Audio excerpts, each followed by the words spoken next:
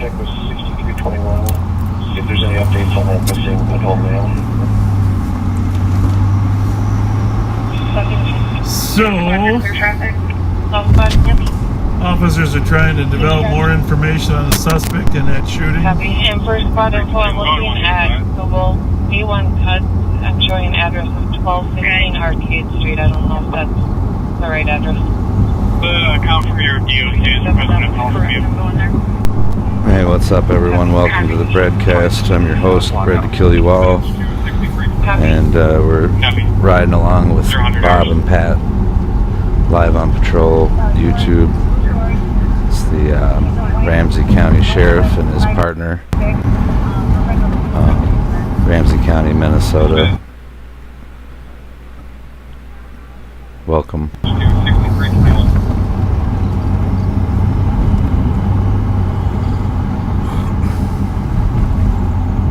Her name is Morgan, and her last location was on Jefferson Avenue, 1750 Jefferson Avenue.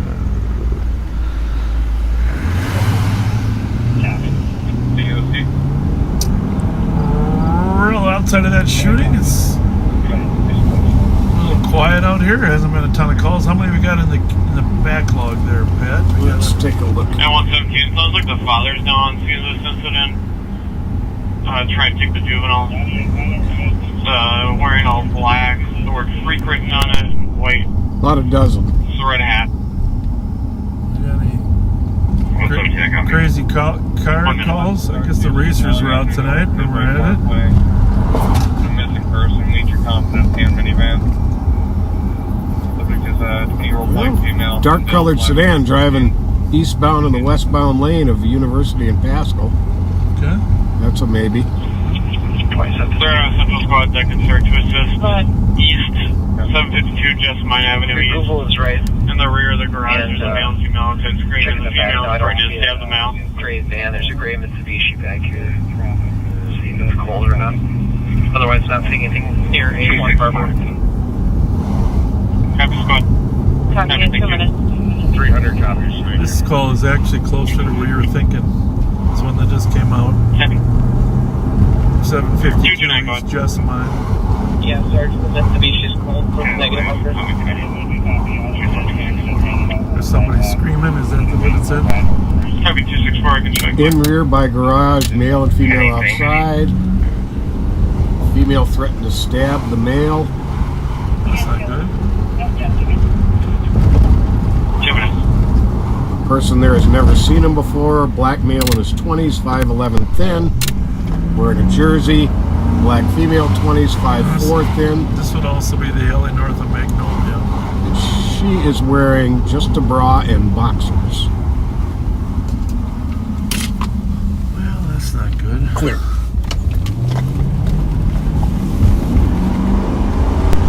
Yeah, so for anyone just joining in, we're watching Live on Patrol YouTube with Clear. Bob and Pat in St. Paul, Minnesota at the moment, Ramsey County. He's the duly elected sheriff and his partner Pat. Shout out to everybody on Twitch. Sorry I haven't been around for the last few days. No big deal, I just needed to break a little bit, I guess. Alright. And we might be checking out some of the we will be checking out some of the 1776 stuff too if it pops That's up. the other problem. And, yeah, good to see everyone. 60 right there. You can enjoy the... Viewer discretion advised, by the way, as always. Sir, step over here, please. That's fine. Step over here. We'll talk to you privately while he talks to her.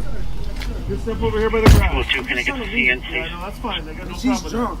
2 case number is going to be 162 902. All right, so what's 162 902. My baby woke me up. I'm gonna tell you. My daughter woke me up. Copy, thank you. I'll be clear with the salt and can you show me on TCD at lower 90? Copy that. I was in a house sleep. I woke up. My 2-year-old, my 1-year-old woke me up out of my sleep. I come looking for her. She's all the way at the neighbor house drunk. She's at the neighbor house drunk. I'm just letting you know what happened. at the neighbor house drunk. I said, Deanna, come here, come on. She comes around, she's drunk, belligerent, you know. I put on my stuff, ass naked, and I left. And my car's, that's my car, it's in her name, you know, and we've been doing it, so that's my car. I get back and forth to work with it, you know. Somebody said she was threatened. Yeah, she's threatening me. Step back! 128, just checking your status. I'm not going to hurt her, but we don't want her to come over here. Code 4. Copy that. Code 4 is 5 minutes. Yeah, of course. Of course. Is that your car? Yes. Here's the deal. He's going to leave. Yeah. Just cuff her. We're going to cuff her until you leave. Cuff her until he leaves. Thank Cuff you her. so much. Yeah, you bet. I don't even know how appreciative I am. Does she have a car? They just holding you until I leave. Does she have a car too or not? No, she just lost her. Because, why is that? All right. Who's got the keys? I do. They're in my Where are you going? home. All right. We're just going to have him leave.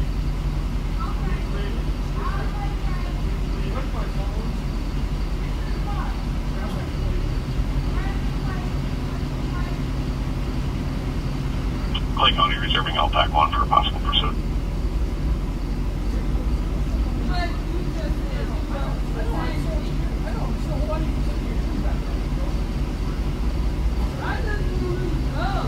That's what it's doing. This way it goes. Nobody gets hurt. Nobody gets arrested.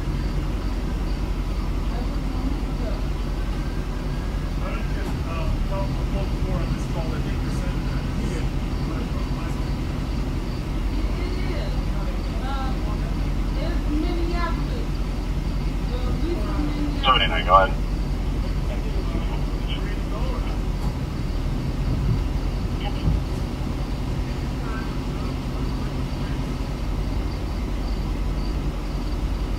That part.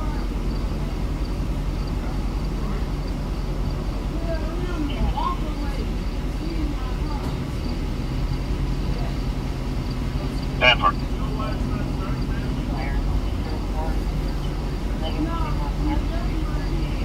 Pepper.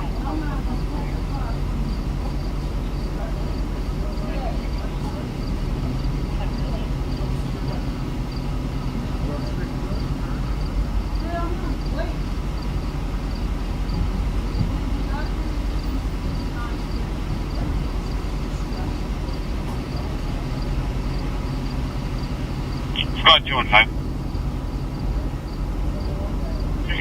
215. This squad to assist on a robbery, Marianne Thomas. There's a male who came up to comp saying he was beat up and the suspect stole his phone and cash. Comp also states the male is talking nonsense and sounds very intoxicated.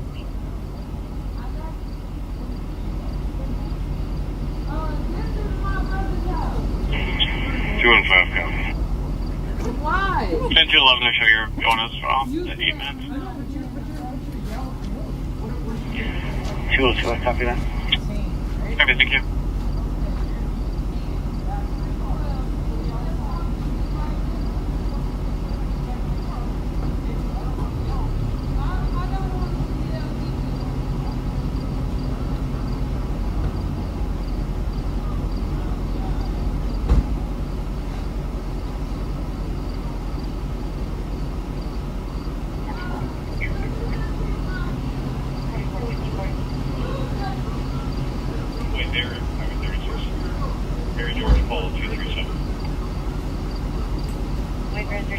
Traffic is 9 minutes.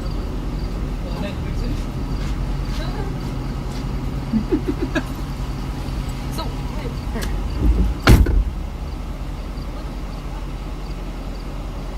116. 116. Be clear advised with 112. I'll start heading towards your 911 hang up.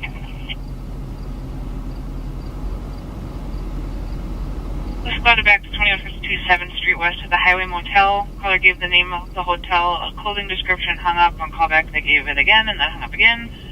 Unknown if it was a male or female caller. Said someone was wearing a white tank top, gray shorts, a black backpack. Unknown what the problem is, and voicemail on additional callbacks. 164, you can break me. I'll call 116. Yeah, correction. It sounds like there's unknown person that dropped. Copy. And 116, previous calls, caller is possibly Andrea Davis.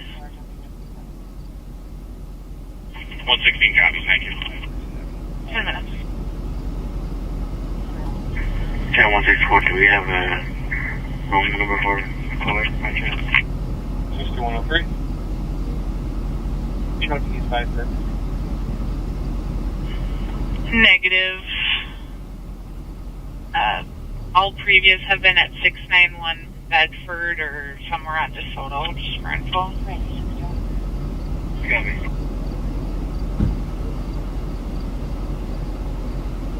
At 10 minutes. Yeah, so far as I know, this call was a woman with a knife threatening to stab people or maybe even trying to. Domestic. Hey! You break that window, you're going to jail! Domestic situation, and Gonna be actually sounds like she's trying to kick the window out now. I'll call her for previous. 116 copy. Sounds like she's gonna go to detox. Yeah. Don't you have them?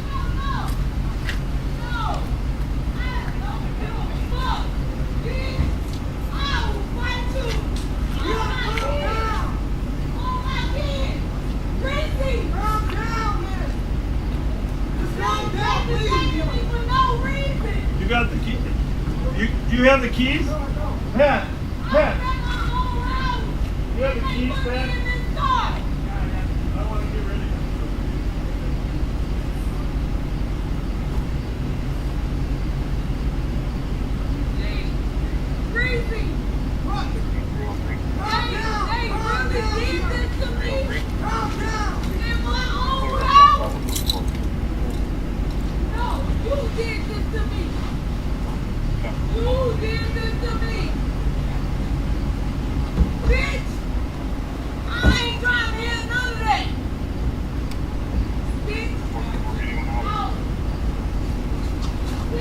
Uniform Squad, West Anchor Planet Council 2 for a break at 12 minutes.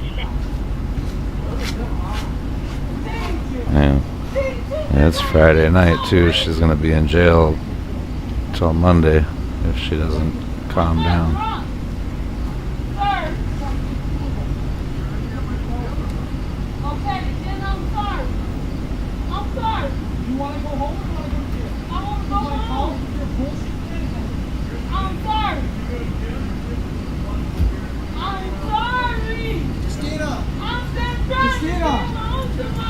Justina, you move your squad?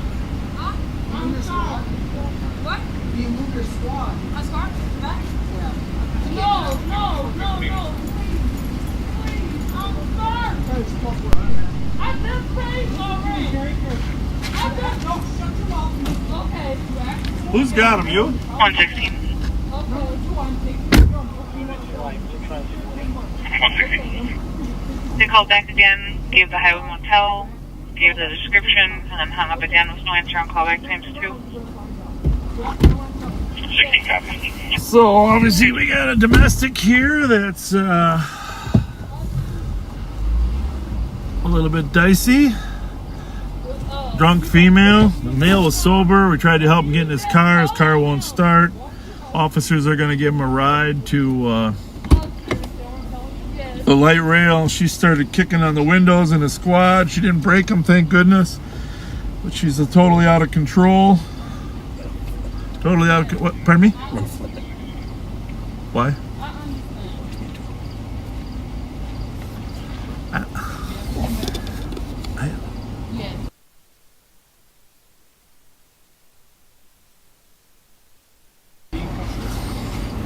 I'm not trying to be.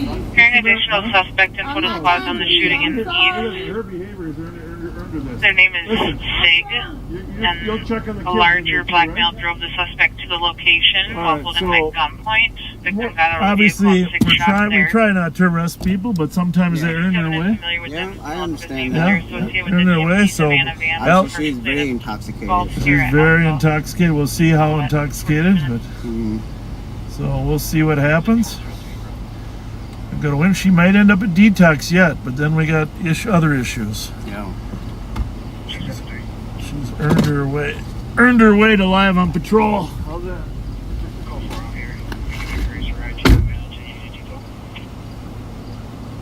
Copy at 15 minutes. Bye.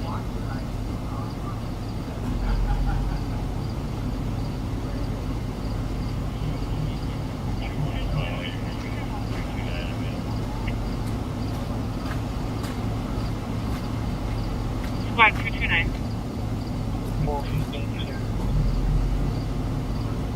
2970.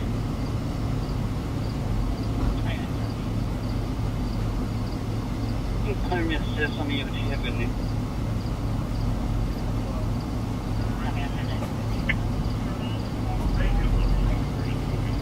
Well, that was really nice of them to not arrest her after she was like Copy that. 229. pounding Are you on the monitoring? window inside the squad.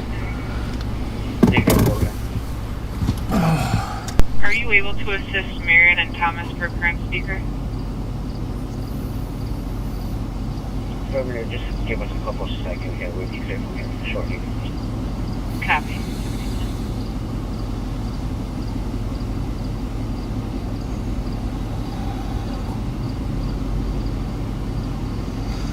Well,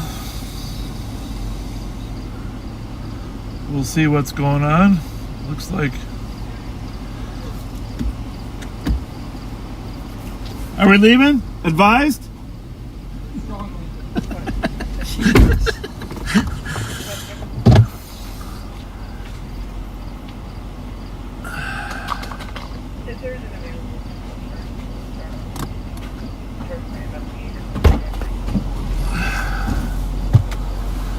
Is not a very nice young lady. What'd you say?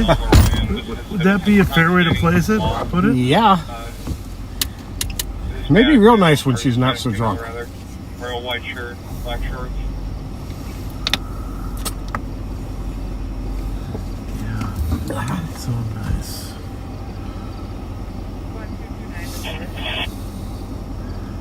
Little arguments can blow up, can't they? Mm-hmm. You think that guy's dome light's on? You think we should shut that off so he doesn't? It's locked. What? It's all locked up. Oh, that sucks. Not only would it not start.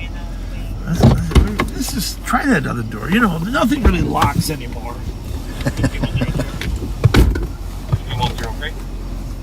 Yeah, Bob's a good man.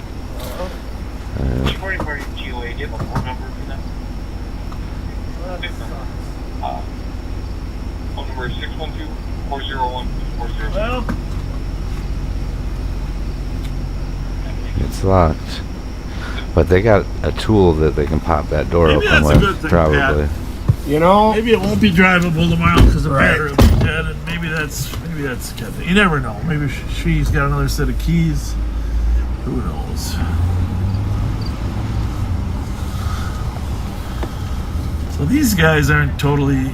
Something's going on. I'm gonna see what these guys have to say. That dome light will probably What do you shut say, itself off gentlemen? anyway. Ladies, gentlemen. hey, how are you? Good. Good. Just want to give you a little bit of context Yeah. about what kind of. She just came over. She wanted to meet. My dog was out, barked at her, wanted to come say hello. She was hanging out in the backyard with us, completely civil and nice and pleasant and wonderful. And Really? don't know, just kind of started screaming at drunk, yes, but Drunk, not but at all. wonderful. But not in any way. There's two kinds of drunks. Yeah, she was lovely.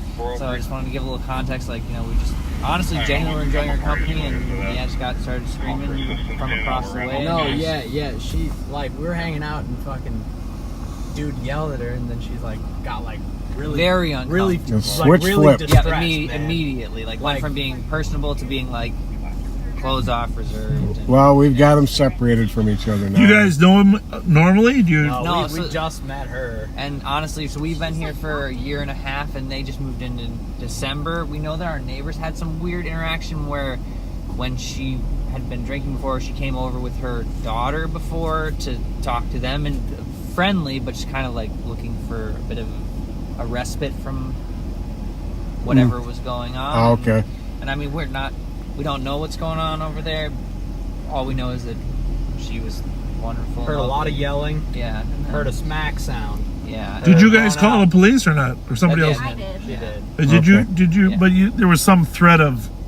She threatened to stab. So Stab him, yeah. Heard a smack. They're yelling, heard a smack sound.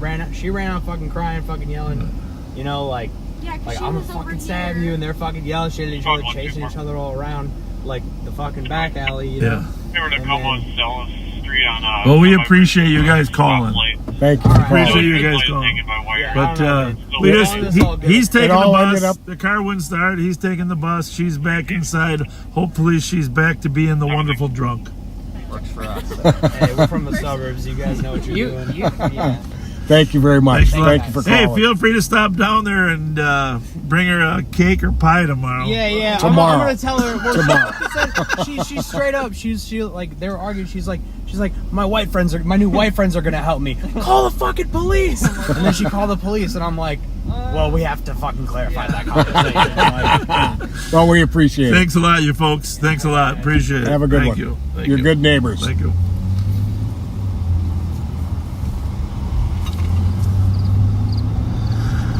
Well, you never know what's around the corner, do you, Pat?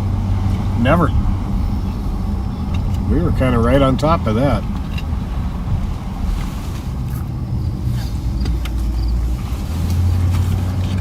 Pat, she was running away from you. Yes, she was. You were chasing her. Yeah. I thought you guys, I was surprised you didn't pull out the mace. We were doing just great there for a minute. I was going to back you up. I had the small cane ready just to give her a little. The guy was just excited, but he was totally sober. 21 meters in 21 minutes. Too bad we couldn't get the car started.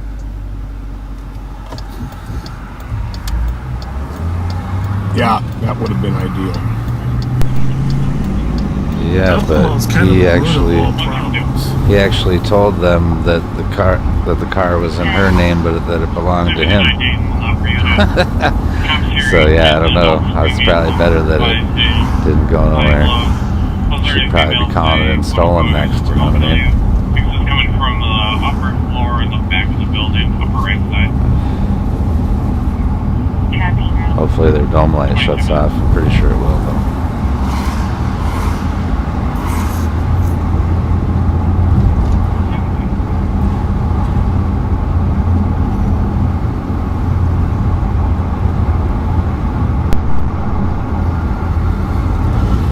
It's running steady at about a dozen pending calls. None of them over this way.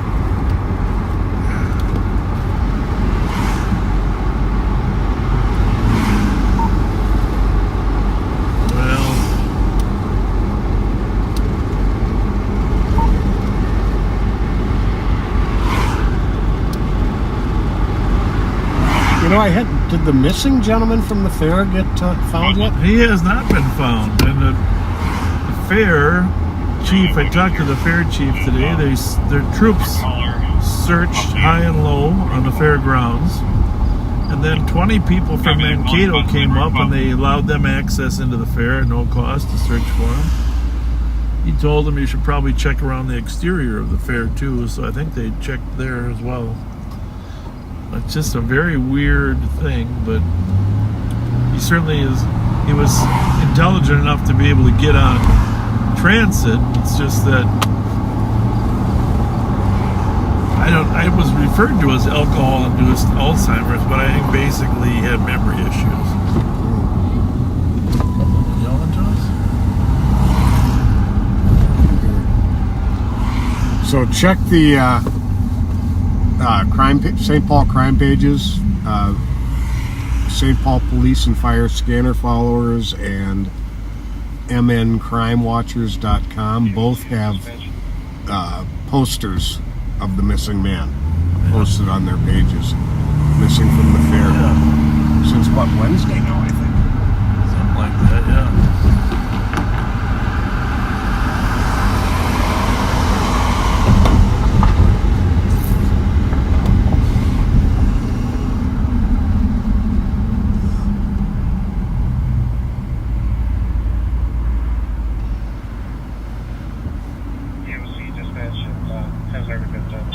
Squad 367.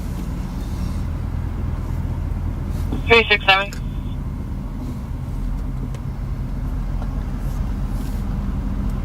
I'm getting flagged down at the intersection of Pearl and 4th.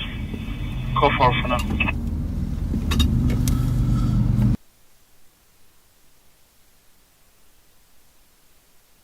For now at 25 minutes. 300 will start to on. So basically on any domestic, Copy. the first step in dealing with domestics is separating the two parties. And that's why you saw I called the male party away from the car. Generally, it's easier to move the more sober party. And Pat went over to talk to the female party. Then she got very mobile. And the interesting thing is, the key, there's little nuances to training, like when you're talking to a party, you want to try to get their back to the other party, so they're looking at you rather than the party they're arguing with. And you may have heard me ask the man to please, come over here, look at me, but he wanted to look back and see what she was doing. 300, copy code 4 at 26. Is understandable, except as he's looking, he's yelling at her, which is aggravating the situation. Yep. So, and sometimes we do detain people just for the purpose of resolving. We got something going on out there. But you just never know how a domestic argument's going to evolve. You just don't know.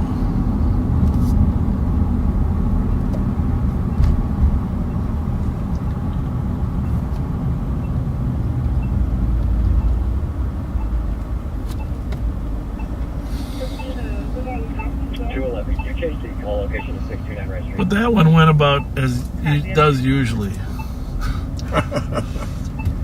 Alcohol.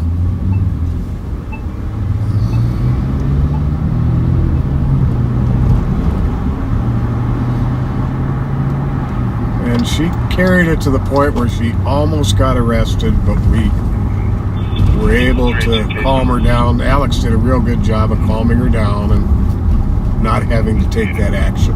382 case number 162942.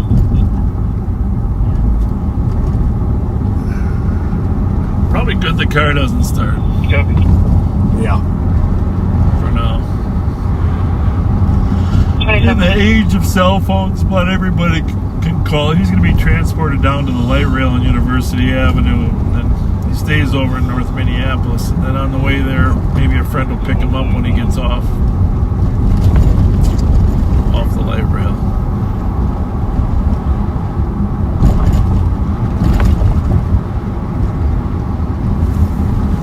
She was going to let him drive the car away, but we weren't able to get it started. For some reason, the key would not turn, no matter what we tried. 28 minutes.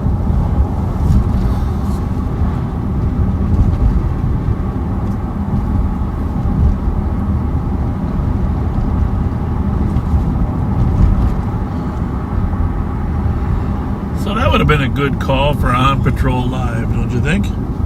Yeah, definitely. That would have been a classic On Patrol Live call. Which, by the way, we're still we're waiting for a final document. We haven't reached a final agreement. We're not sure. We think that there may be some issue about our broadcast and the overlap, etc. So we'll keep you posted. It won't be long. I think we'll have a resolution.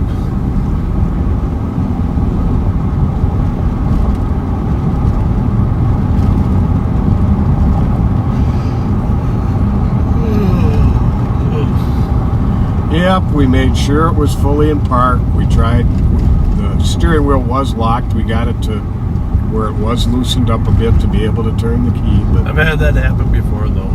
Yeah. It really, sometimes that steering wheel lock, really screws things up. You got to yank on it. I've had to really, really crank on those things to get them to free up the ignition. But he tried, Pat tried, and it's not as if he needed the car.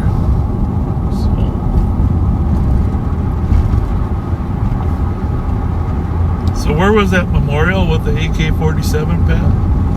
That was right at the murder scene. Oh, it was. Yep. Okay. Yeah, it was the day after the murder. There was a memorial at the murder scene, and there were a fairly large group of people, almost all wearing black masks, and one of the participants had an AK-47 pistol slung over his chest.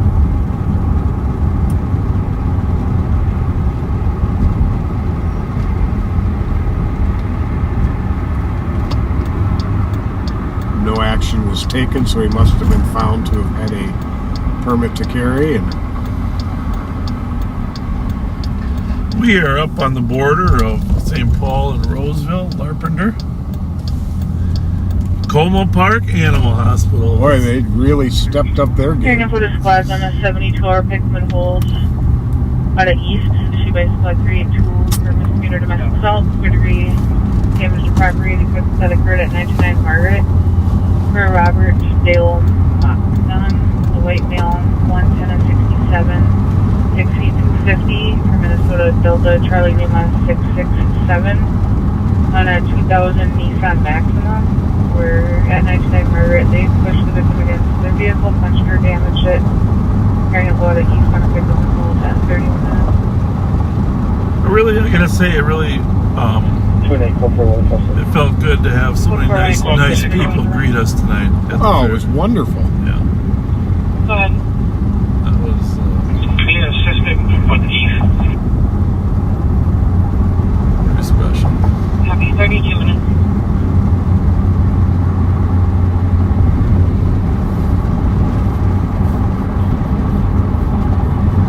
I copy. You took the narcotics complaint and are on scene there. If there's a further concern, tell code 4. Well, backseaters, you know, Pat and I have been at the fair pretty much every day the last 9 days, and Copy. the fair will wear you down. Just the noise, people, the proximity. No matter how many hours you're working, and all those deputies and police officers that are working. If you saw it, I think the video might be taken down, but if you did see it, you know that there were some really nice deputies that are working there. You got to meet them. Might still be up on YouTube if you want to watch it there, but we're not really sure.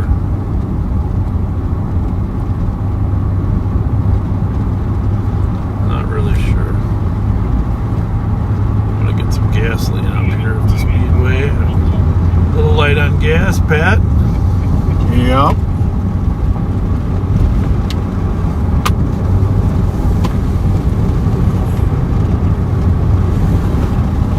That pickup and hold they just put out, I was looking up in my phone. Appears to be the father of one of our most wanted. Really? County fugitives.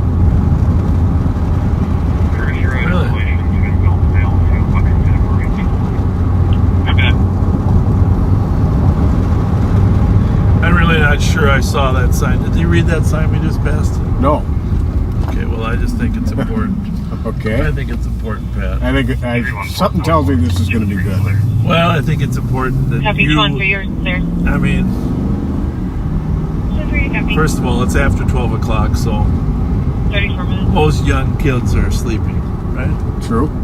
But you being the George Clooney that you are, I think you should see this. I'm sure you backseaters agree. Let me know if you agree that it's important that Pat sees this sign.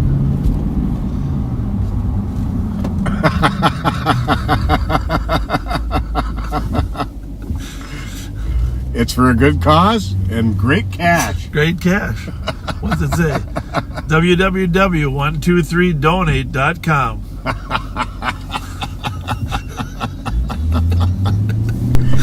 I guess I know where I'm going to get my grocery That's money a medically now. approved procedure. Nah, just kidding. Okay, I'm just saying, Pat. George Clooney would probably. Well, apparently the fair video is on YouTube. Okay, good. How did Jelly Joe get his name? Well, some very quick on their feet, quick-witted backseater, when Joe was riding with us, they came up with Pat, Bob, and Joe, PB&J. So he became Jelly Joe. Yep, PB&J. And if, first for clarity, that means Pat's the peanut. Bob's the butter.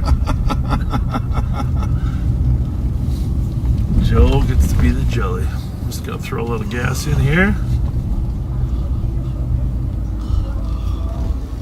Gas.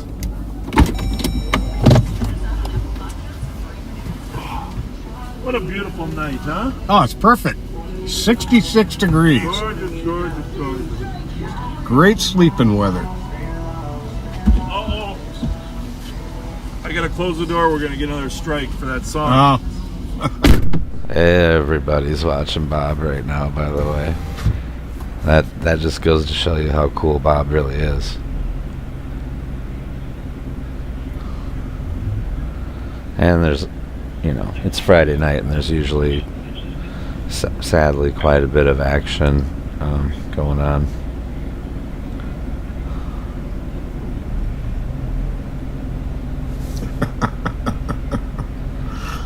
Oh, Larry Peterson. I can't repeat that. But that's funny.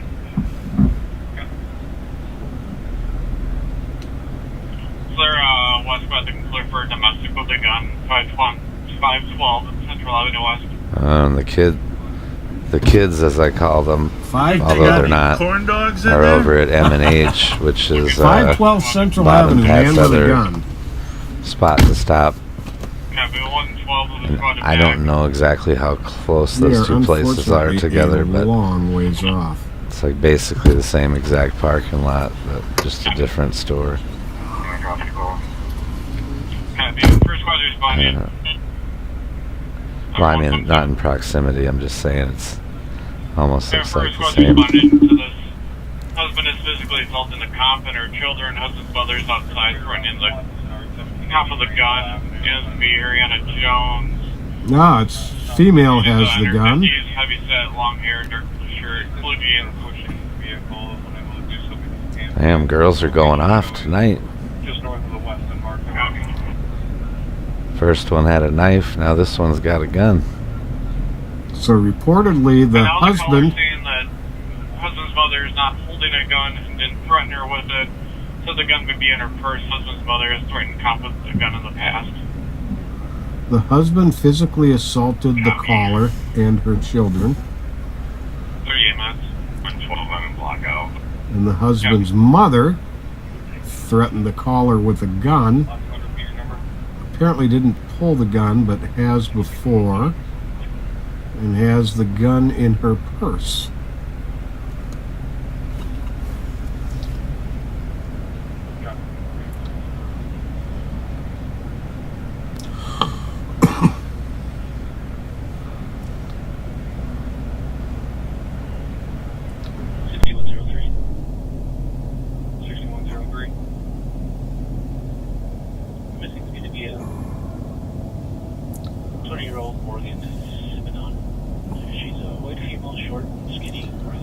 Oh, our friend Nancy and her husband are celebrating their 25th anniversary on the 29th.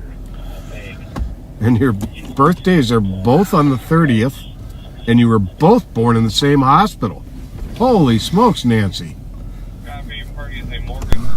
Well, happy anniversary and happy birthdays. Speaking of that, you know, my wife and I, we have a significant age difference. Because I never really grew up fast enough.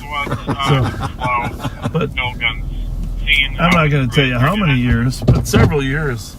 But we looked at our birth certificates. We were both delivered by the same doctor. No kidding. Yeah. That's kind of cool. Yeah, that's pretty cool. What? We were destined. That's awesome. We were destined to be together. Absolutely. And the same doctor spanked them each on the ass on the way out. That's cool shit. So what was going on at Central apartment buildings there, huh? Let's see, 512. 512. Is that 5? I think it's one of those townhomes. It was, the caller was assaulted by her husband, and then her husband's mother supposedly has threatened with her with a gun before. Didn't pull the gun today, but has it in her purse. Okay. In a nutshell. Copy that. You want me to throw this text and then run back in pending, or you just want me to clear it out?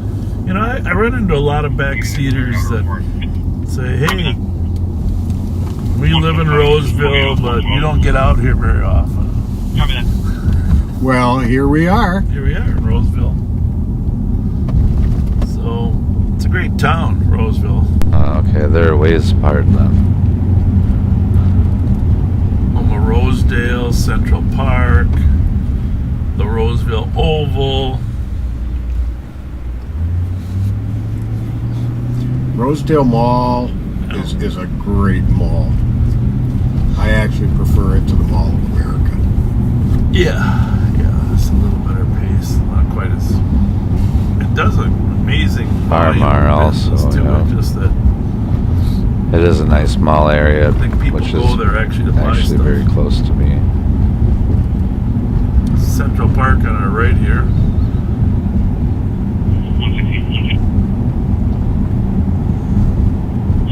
Got a nice little lake in the middle there to bike around, walk around.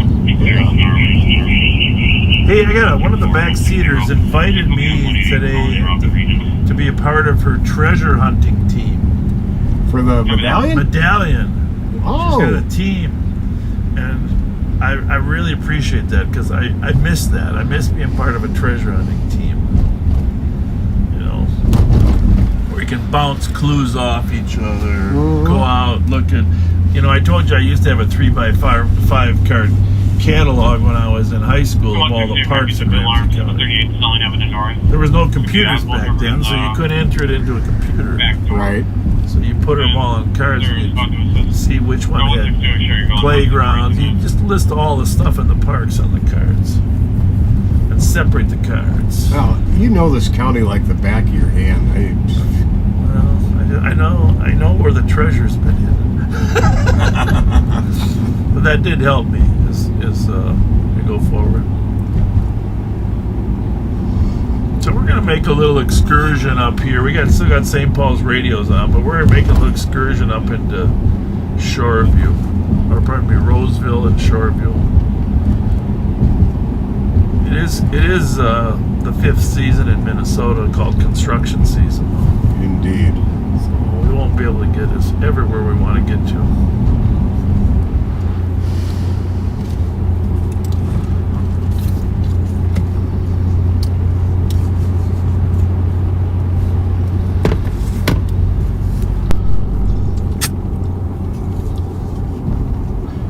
For those of you that did watch our fair broadcast, you saw the hundreds and hundreds and hundreds of kids that were in the Midway. And isn't it an amazing thing that there were no problems tonight? It really is. No problems tonight. You know, and it's not unusual for us to have fights on Friday or Saturday nights, but everybody was well behaved. And the deputies and officers had a very visible presence. The ambassadors were moving in and out of the crowd.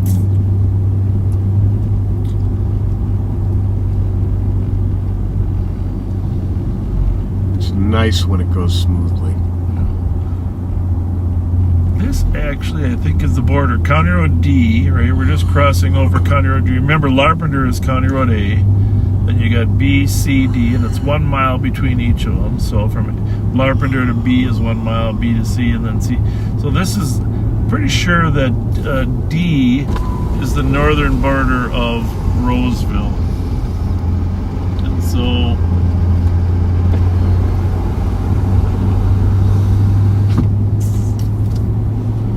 we have have technically crossed over into Arden Hills on the left and Shoreview on the right. Both cities that are patrolled by the contract cities, are patrolled by the sheriff's office, serving the 7 contract cities.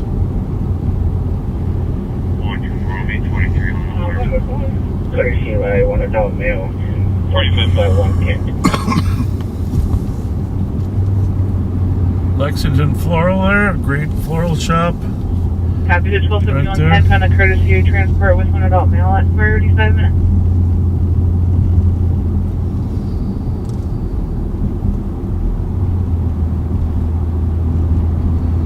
I'm not seeing a ton of cars out here on the street because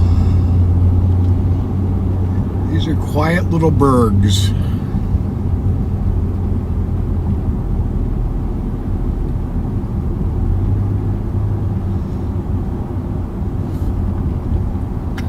something's going on here. Checked the CAD. Shots fired on Bell Lane. People running. Well, that's not good. Is that Mountain View? But wouldn't you know it? That we're up here. It's almost 1 a.m. Has that been dispatched yet or not? Yes.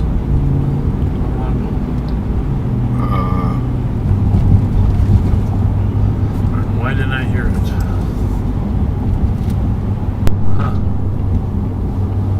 Cop left the address, says he... Back 2123 Bell Lane. Here it is, here it is.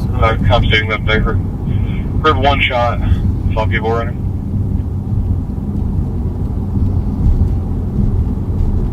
Well, that's not good.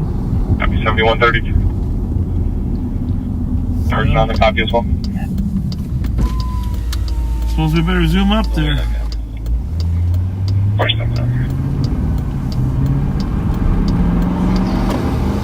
Cross streets Raymond and Quincy. In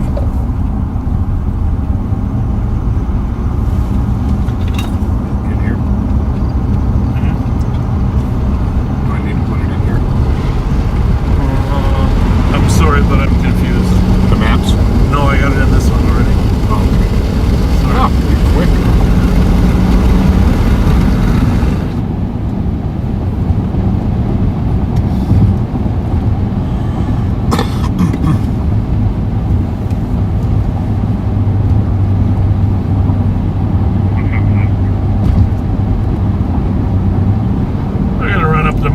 Shots fired. Any other information? Not yet. What's up, go ahead. 6103 to dispatcher. 6103. Negative. Go ahead. Our subject has been found. We're going to transfer them. Okay. The comp may be PIC. Says he went to a neighbor's house 4 doors down from 2173. He does not know them. They told him to leave the property. Then he heard a gunshot. And PIC means person in crisis, for those of you. Okay, and this is getting a little bit, maybe a little bit of caution, maybe called for. He says he's at Pinewood Elementary wearing a green jacket. Well, I don't trust the guy in a green jacket. How about you? I don't trust a PIC who says he heard shots and then wants to meet you.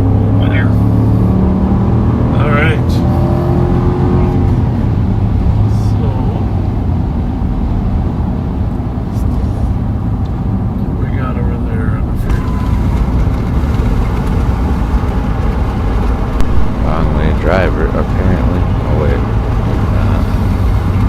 No, that's the split for Some kind of accident. 35E north, 694, I think, maybe. Where are we going to the house? It sounds like they're... Actually, I'm not sure where we're at. I'm sorry, what? They're out with the caller, it sounds like, at Pinewood Elementary. Is that the guy that... He's the one who called in on it. Is he the PIC or not? Yes. Copy at 49 minutes. PIC and caller are one and the same.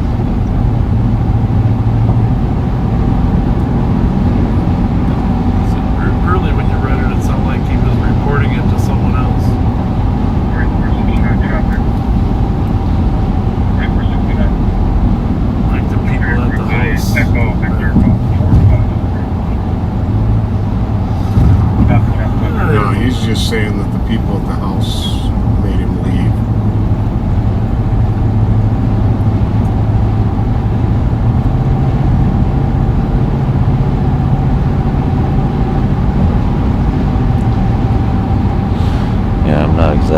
what a PIC is. Person in call, maybe. County 2756. 2756, go ahead. Copy 1023, we're still check the area and advise.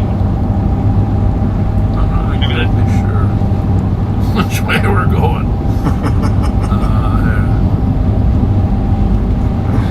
So, I think we're getting off here. I think so too. The blue 10.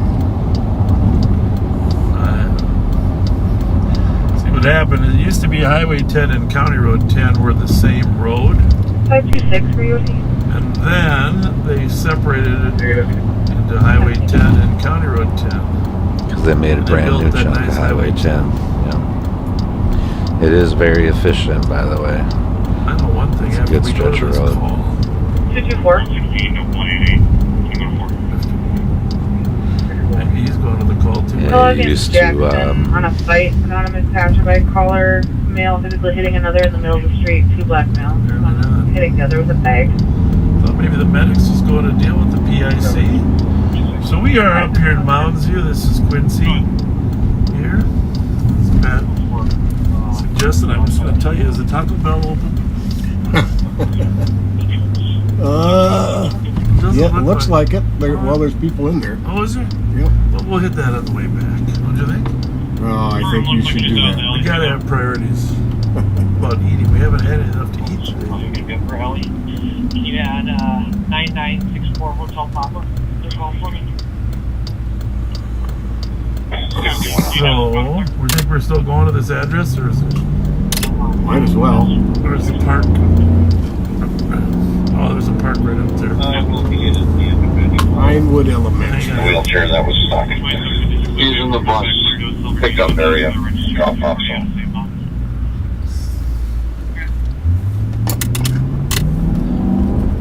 Yeah, we were just on that street for the parade a couple weeks ago, Pat. Mm-hmm.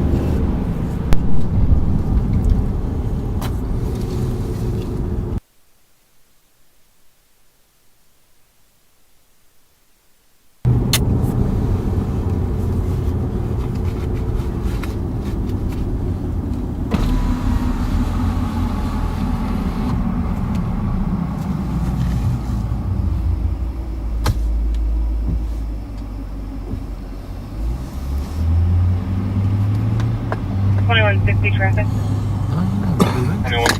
What, can you check the notes? Does it sound like he's out with a guy? They're out with the caller at Pine Ridge Elementary. But maybe they're still looking for. He's on Bell Lane there. Calling out. Charlie. There's been no updates since they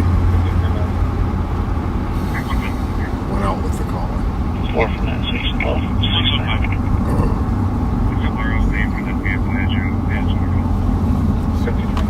Rebecca Shaw. Just gonna see if he can clear all this up for us. 53 minutes.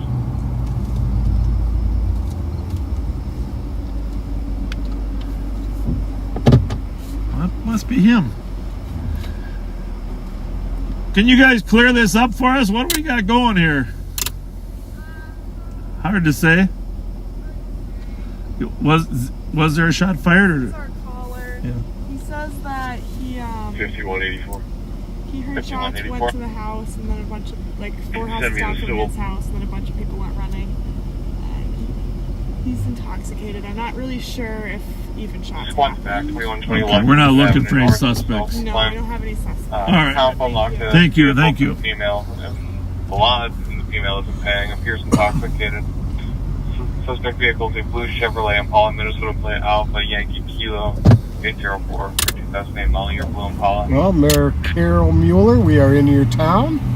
Thanks for the invite. The open invite. 54 minutes. Mounds View PD has a sharp crew. The thing that's confusing to me still is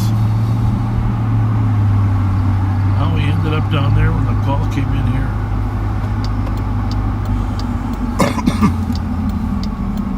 I think the C part of PIC may explain that.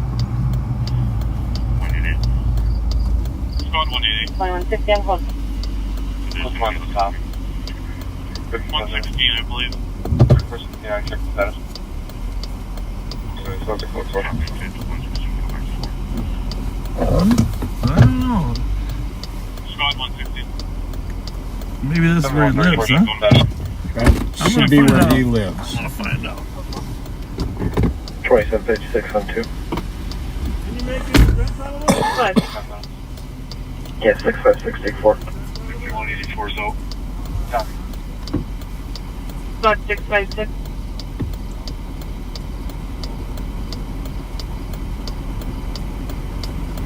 5105. 656.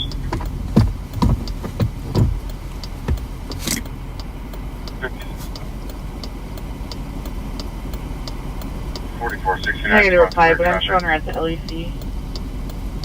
Yeah, copy, thanks. 56 miles.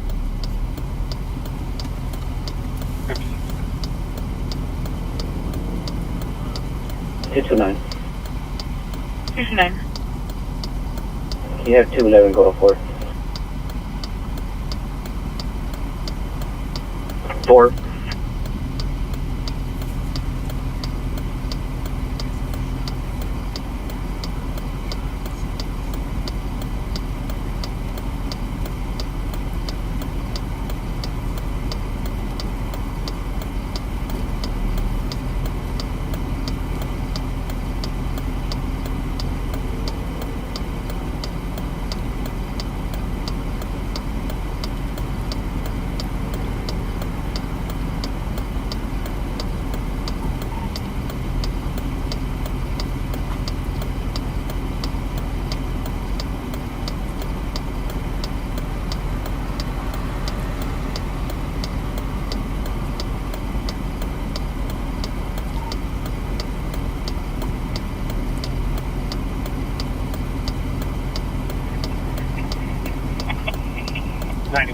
traffic. 9170. Eastbound 694, just west of Century. 574, Victor Yellow Charlie. A lot of it doesn't make sense yet, Pat. I don't think it ever will. Well, I don't know. This is the guy's house. Yep. And he said he went 4 doors down. Oh, he did. He said he went 4 doors down. The people there told him to get off their property. Okay, So he got kicked off the property, and he said he heard a shot and people ran. Which address was that? It doesn't say. It just says 4 doors down. Okay.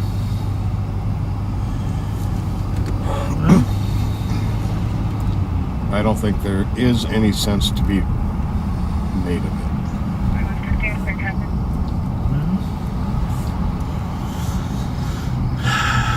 your friends are here, Pat. My friends? Yeah, your friends. Your friends. We'll see if we can, as long as we're in the neighborhood of your friends, we'll stop by and say hi.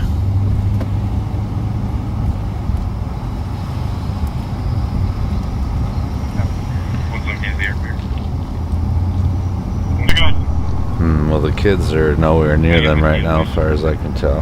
First kids number 3 is 162 950. 162 950. Eat those speed bumps.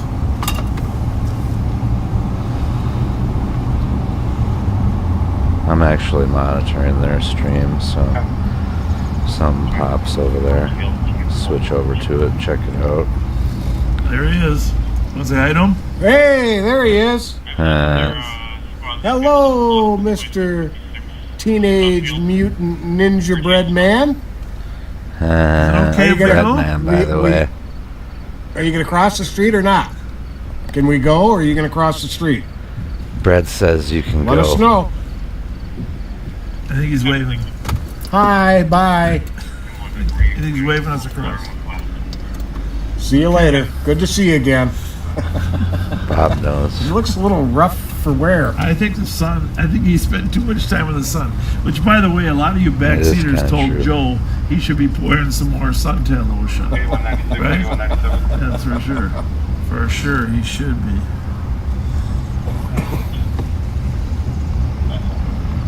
But he's lime green, like good weed or money when depicted in cartoon.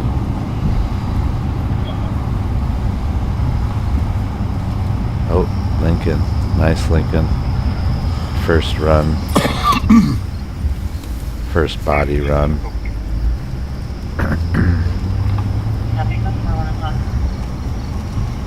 Oh, somebody's coming out to say hi to us, Pat. Gotta be. Something. We do have some backseaters in the neighborhood here. Maybe not. Hi. How's it going? I know last time we were up here. Bravo 234. Have a good night. And in fairness, we don't get up into Mounds View too often. No, we don't.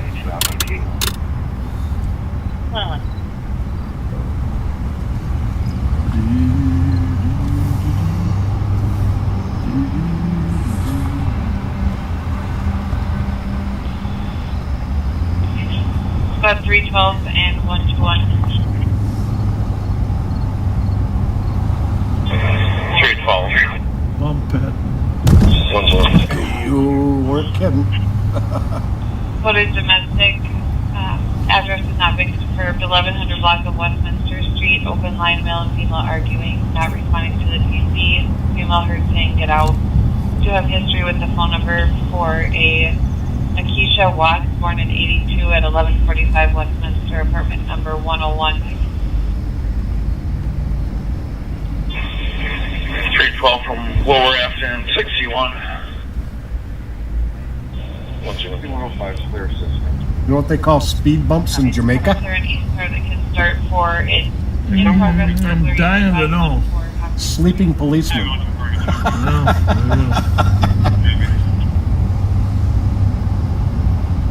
224, copy your MCNA. Description a copy for 1 month old not breathing at the gas station in the Black Denali. Well, That's not good. What was that?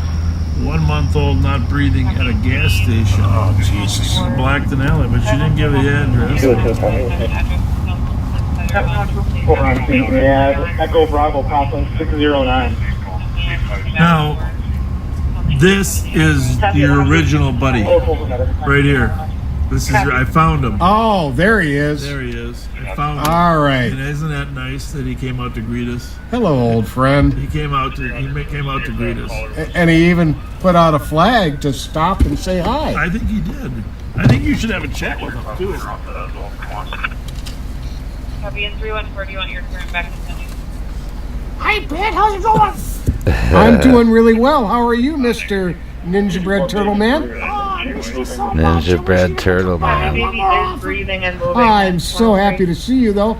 We'll try to come here more often. That would be great. How do you like my flag? I love your flag, and I love that you tell people to slow down. Yeah, the That's flag very wasn't kind there of the you. first time, I don't think, but I don't know. You Maybe do. I'm That's a tripping. wonderful cap. Good to see you again. It must have been, right? It probably was. Don't throw any cigarettes at me.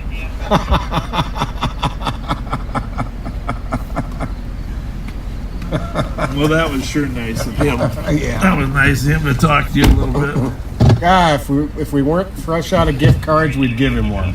Well, you can't even see him on there. There we go. There he is. There he is. There he was. Ninja Bread Turtle Man interview. Well, by the okay, way. buddy. See you later. High five. think I guarantee somewhere someone right now is like, oh, that's 5150. You need to lock him up. Because people are so delusional. Like, he's nuts.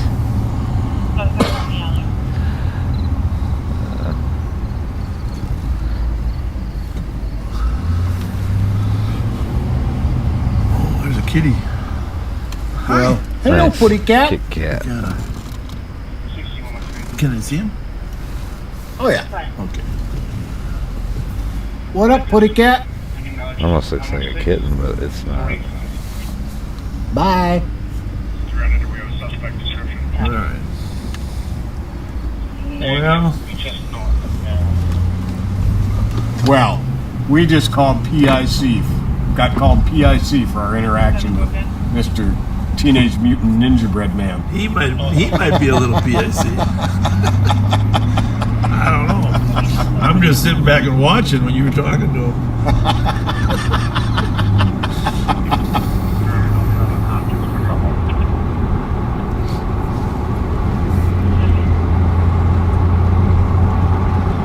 Why don't we start setting up a perimeter? I know K9's a little ways out. We can set up this perimeter, make it a lot easier. This is your phone right here. All right, who are we looking for? On the east side there, the K9 perimeter.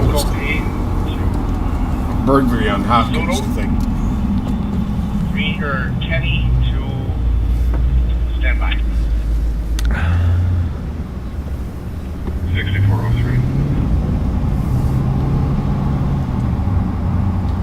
Okay, the caller was outside of their address. She could tell someone was inside the house because the light was on in the basement. Could see a man in the back of the address. Suspect is on the east side, inside the house. 6100. Crazy.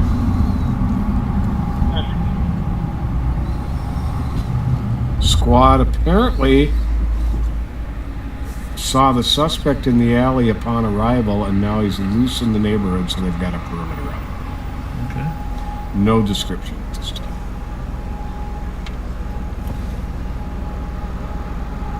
Damn.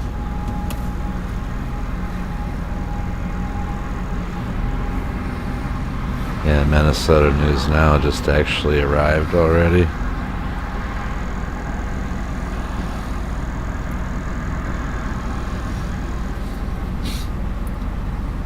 They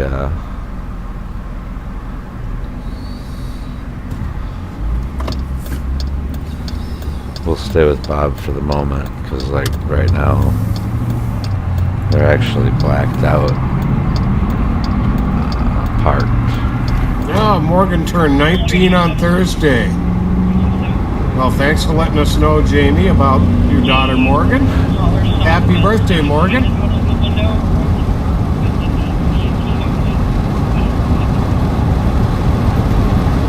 That's the east side St. Paul call. Burglary in process.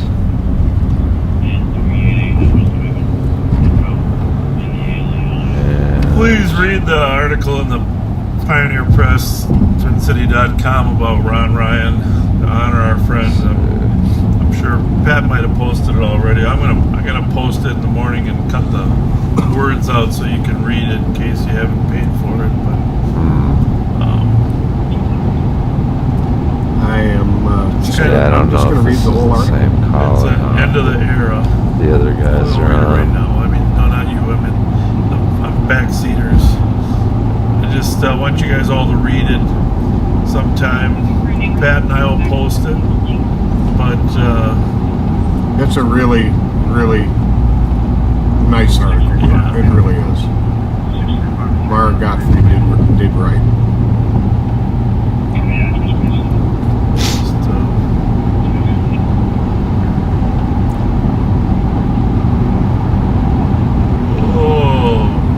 It's hard to believe.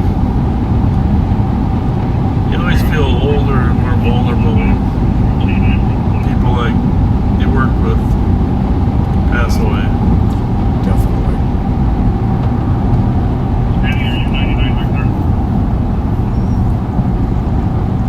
He's just such a presence to all of us.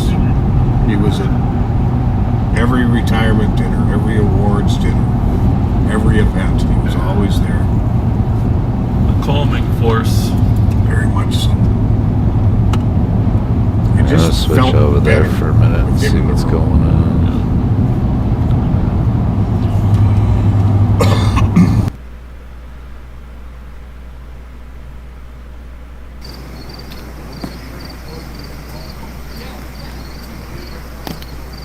This is Minnesota News Now on YouTube.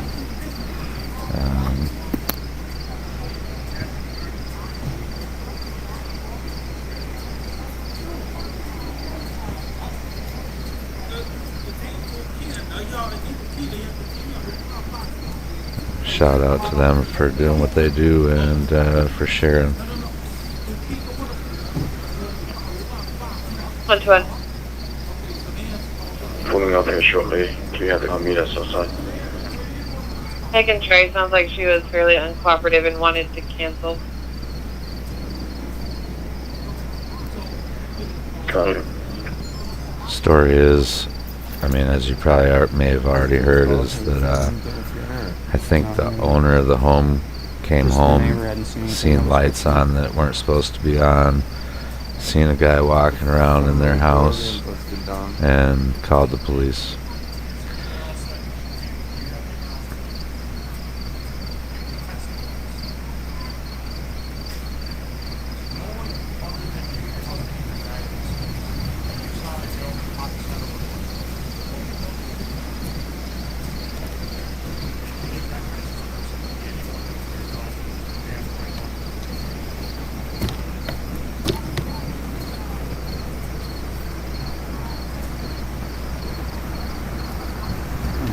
Feel like going around the other side or something. So we have two shots.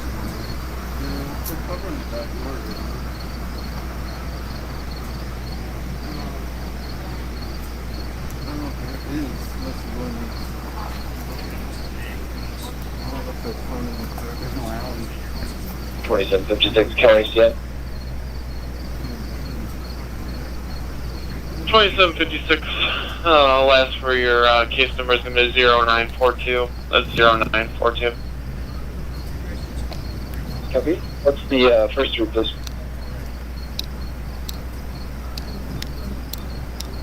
We're in east, right? Yep. And Bob and Pat are on their way to this scene here still, as far as I know. Tired? 5 more hours. What's the daylight out? Are you gonna take the Catholic transfer and drop me off? It's not far, it's just under the 35 open bridge.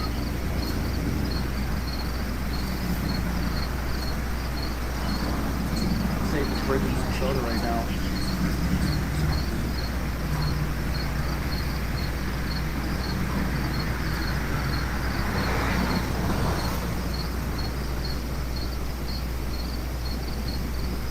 Yes, we are at a burglary in progress call. 300.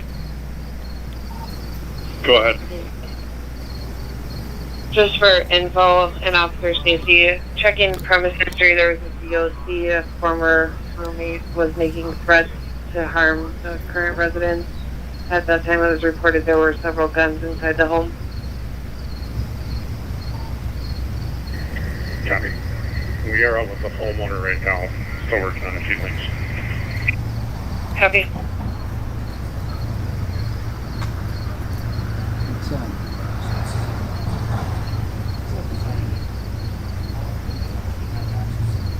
lot of people home then. It's very true.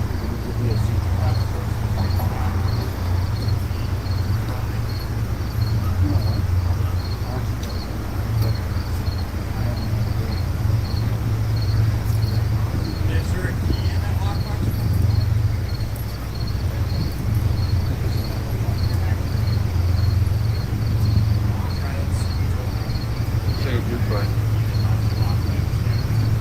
327. So they do have 327. lodge on at the end of the street. I pray to see if that door is unlocked. Kind of set at least like a small perimeter, I guess. The back door is locked. Let's see if the key. Back door is locked. Back door is locked. 327. Copy.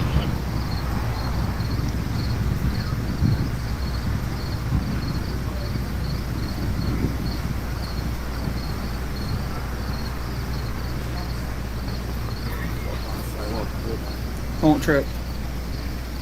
121. Come to case number. 162980.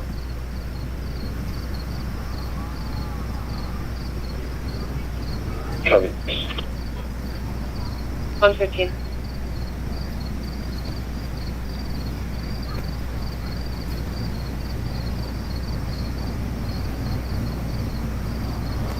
Yes, suspect is believed to be in the house.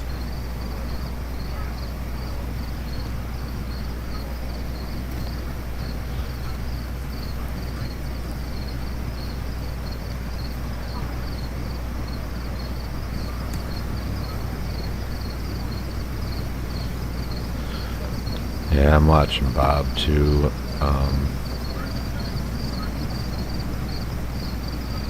He's not in too big of a hurry. I mean, there's plenty of people there, and I'm not even sure if he's heading to this same scene or not, but we'll stick with this for now.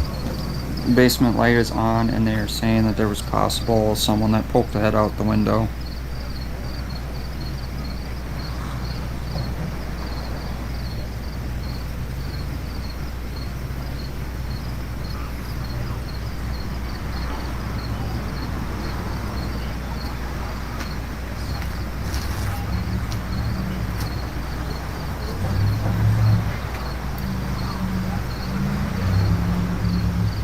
And the back door was locked.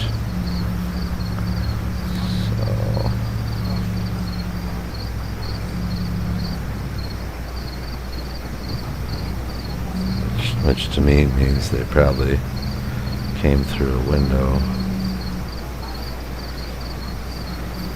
or that front door. I don't know if they tried opening that or not. So it is a duplex. There's one on each side. You can see the numbers up top.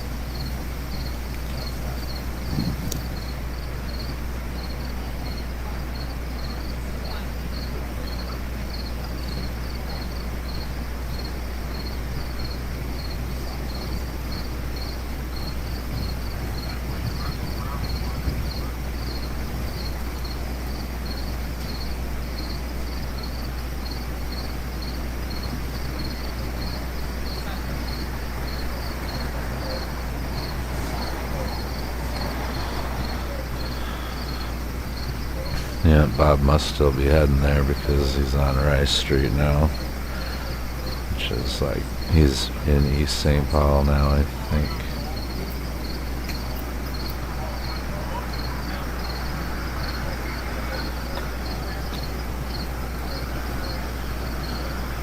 And for anyone that doesn't know, there's kind of an ongoing dispute between Bob and Pat and Minnesota News Now, and as well as Capital Transparency, also on YouTube, by the way. And shout out to them for doing what they do, even though You went on yourself or what?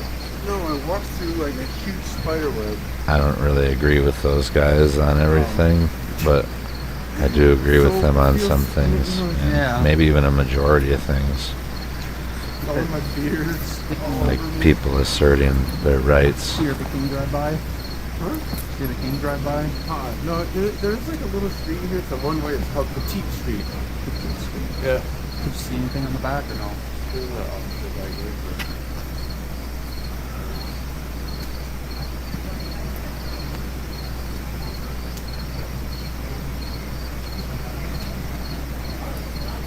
I didn't even know that street existed there. Look at all the places you've been today, man. It's like a whole new world of St. Paul you found. Big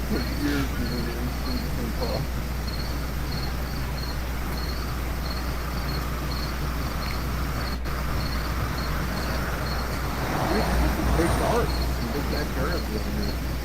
But turning the house back. Oh, easily. It's right there. And then they were like, there used to be houses there, you know? Going around back. Yeah, actually. You guys see the guys behind here coming down your back. Dude, I feel like my whole face is like cobwebs.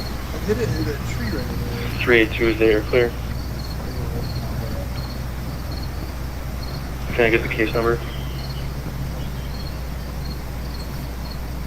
Case number 162942. Look, here, you want some spider webs? I'm good. Copy, thank you. Take care of that. Welcome 121. And the webs. Oh, right in the face. Dude, look at all this. That was a big web I walked right through. I can't see anything.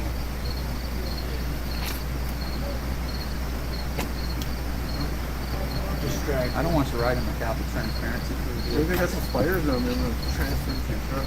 Stepdad will be mad. Take the truck away.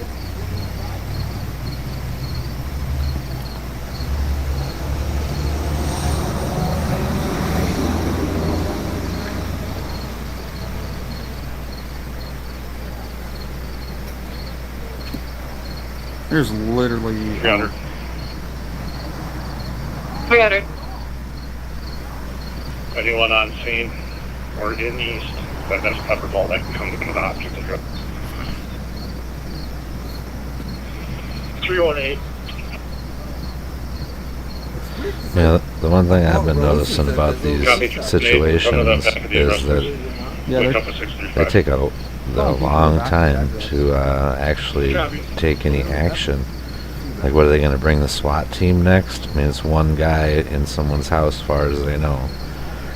And so now, if this person's in the house, they've had all this time.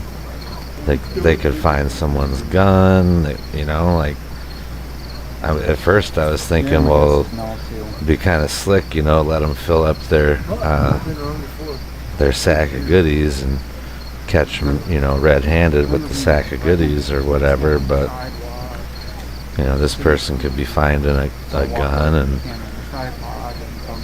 and be more prepared to, you know, fight them or whatever.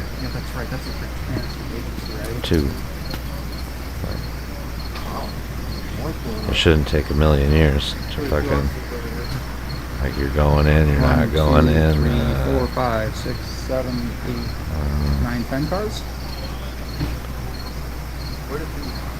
And Bob's not going to that call, I don't think. That's the one I counted.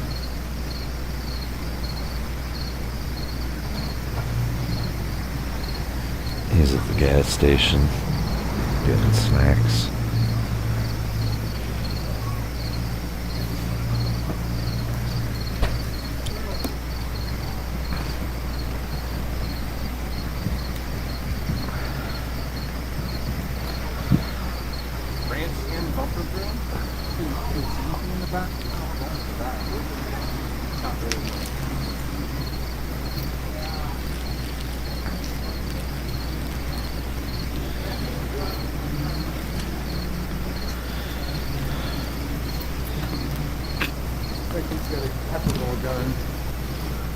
They met up with one of the backseaters that gave him weak connection right now.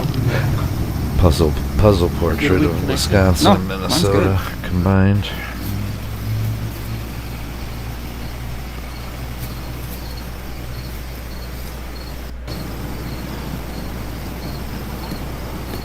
$300. 300. Got a team formed up. We're making entry into the home here on shit. Hold the air for now. We're going in. Copy 10-3 for 300 at 514 Hopkins, making entry at 125.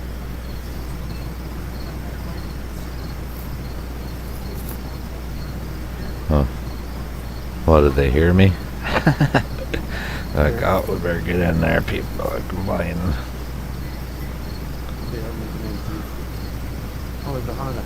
block just in case. Yeah, I might just walk down this way a little bit. Leave the tripod? Yeah. Doesn't hurt so bad if the tripod gets hit.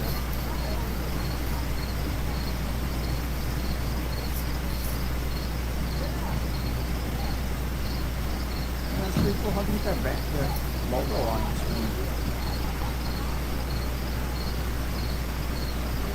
Yeah, but what's it? It's an encoder. I'm not gonna be able to steal your videos anymore. Say they're mine. I just didn't like them being posted around in Facebook and so on.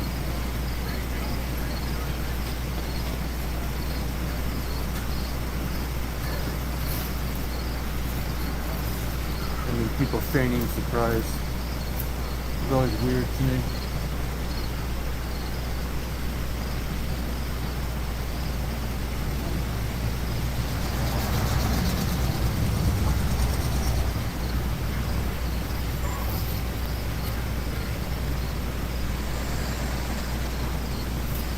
Also, the city of St. Paul, this streetlights out right here. Probably made this house a target. 300 to 635, are we ready? Yep, we're clearing it as we speak. See lights inside. Have it.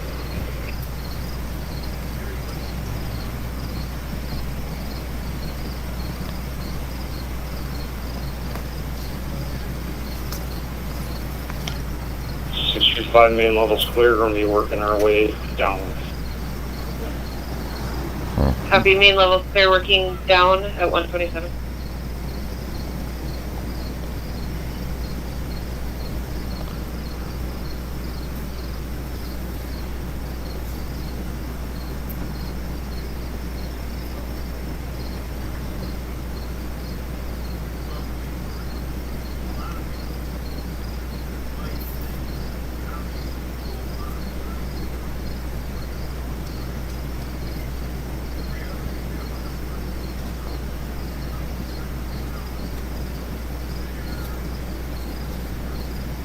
They're working their way into the basement now.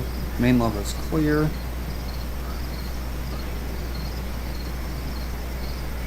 Hey Susie, thanks for being here. Frank. 635 basement's clear. 300, can you just ask if there's a loft or some sort of attic space?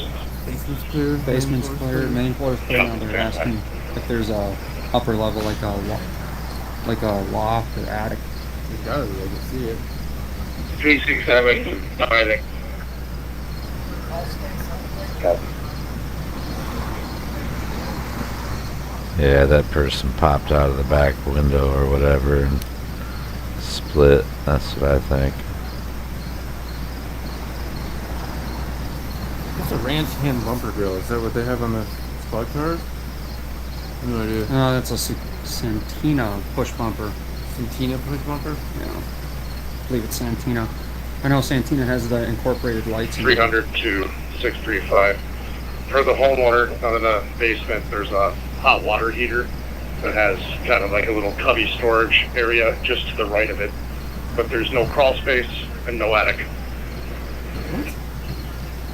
Okay, everything should be clear. We're just going to double check that real quick. How's there no attic?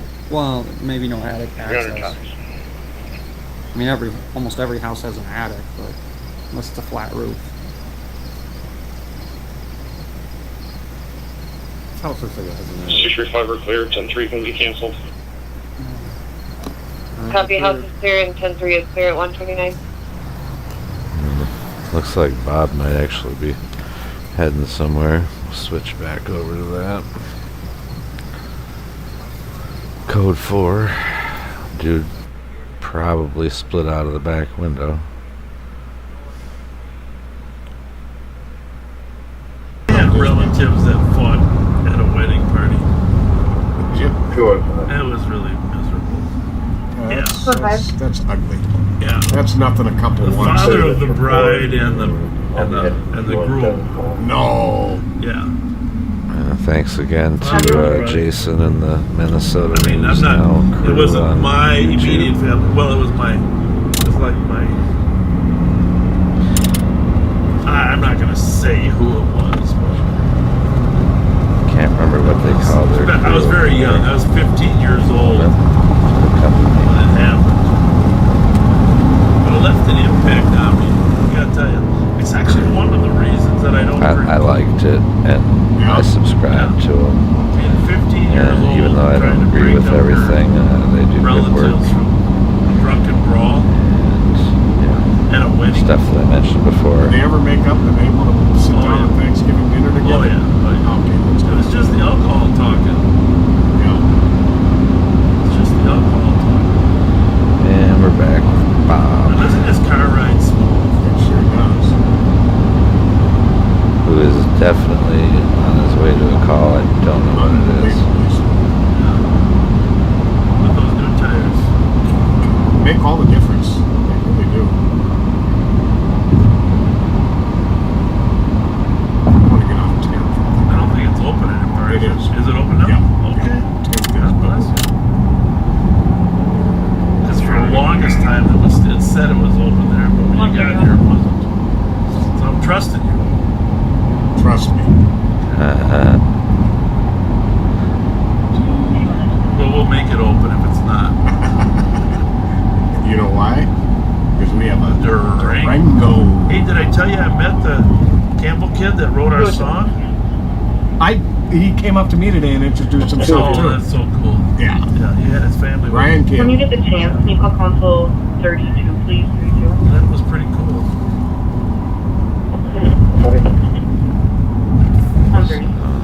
Well, Exiting downtown St. Paul. I tell you what, if this wedding party knew they were about to be embarrassed for fighting, they would probably stop.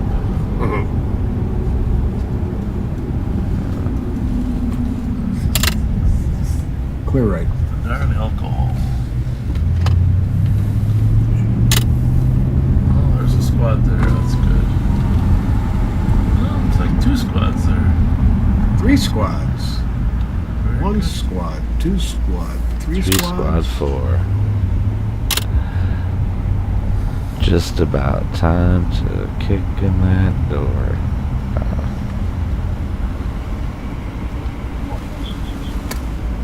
Usually, I don't know. They're definitely not in the lobby.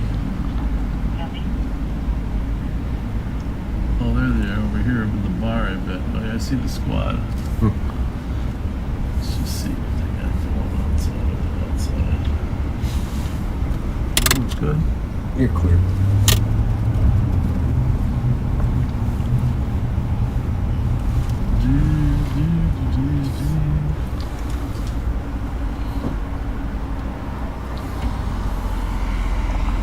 Well, we're down to 2 pendings. It's not bad for a Friday night at 1:30. Thrashing. No. But you can peek in there a little easier from your side, probably. Saw an officer standing there talking to him in the bar. See that one? Yeah.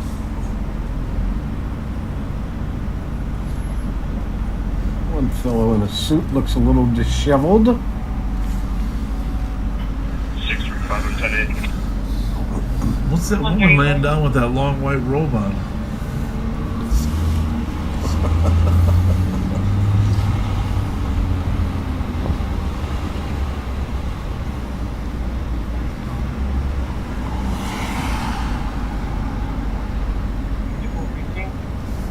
Well, 6415. east side? We have Yeah, I think traffic so. light broken at Como and Trenchway. Can we get a bumper full here? Huh. That's not good. The traffic light broken at Como and Transitway? No, that's not good. Because that's where all the buses come and go from the state fair. Mhm. That wouldn't be good.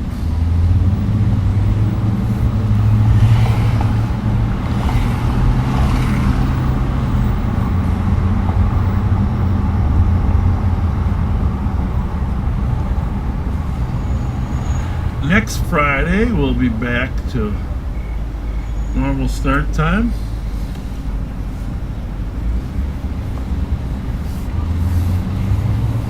And I probably won't be yawning so much. Get through this week. You put in a whole lot more time at the fair than I did. Not that much.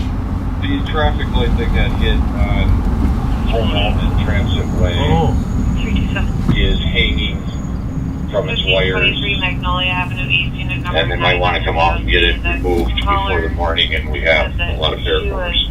Being held there and people were refusing to So the traffic light got hit. It's hanging from its wires. Yeah, that's something they definitely gonna want to fix tonight. I wonder if it was somebody turning a corner or something. A big bus. Somebody should fix that. So tomorrow we got a few protests out at the fair.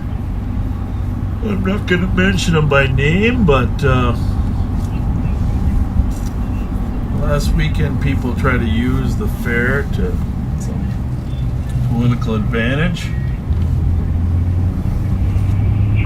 Really? I haven't heard about this. I will say this, that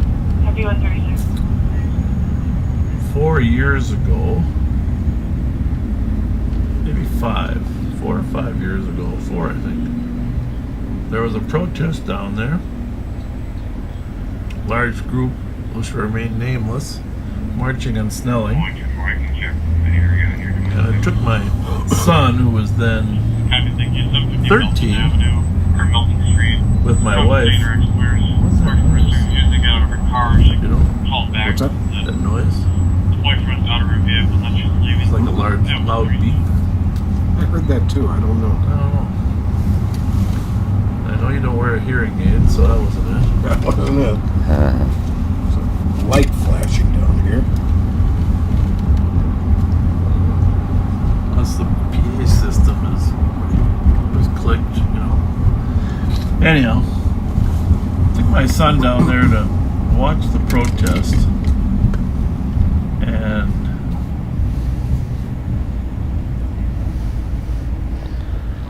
this was, of course, before the George Floyd murder. And there was a regular chant from the front of the protest. I don't remember exactly the terms, but it said, "Pigs in a blanket, fry 'em like bacon." Yeah, I remember that. 5184. Pigs in it repetitively. And of course, the pigs they were referring to is law enforcement.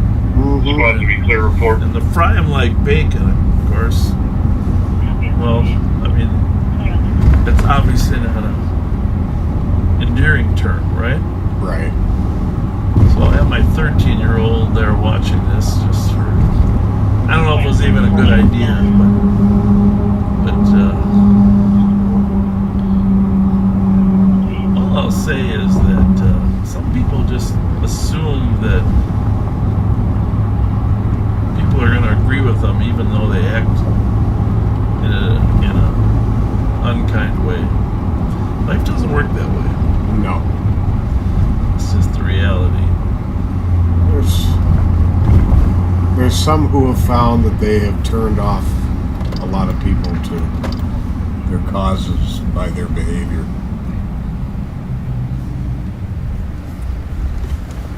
Yeah, that's the thing. Hang on a second, I gotta pull over and read this message.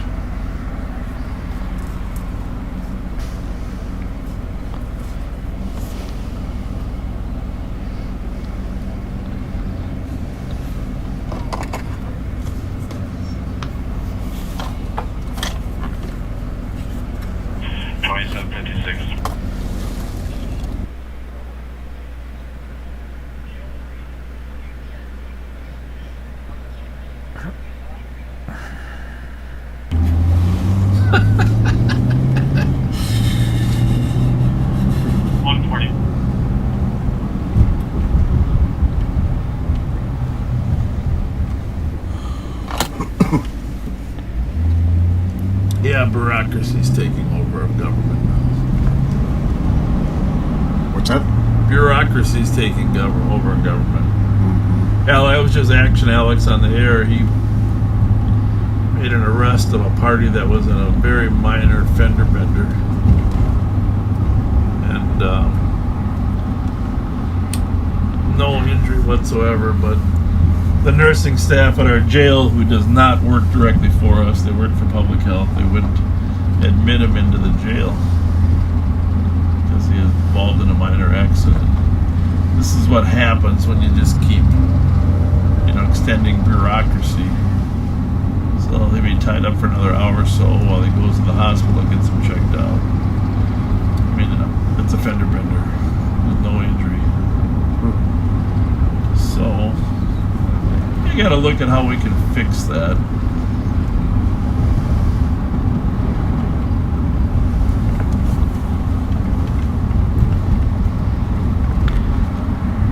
I think Bob for governor, perhaps. And yes, I would vote for Bob. Change it to a DLC. Cleared out. If I lived in Minnesota. That is. Have you on for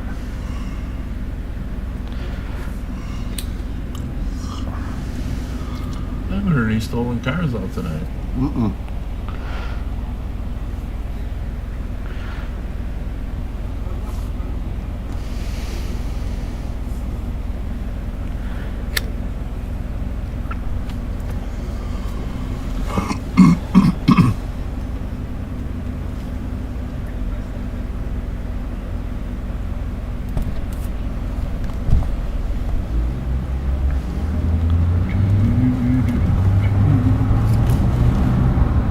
Definitely in Minnesota enough that I could be a resident.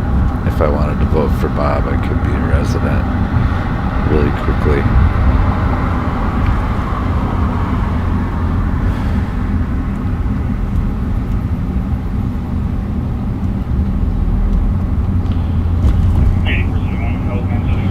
He should just announce the last minute run for governor, see what happens, I think he can handle it. Yeah, Bob for governor. I mean, that's not how it works, right? They already did the he had some vote with cancer a while ago. pre-vote. I don't know why they call it a primary or whatever. It's a car on the street, doesn't it? Really? I mean, I guess whatever primary. I get it. But. Bob 302,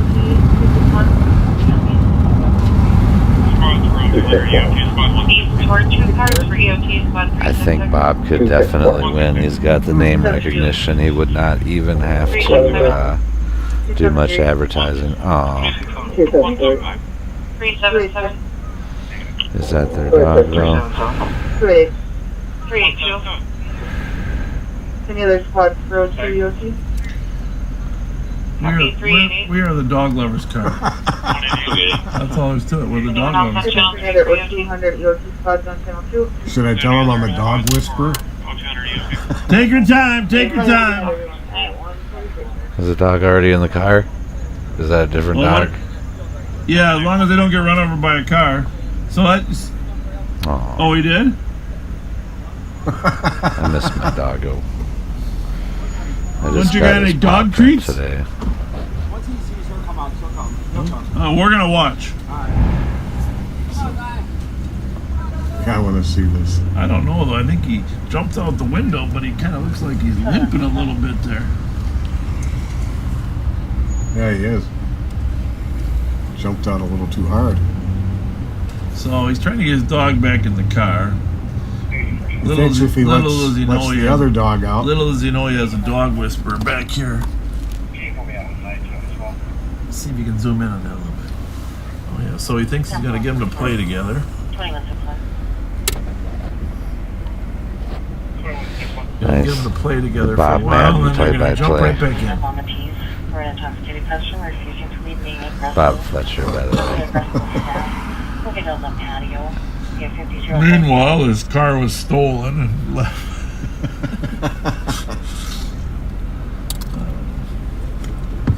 You can kind of tell I'm a little overworked this week, right? Yeah. I didn't even work half as much as you, and I'm exhausted.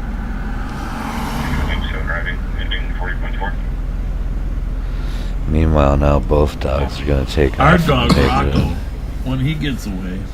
327. periodically. He runs like a greyhound. Does it 3 or 4 rounds, and then he may or may not run off to the neighbor's dog, you know. It all depends. But my wife takes him to that dog park, a couple different dog parks, and she just lets him run. Those dog parks are, we didn't have those when we were younger, right? No. They're pretty cool. They're very cool. Yeah.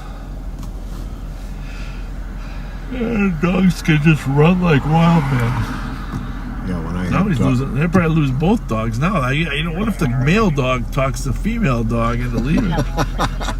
Let's get out of here. Let's blow this pop stand. Let's be free. No, we're excited. We're excited to hear what happens. Yeah, freedom. Inquiring minds want to know. Mm-hmm.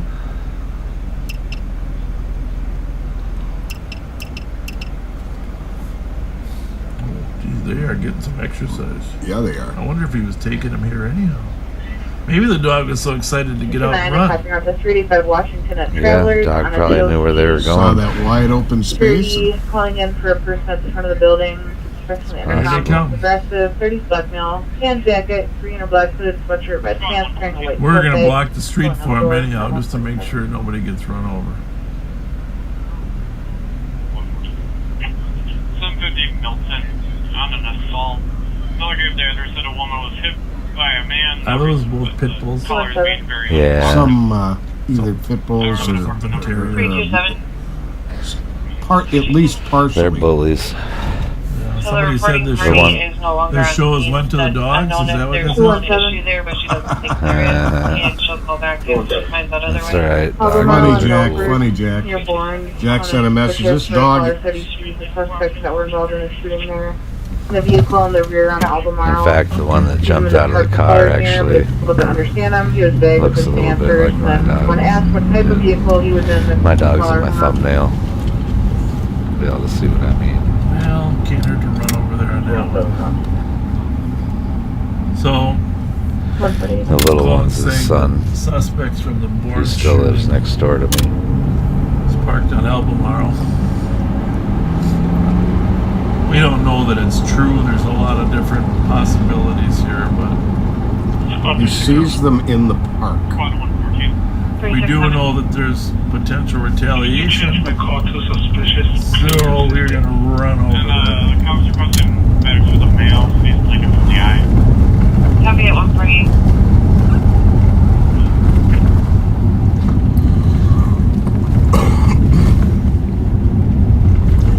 It's open to see updates. Oh, let me. Dude, that camera's super stable. That stuff bouncing around on the windshield. I don't think it's the camera. Copy that. I'll just give him some now. Just let me know if it's going to be I'm having a hard time while we're bouncing.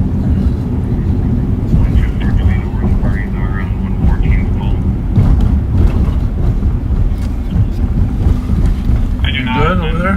Yep. You got a lot of hood on there. Clear. You got a lot of hood on there. Oh, yeah, sure do.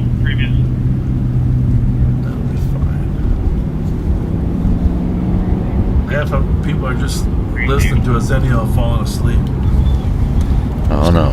It sounds like the caller was taking the mail down. Nobody falling asleep. Well, someone's probably falling asleep, but it ain't us. TC called back and went to voicemail. 124, copy that. As It's not a bad place to hang anyhow with Bourne's closed until 2. Bob made that happen. Always stop. Clear.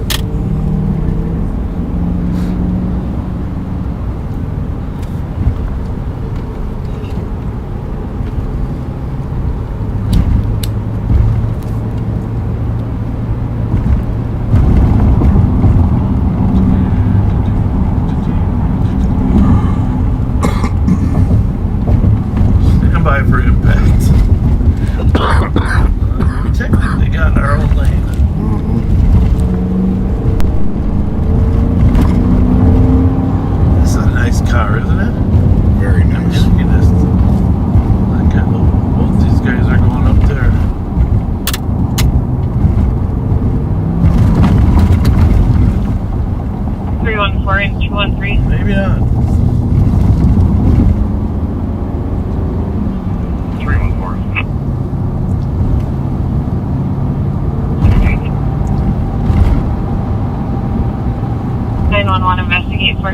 55 East Minnehaha Avenue, Unit 101. Male caller was Clear. whispering while giving the address, and PC could hear another male in the background saying to give back the phone, and then the line disconnected.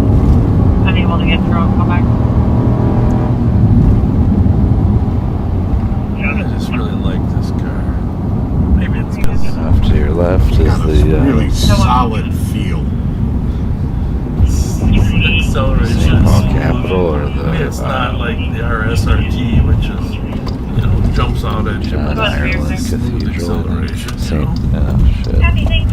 Quarter. St. John's, I SRT is think. frighteningly fast. But no, I think it was the capital. I'm planning to use that SRT for the Just a little Mod Control Live car. 215. 314. You know what I mean? Yeah. Get it all set up for camera so the producer can ride in the back. Flood back, Sergeant. Copy. Transpired Arlington, Cumberland. For one heard just now, nothing else seen or heard from the intersection. Well, that's not too far away from where we're going. We are gonna look for this car. It's behind Albemarle, but what? Behind Albemarle? What kind of car are we talking about? Okay, here's the deal. No There's description. no mention of these guys being in a car.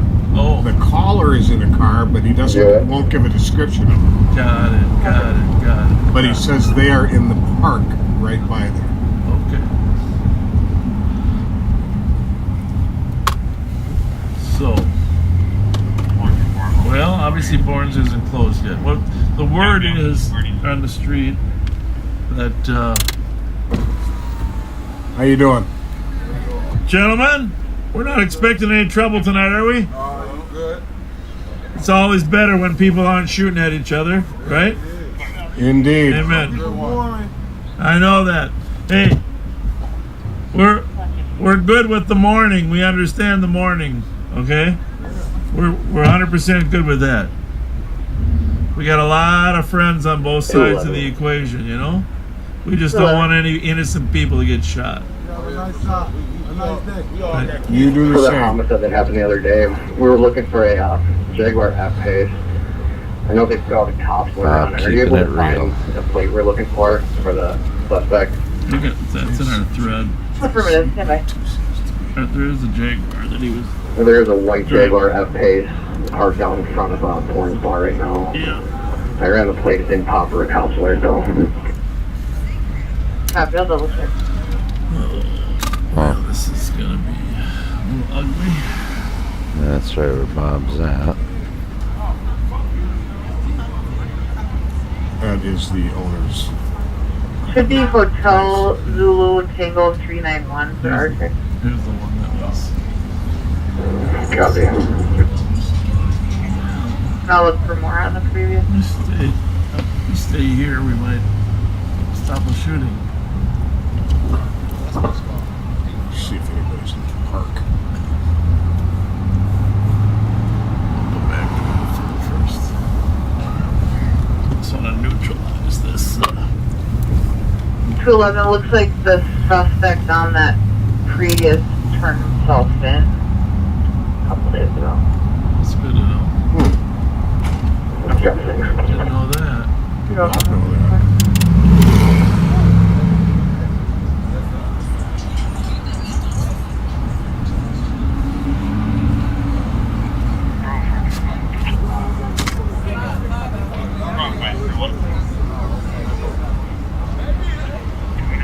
A lot of colorful outfits here today, right?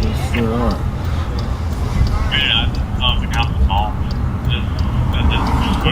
Park's down here.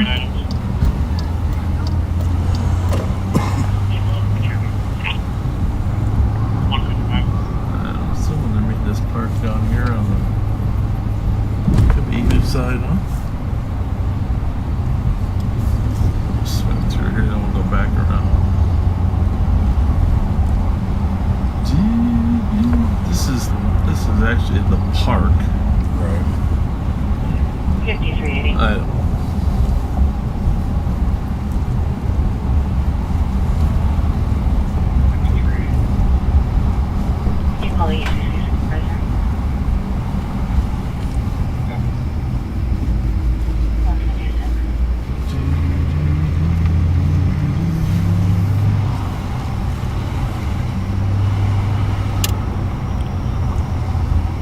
211. 211. Looks like one of the suspects have turned themselves in, but there's another that the RO that plate that Arctic attached, and I'll attach the cop's alert for the homicide for him. Good to know.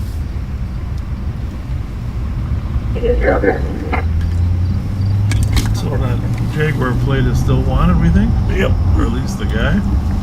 Both.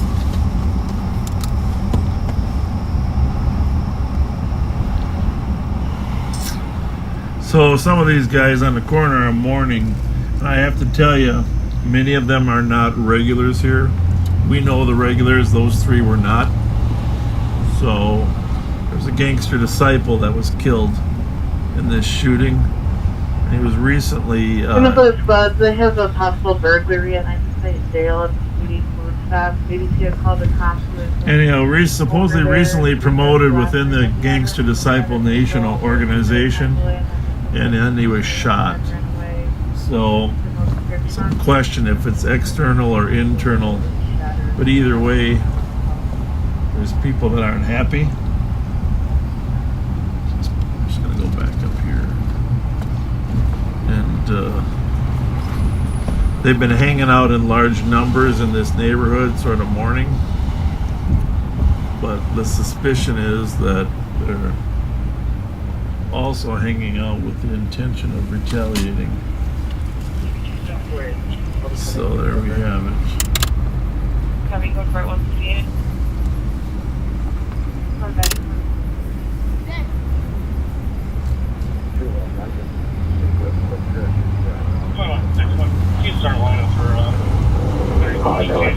He's doing the same thing we're doing. Quick drive around the park. What's this car up here? 2245, Central on the bottom.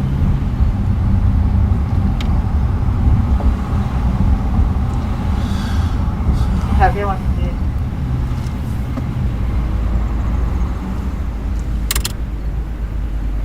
Late? Flashing? Hi, did you call?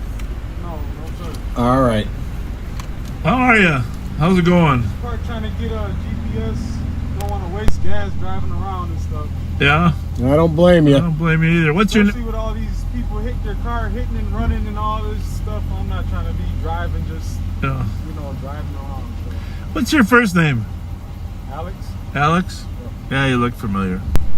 All right. Have a good night. Take care. Right. Yeah. 211. 211. Nobody's in the park of that person was describing a bunch of chemical killing stuff. That's the GOA into the burglary. 217. So anyhow, the thing about retaliations is they don't always have to be on the right target. That's the problem.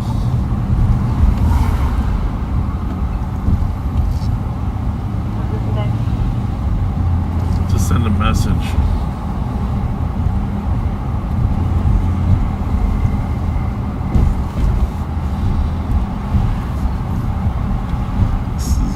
We gotta stay around here for like 10-15 minutes. I think so.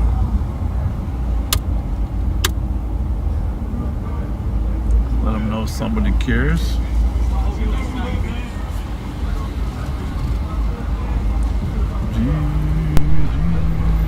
This is Bob Smart.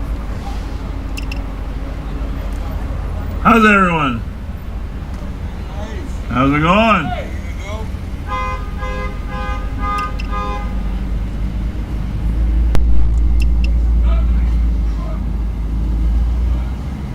It's got bad energy, doesn't it, Pat? Mm-hmm. Some bad energy. 211. I can feel it. I'm not there. Tracking for this. That's one of the things about watching all crazy stuff on 635, were you on the internet. You really do start to get a feel for what's up. Copy on 2021. How's everyone? How you doing? Good. Are you guys mourning or not? Yeah. Morning. Morning. Morning, like morning. Was that your friend that got shot the other day? Morning. No. You're chilling? Not at all. Okay. No, it was right. It was right here. Right here where it happened. Morning, because he's a Pittsburgh fan. What's that? Murder. Negative. It was cleared DOA. We weren't able to get there till after it had closed. But that person was a 30 black male, 5'6" to 5'9", thin build, wearing a white t-shirt and white pants per the description by the staff there. 225, copy. Can you add that description to our We're not call? 100% certain where the shots were fired, but we were told 81 Manitoba, which is that one right there, was the location, but it's possible. 211. Possible it was anywhere between there and Rice Street. Copy it.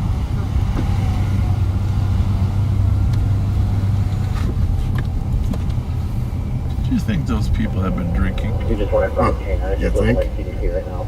George, here. 635, copy. I don't know. Why would you graffiti a one-way sign? I copy you from channel 1 at 202. One. I don't know what that is. I can't really tell. No, me either.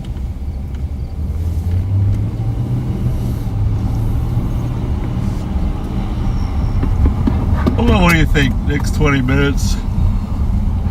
Shots fired. Yeah, I think this is a good place to stay around. It's happened so many times we decide to leave here.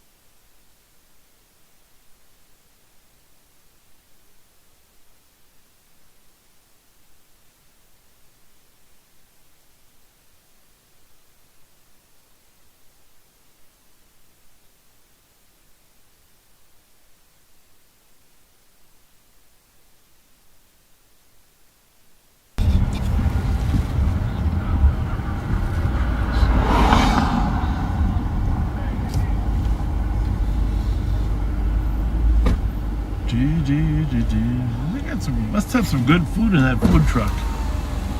That's all I can say. Hi. You say hi to her usually. You're always here waiting for your boyfriend.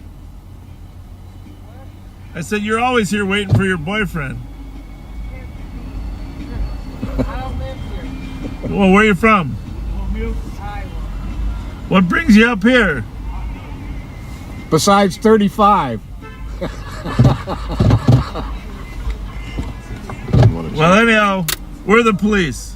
We just wanted to say hello. Have a good night. We're just here to keep you safe. You're welcome.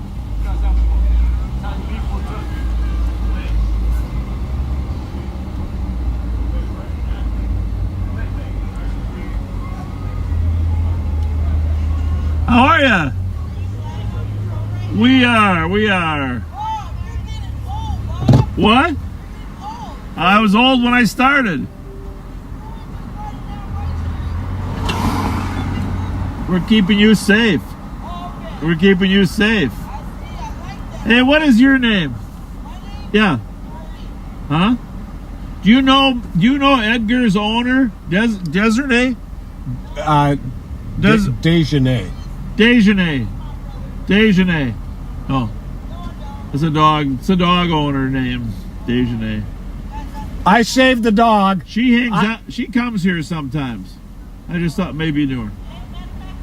Yeah. I'm sure we are. Yeah, our department collects stuff.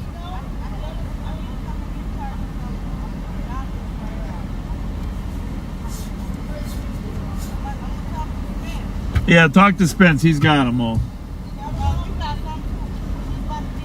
Well, I was thinking if I had any. I was just about to look. I had a bag of them. I don't have any with me. I had a bag I forgot to bring. I got a lot of junk in here, though. Yeah. So hook them up. Yeah.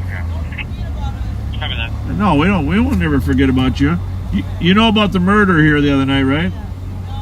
Can I pass, sir? Yes, you can. You can. You're very welcome. If you're sober, you can pass. You're welcome. If you're drunk, you won't be able to make it. Were you gonna prepare that PCM membership? You too. Yeah, give me a few minutes here. Happy perfect.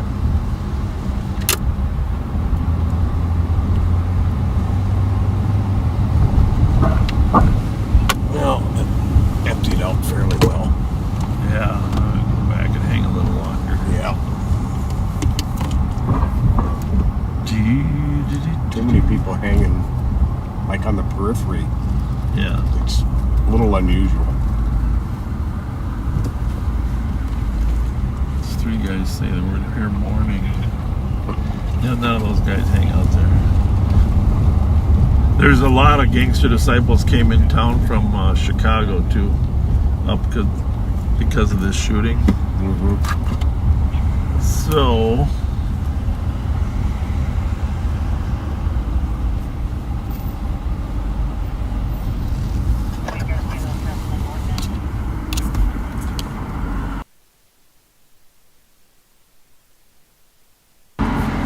Jesus.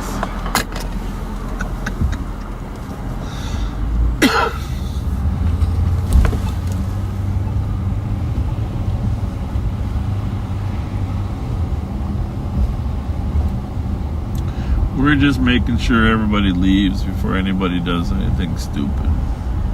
That's our goal here.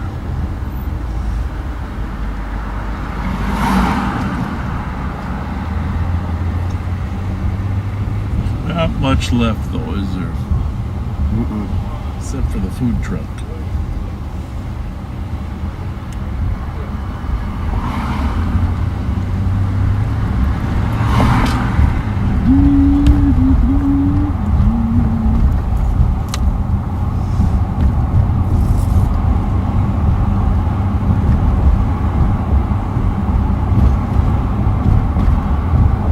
St. Paul might not set a new record for homicides this year. I don't know. It's gonna be close, huh? It's gonna be close, but I'm a little worried about. I'm a little worried about the next week or two. Yeah, that's the problem.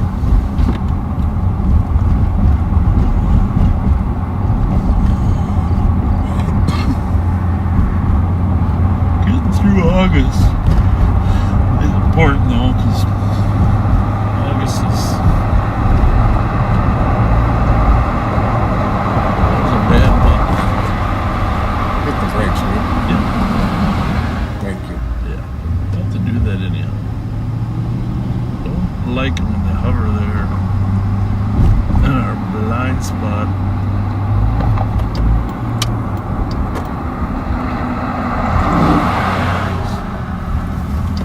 The white one that was parked there. Yeah. We'll go over to Elfeld and see what we haven't heard one chase tonight, have we? Uh-uh.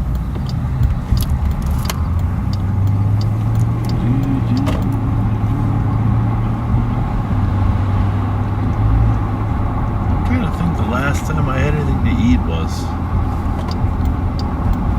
Pat's got a much smaller stomach than me. There's no dispute that.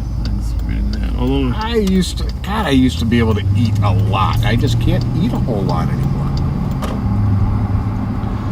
I eat too much junk.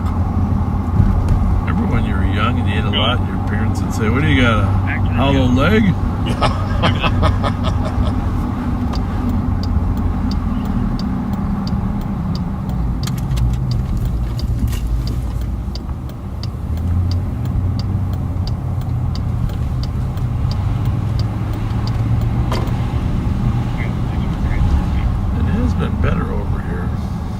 Mm-hmm.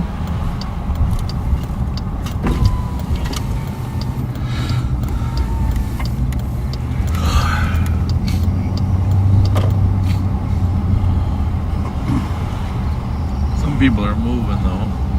The lady on the corner's moving, she told me. She might have moved already the first of the month.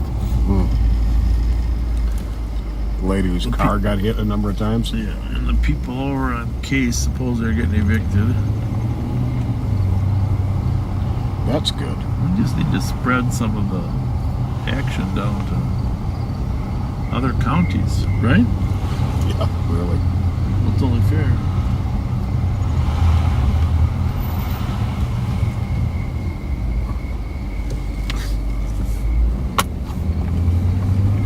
It's like an apparition for a minute. Yeah, yeah.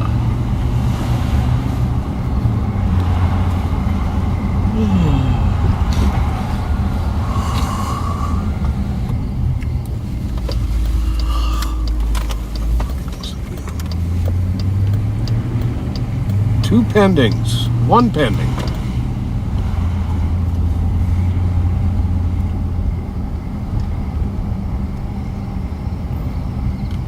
Anything exciting? Nope.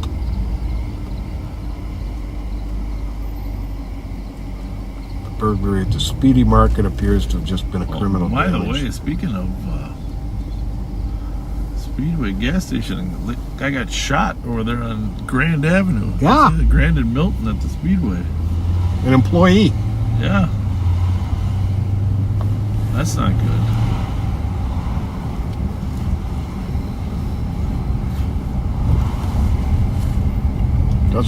Doesn't sound like it was random. Doesn't sound like it was an argument or anything. Just sounds like they were after that particular person.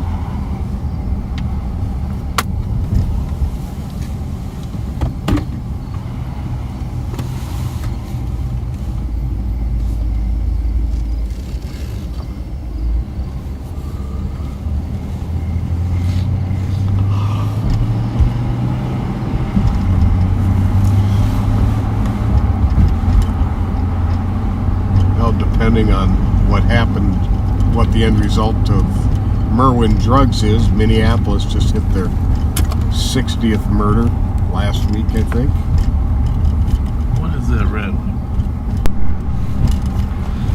Yeah. That's a lot.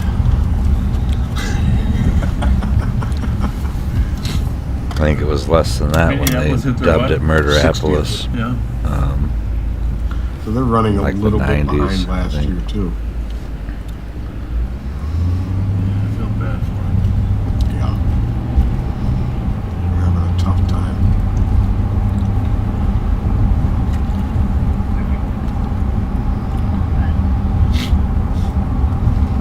You know, I was watching this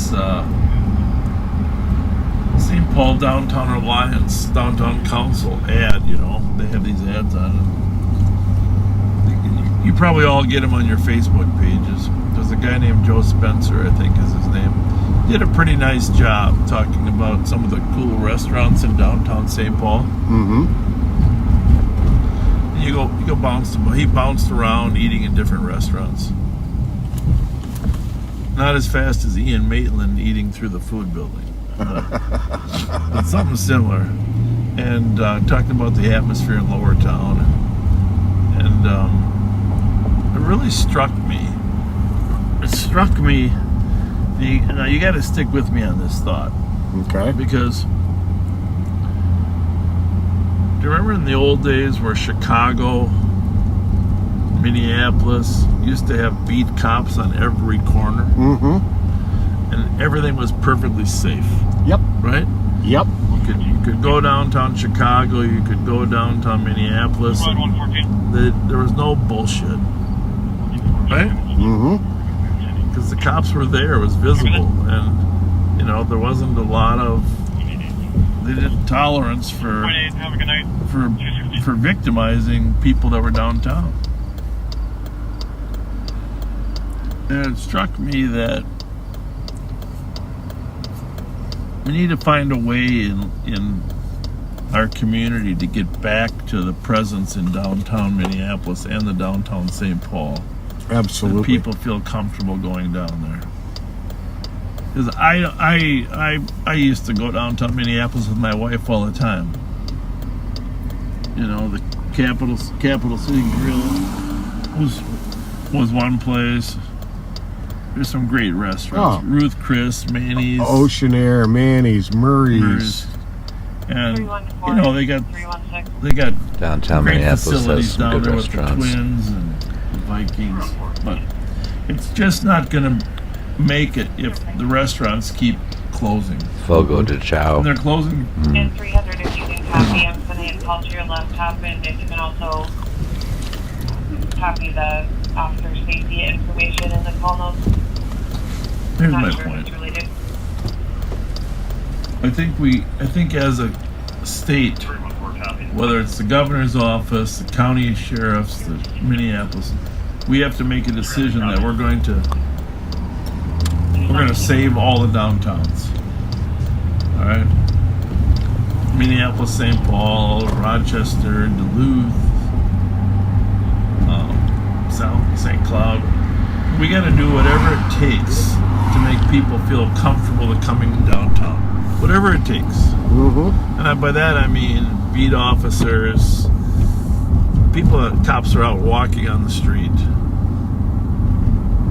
State Patrol can help too, but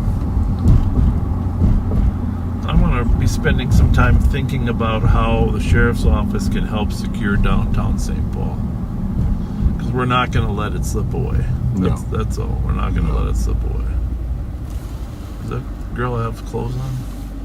It's just a short. Very short. And, you know, Minneapolis, Hennepin County Sheriff, the governor, everybody should spend time thinking about how to save Minneapolis. But we got to make sure we save St. Paul's downtown, too. Because they're right. That Joe Spencer, he's right. There's a lot of good things in St. Paul that people just need to feel comfortable. Especially with the Wild being here and, you know, the Saints. So people don't feel safe downtown, they don't come downtown. I think what the governor and the commissioner of public safety, they need to put some grant programs together.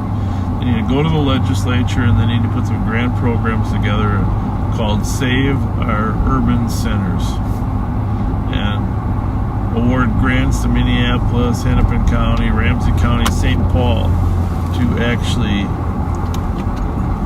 put some beat officers on the street downtown after work.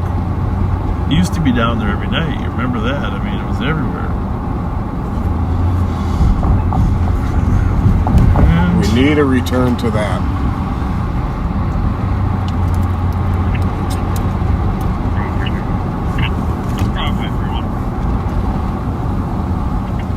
It is utterly beyond belief that Minneapolis now has more than 50 fewer cops than St. Paul does. It's crazy. Crazy. It's crazy. And the charter mandated minimum, I think it's 731. That isn't near enough.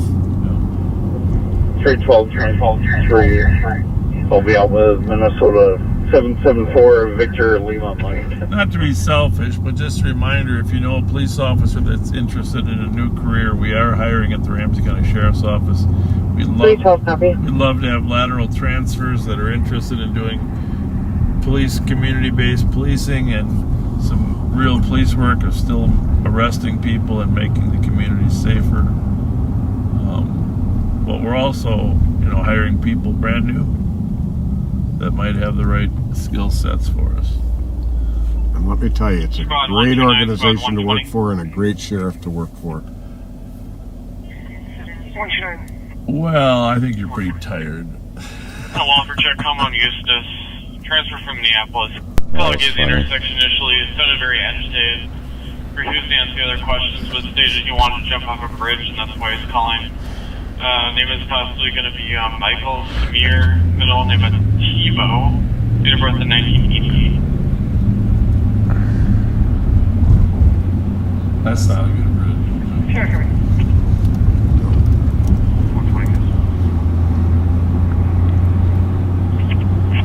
A lot of mentally ill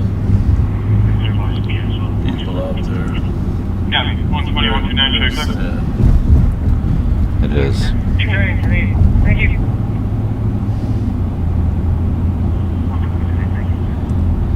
So yeah, that'd be the state capitol right there. Well, I think in the next 5 minutes we're going to wrap up here. We're going to see what happens. As soon as I say that, then a call comes in. That's what happened last time. Parking lot. Would you like a squad to assist? That is what happens. Some kind of light there. What is that here for? This is a lazy light. Lengthy periods of time.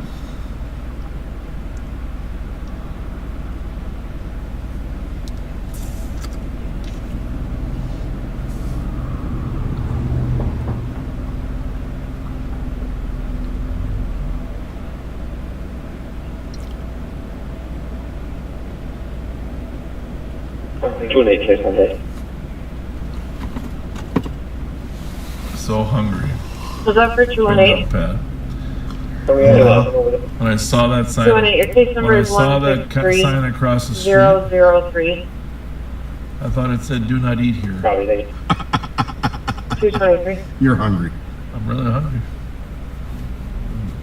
And this light never changes. It's broken.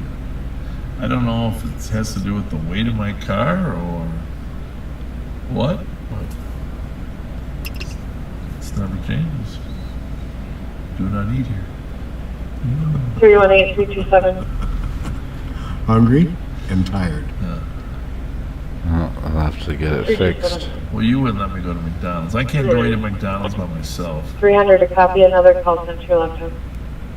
Do we know what that one is? No, it's just going to them. 327 copy.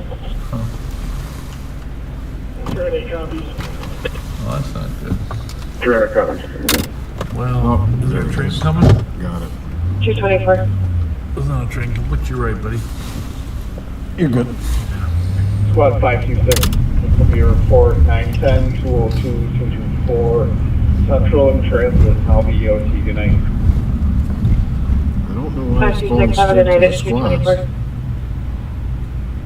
Unless they thought they were monitoring. I have to be sure that's the one, because 300 didn't get it. Yeah, 300 copies. It says on here.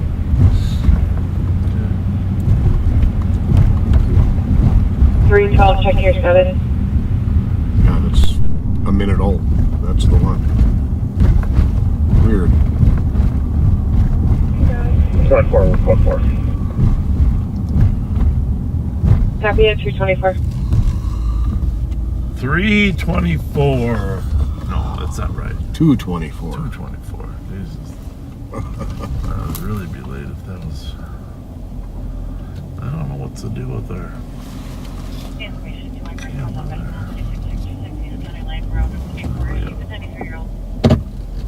Yeah, pull that back. That's a little odd, isn't it? Well, that's our capital. We are here in Ramsey County. It's the capital county and the capital city of St. Paul. And we have elections coming up this year in Minnesota as well, like a lot of you. But I think we're going to wrap up. Some beautiful gardening done by whoever does the gardening. They do some great landscaping here. And Pat and I, like I said, we've been a little bit overworked. It's possible we could come back on the next couple days, but we will be working at the fair tomorrow. No certainty on what hours. And the fair on Sunday and the fair on Monday. These next 3 days are always the busiest days for arguments between gangsters. Hopefully they won't show up. If you're listening, you guys, don't bother. We got lots of people out there that know who you are. And we got places to take you if you cause problems. So But for all you backseaters that came out there today to say hi and took our pictures, thanks. Post them and tag us. And, you know, just be happy today for Jelly Joe because he met Ren Claire. That was his goal. Actually, Joe and I did a little tour, and that we met Ren, of course, at Channel 5, and Julie Nelson over there at Channel 11. She's always a very nice, kind person. Long history of doing a great job. And then Maxie, sportscaster. We met Maxie. 312.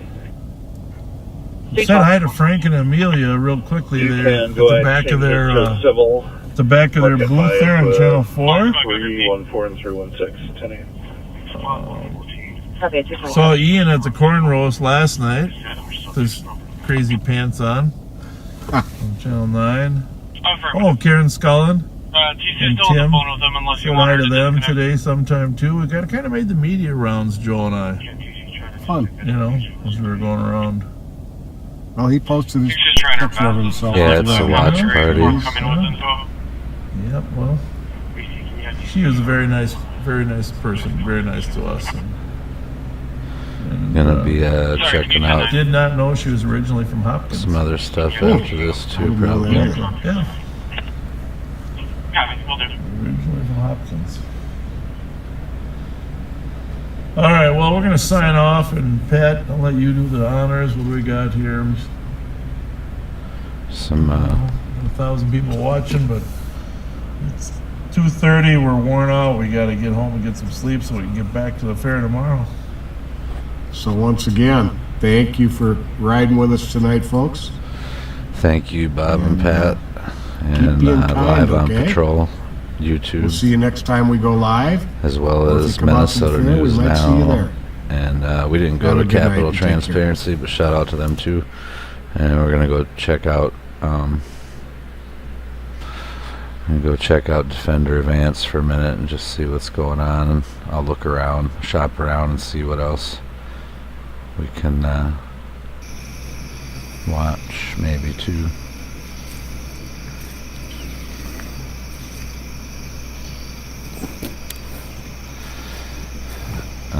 If you're unaware, yeah, I guess it won't be. Well, there's a 1776 restoration movement, and Defender Vance is a counter protester to that because they had PEDs in the group, which they claim they've gotten rid of. And first they claimed that they were never there, then they claimed they got rid of them, then Ant proved that they that the PEDs, one of them at least, was attached to the LLC that they were using to put all their money into. And Jeepers creepers, where'd you get those creepers? so it's been an ongoing saga, and it's in a campground, and he's either not using his light, or he does have a light. He had it on a minute ago, but I don't know. So it ends up that they're camping in the same campground as some of the opposing group.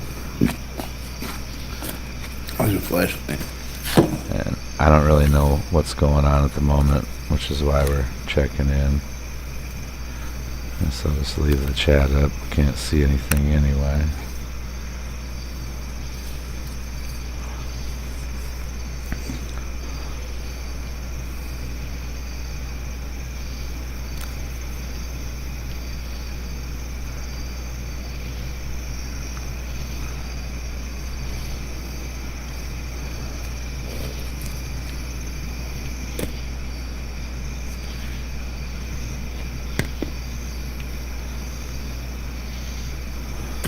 Oh wow. Gorbachev died apparently? Oh, okay. Well, they're doing a farewell for him live right now, apparently. Or Weon's got it.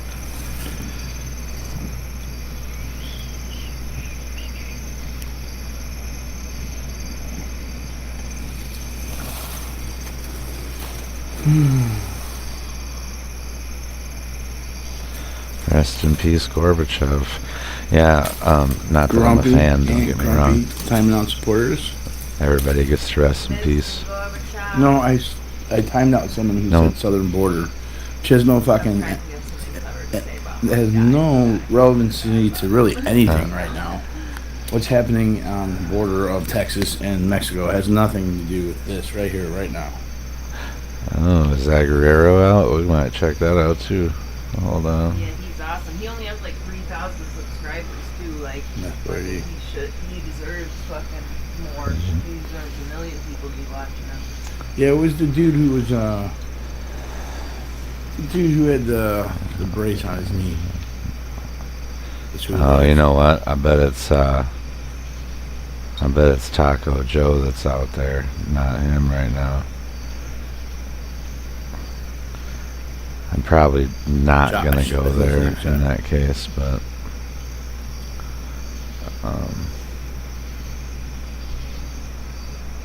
I'll see if he's there anyways. Yeah, it's just the border. I mean, it's what does the southern border have to do with me in the camps right now? Like, that's the least. I mean, I was at the border months ago. We went camping in Big Bend, but yeah, no, I don't give a shit about the border.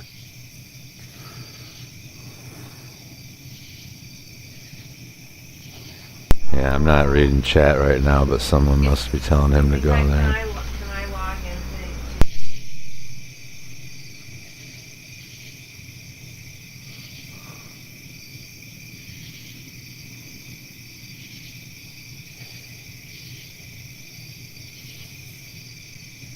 Choosing the wrong chat.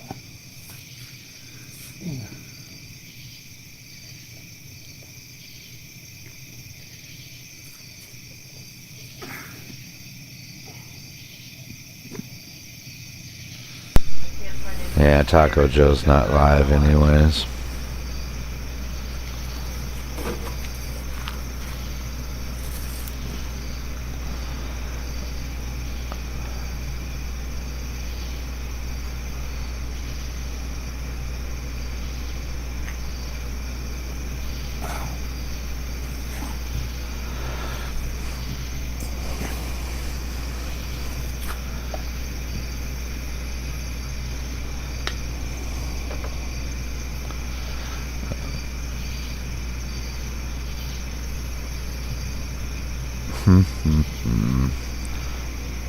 Today is a big tear down day at Big Contact.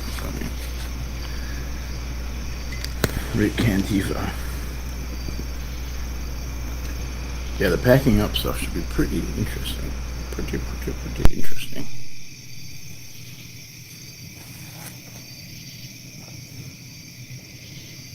Dude, I bet they're packing up.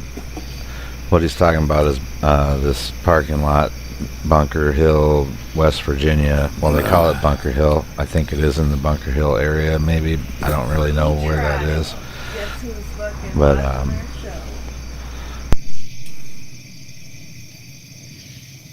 Content even at 3:30. I didn't want there to be content at 3:30 a.m. I wanted to just go to bed. Well, they're supposed to be packing up and leaving tomorrow. I guess creeping I on bet my they're van packing is up something right they now. wanna do. That's fine. Whatever. I bet they are, because I don't think anyone's there right now.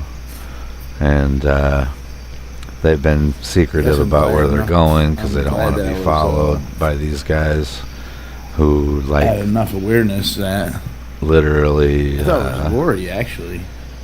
What the fuck is They Lori literally just took sitting in them my down, room for, you know, like they're on their last legs right now, and so they're trying to skate to like Pennsylvania or something like that, I guess, and to an undisclosed location, by the way. And I don't know how they think that that's going to work out, because like I just don't see it happening. But Josh said that. if I was them, I would be moving right now. If that was what I was trying to do, and I'll bet that they are. Like, I want to help. if no one's actually there, then And Lori, if Lori needs it. it's like these guys are in a campground. Lori Arnold, Defender of Ants. I don't know if AP's there or not. Who will But be work at camp as always, yeah. actually, I don't think she is. But regardless, Coming drug delivery. If they're not watching Yeah, it was super fucking creepy. where they're at, I bet they're moving right now. Yo, well, listen to your stream from earlier. Just like a circus or a carnival. Pack up at night, head out. Gypsies. He should know better. He's a gypsy. Yeah. I feel an obligation to help somebody, but I just feel like helping AP. But they can't really, well, they've never asked if they could sleep in the parking lot of the neighbor where they have permission to be. But they probably should have asked This is for like the permission women's for a life. night or something. I don't really like We'll see. nightmare movies.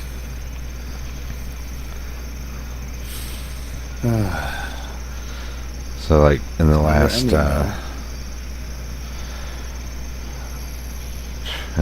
few days, a lot of things have happened there actually. But If it's though, or AP, or it's a zombie. the cops definitely seem to be on the big. 76ers side at court and in the streets. Gotta love the haters.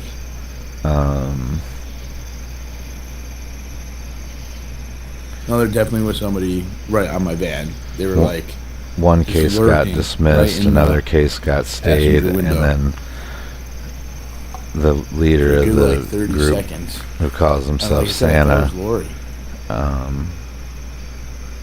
his got postponed because he wouldn't thought accept a Lori was plea up and about her bubbly self. that would have allowed the judge to sentence him to up to 1 year for obstruction I'm all like, of a roadway, I believe, yeah. a highway, extra paranoid.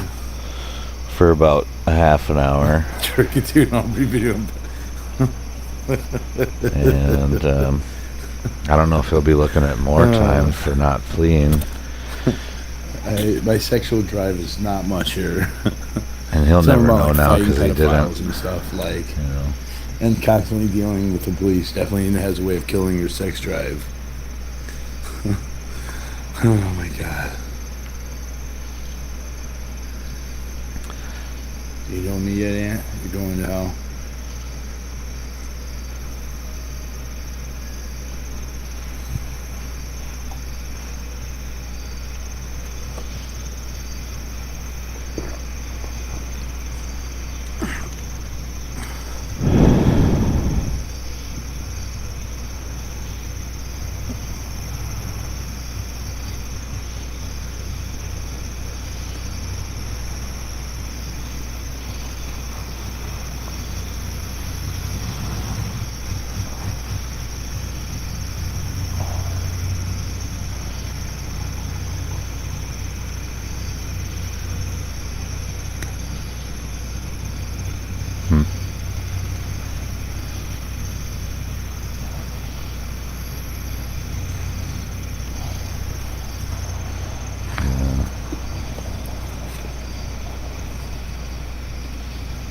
Wow.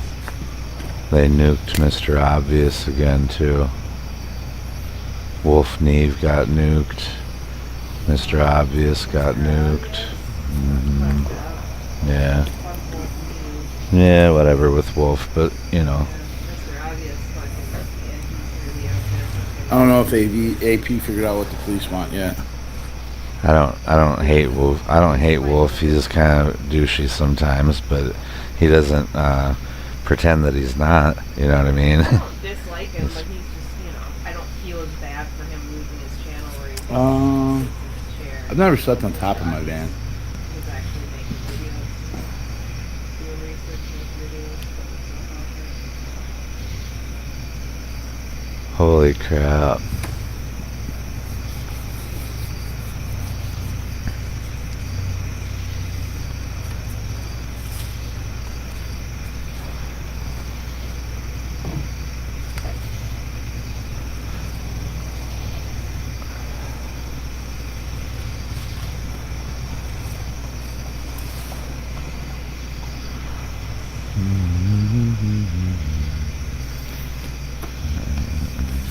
No, that's just somebody. Campers. There's a lot of people here.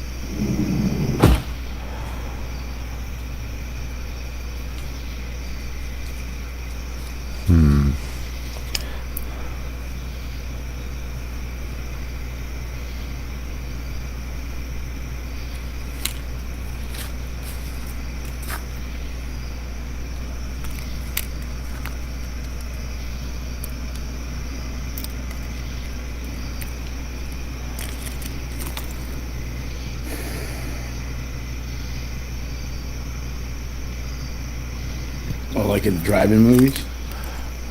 We have a cool old drive-in right by my Pete's house.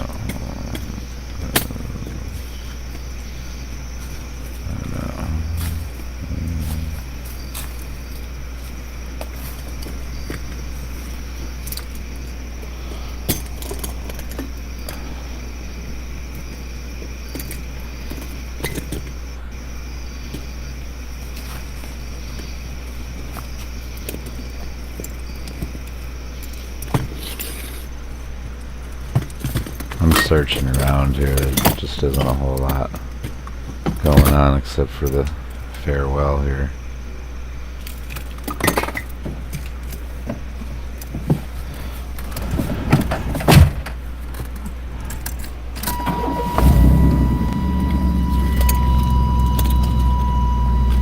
I hope he's driving over to BH because that's what it needs to happen.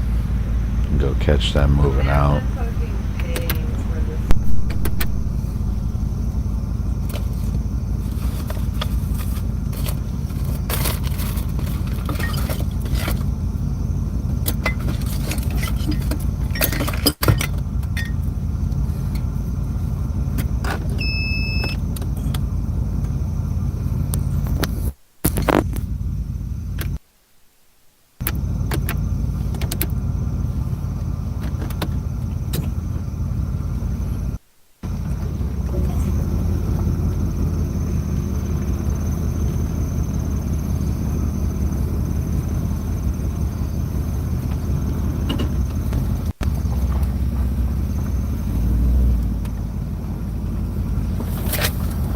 Oh, it's 4 in the morning.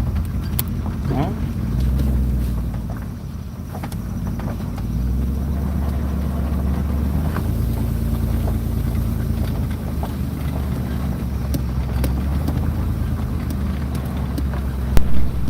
Oh good, now we can see stuff. I really do hope that he's driving to BH, as they call it. I call it Flunker Hill, by the way, because they failed.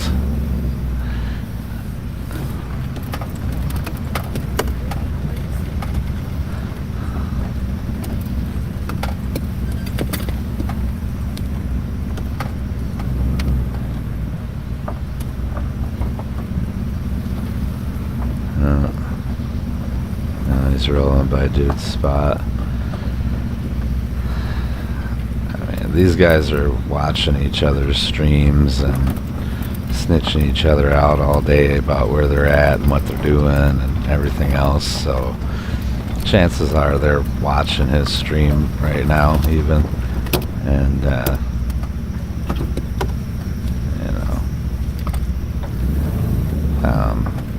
the 76 side especially likes to be calling police a lot.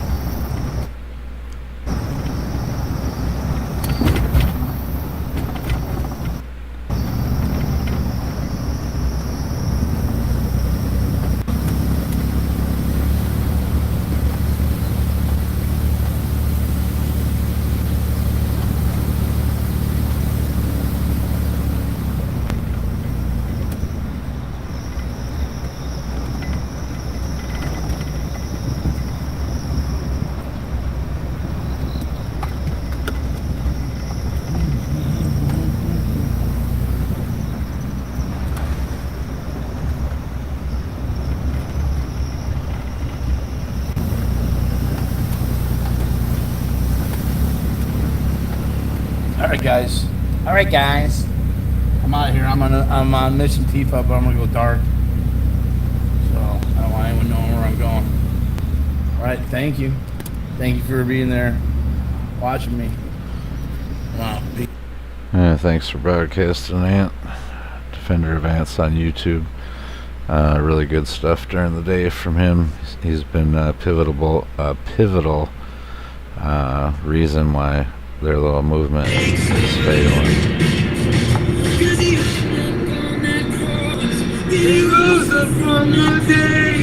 That's Dominic. He's cool.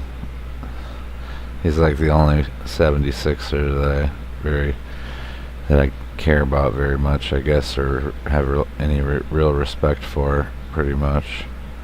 And this is a new guy here I never seen before. That one was something else, I'll tell you that. San Diego. I didn't take a video of that, I forgot. Let's give him a liking. Social news outlet. I'll subscribe. Hold on, I gotta tell you guys something.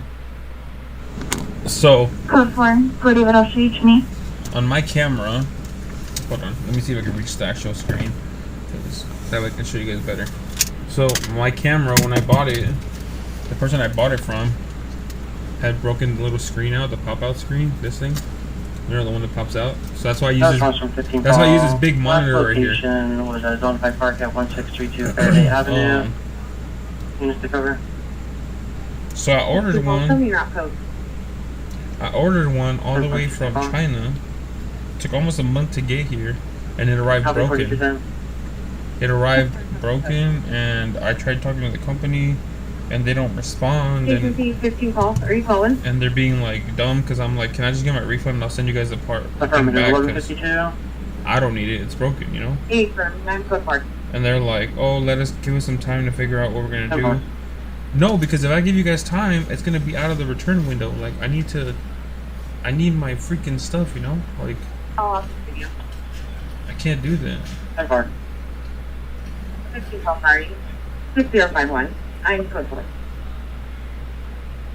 So, That's your clarity, easy. I was thinking, I was like, what if I change this screen over to this screen? But I don't want to do I don't want to do extra things like open up the screen and then try to do all that, because then they'll be like, oh, you broke it because you opened it up and blah blah blah blah blah. Yeah, no, I'm not doing that.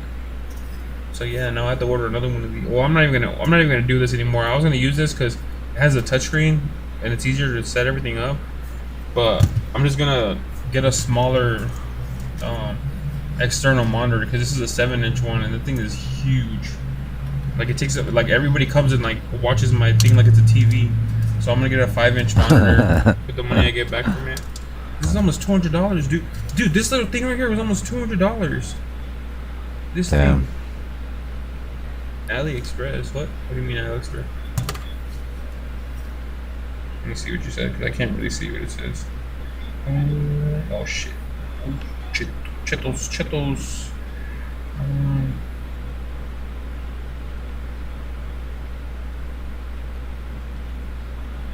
Checking status. I got it on eBay.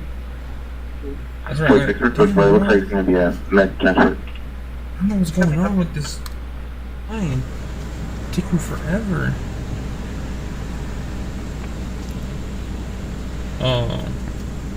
Yeah, almost $200 for a little screen, and then it takes a month to get here and it's broken. So if I can get those $200 back, it would be amazing, like ASAP. Cause after the 3rd day, so after I think today I can actually contact eBay. I think today is when I'm able to contact them.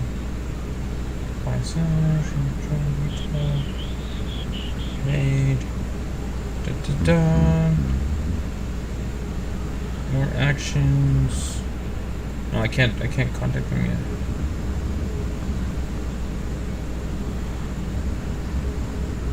Yeah, see, I've been messaging them. So I said, hi, the screen is not working. Hello, because they would just open it and not reply.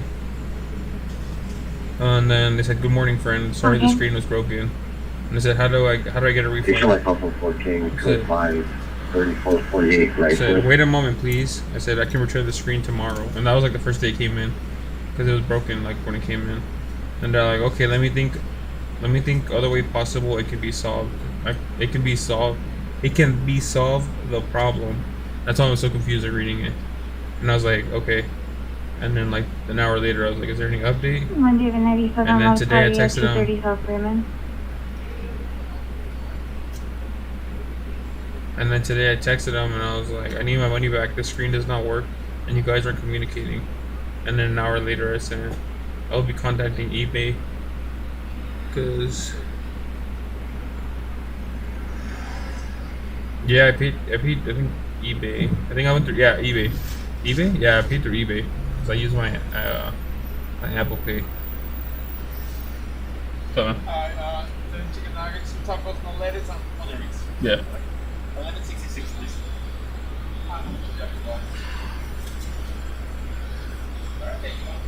I'm just gonna like report Pizza, it. sir? Yeah, can I get ranch or ranch and hot sauce, please? Of course.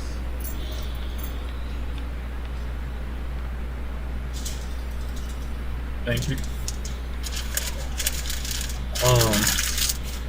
Yeah, dude, I'm just gonna like report it as fraud because that's stupid. Like they're not responding or anything, and then when I ask for my refund, they're not giving me my refund.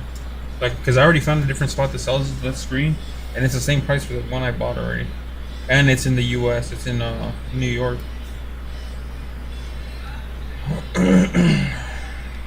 But I can get a 5-inch external monitor for cheaper.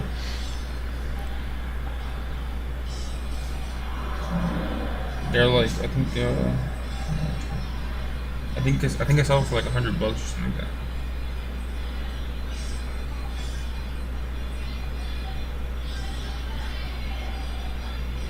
Jesse, look, a little small 5-inch external monitor, like $129. They're like cheap, you know. Like this one's only $92 on Amazon. It comes the next day. And then this big one, I'll just use it for other things. Like I'll use it for like if I need to if I know I'm gonna like be there for a while or something. Because this thing takes 2 batteries. If not, it goes through the batteries like quick. And the smaller ones only use 1 battery. Right. Oh, thank you.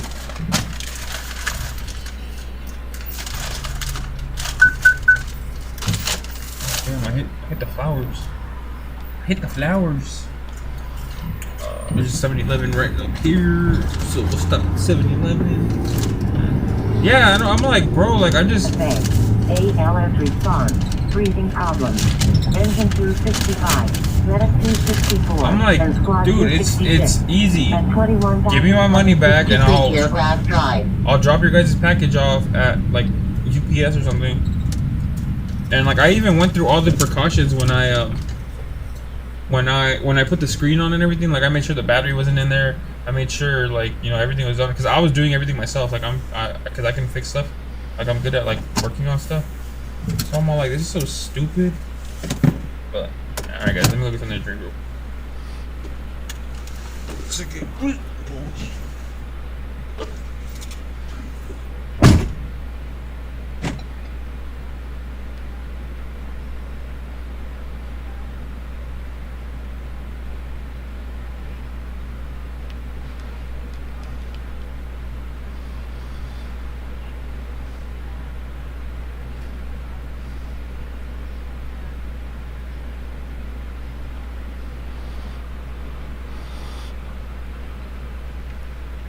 Alright, shout out to social news outlet YouTube. Never seen them before. They seem pretty chill. Go check out some news.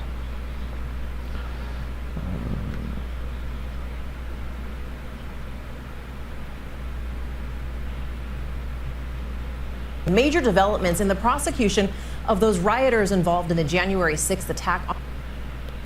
Major developments in the prosecution of those rioters involved in the January 6th attack on the U.S. Capitol. Tonight, a judge has issued the longest sentence yet. This one to a former New York City police officer who assaulted another police officer. More than a year and a half after the Capitol riot, nearly 250 people have been sentenced for their roles in the insurrection. But former NYPD officer Thomas Webster, seen here holding a flagpole, will now serve 10 years behind bars for injuring a D.C. officer. It comes as a second rioter today pleaded guilty to assaulting Capitol Police Officer Brian Sicknick, who died the next day. The man seen in video using bear spray on officers. And then in Texas today, a top lawyer for the Oath Keepers has been arrested and charged with conspiracy. ABC's Martha Raddatz leading us off. He was a New York City police officer and former U.S. Marine. But tonight, Thomas Webster faces 10 years in prison for brutally assaulting a law enforcement officer on January 6th, the longest prison sentence to date for a January 6th defendant. Webster, caught on police body camera, wore a bulletproof vest and was armed with a metal flagpole flying the flag of the Marine Corps,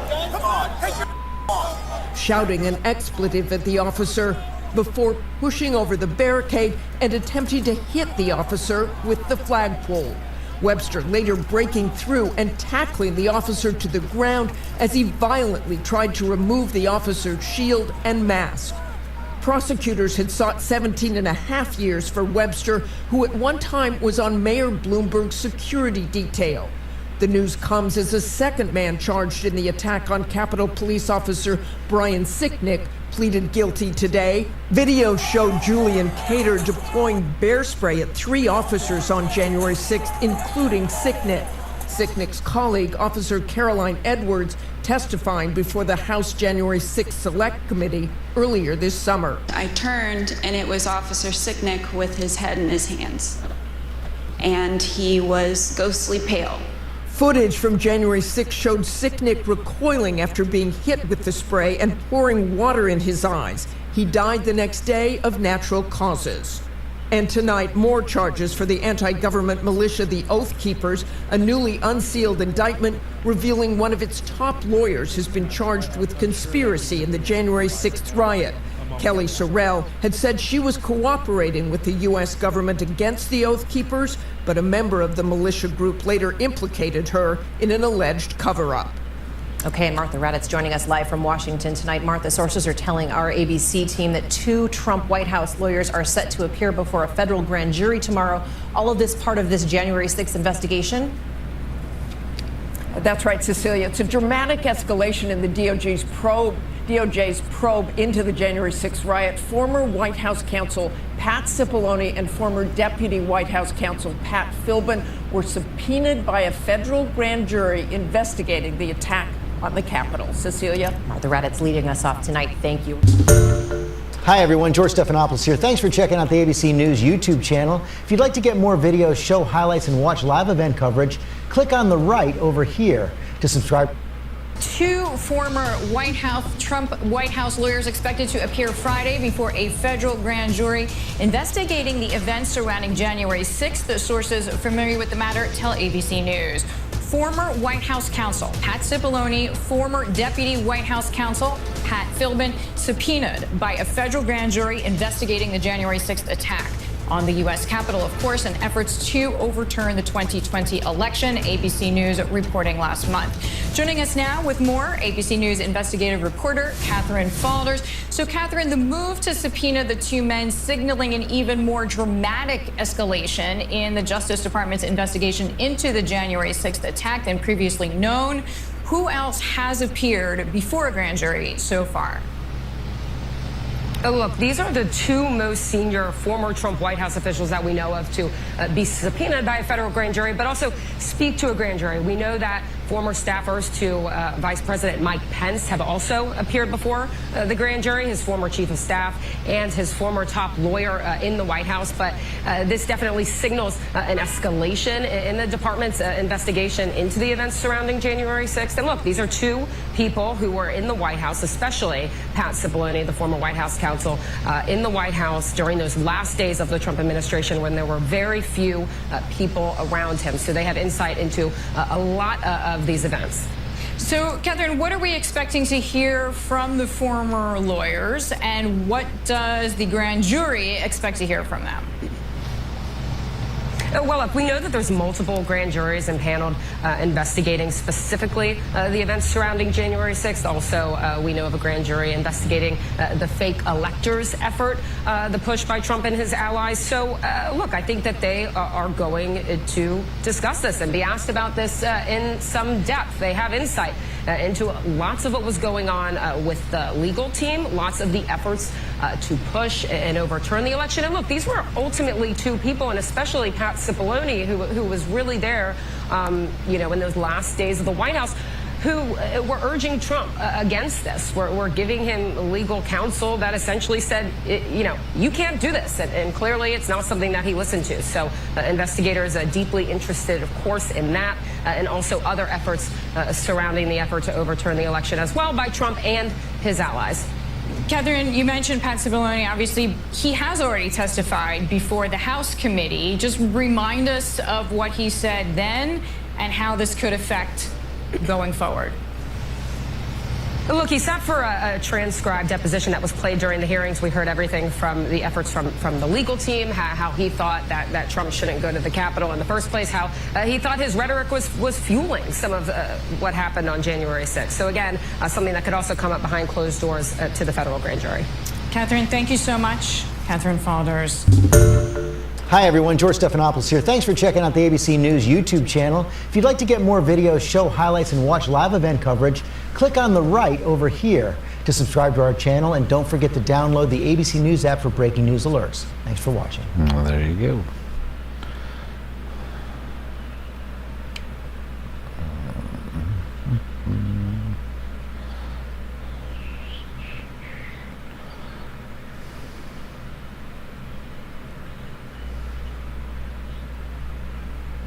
In the third location, where Texas sent asylum seekers who've crossed the U.S.-Mexico border, Chicago's Democrat mayor called Governor Abbott's strategy racist and xenophobic. Abbott's office says if Chicago has a problem with it, they should take it up with President Biden. Fox 4's Blake Hansen has the latest tonight. Blake. Steve, 75 migrants arrived in Chicago, and Governor Abbott suggested this will be a new stop for future buses. Governor Abbott now tripling down on his strategy of busing migrants to large Democrat-run cities, Chicago becoming the third landing spot. Buses arrived Wednesday night. We just crossed the border from Mexico yesterday, and they say that we were going to be assisted here, and that's not true. Chicago officials say they began marshaling resources for the possibility of migrants arriving by busload weeks ago. That after seeing similar bus drop-offs first in Washington, D.C., then New York City. However, Democrat Mayor Lori Lightfoot says Texas did not collaborate with local resources on the arrival. It would be nice if they had collaborated with us. It would be nice if they had communicated who they were sending, what numbers, what their circumstances are, whether or not they needed any kind of medical assistance, whether they were going to be here in Chicago or going elsewhere. That's what a leader would do. That is not who Governor Abbott is. That's not what he's done. Governor Greg Abbott launched his migrant busing program in April, saying it's meant to relieve the strain on border leaders communities don't overwhelmed by show people their cards crossing all the illegally. time. So. We are sending them to the United States Capitol, where the Biden administration will be able to more immediately address the needs of the people that they are allowing to come across our border. With 1 month left to go in the government's fiscal year, Border Patrol agents have so far detained more than 1.8 million asylum seekers or people trying to cross illegally. That already topped the record set last fiscal year of nearly 1.7 million. While the ride from Texas is no cost for the migrants, the El Paso Times reports the state has already spent nearly $13 million for the rides. Lightfoot had harsh words for Governor Abbott over his plans to send even more migrants. It is my prayer, literally, that this man finds some humanity and doesn't do that. But should he continue to do what he seems determined to do, we're ready. We are the village, and we are going to make sure that whoever comes to Chicago, that we're going to take care of them. In a statement Thursday, a spokesperson for Governor Abbott said in part, if the mayor wants a solution to this humanitarian crisis, she should stop. The problem, though, right? I mean, it all sounds great. Governor Abbott's sending them down there, or over there, eastward and north, actually. But anyways, what's going to happen is Chicago will let them vote. You know what I mean? They'll give them licenses. If they give them a license, well, then they can vote. Doesn't matter if they're California's already doing it, so you know, shit shouldn't be going down like that. And I mean, that's the real issue, is that they shouldn't be able to vote, you know, and they should have to, at the very least, they should have to be naturalized into citizens before they are able to be voting, you know. Stop complaining and call on President Biden to take immediate action to secure the border, something the president continues failing to do. The Pentagon denied 2 requests in July and August from D.C.'s mayor for National Guard help with the migrant situation. Lightfoot says if more buses come, it too will need help from the feds. What we have and will continue to do is welcome them with open arms and refuse to turn our backs on them in a time when they need support the most. Yeah, and hope that they vote Democrat. She's not going to tell you that, though. But you know what? It could backfire on them should they figure out, or maybe even already know, which I highly doubt, that, you know, yeah, hopefully they don't vote Democrat, I guess, and that would be the only way that it's going to backfire on them.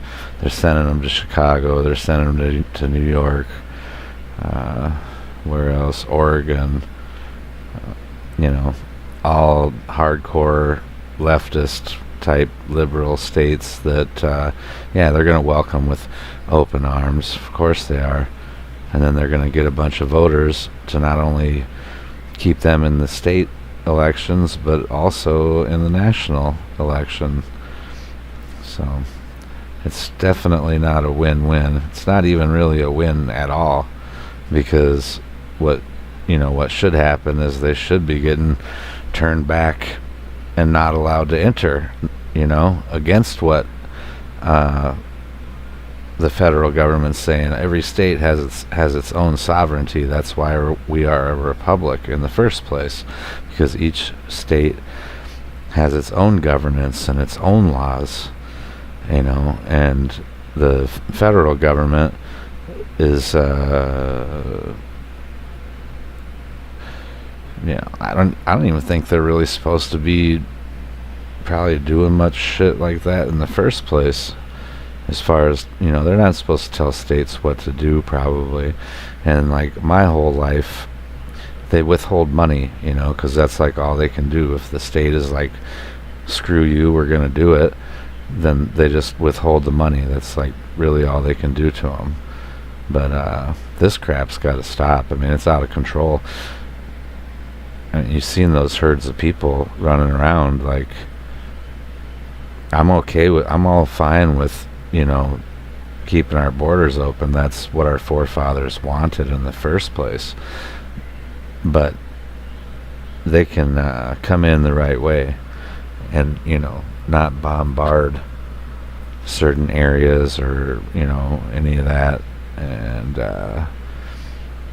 that's jobs taken. You know, people always say, oh, well, they're doing the shit jobs that nobody's going to want to do anyway. And, well, that's bullshit, you know what I mean? Like, and even if it were true, you know, there's still people that need those shit jobs too, you know? So, I'm definitely against all this illegal immigration. I'm also, you know, I don't know.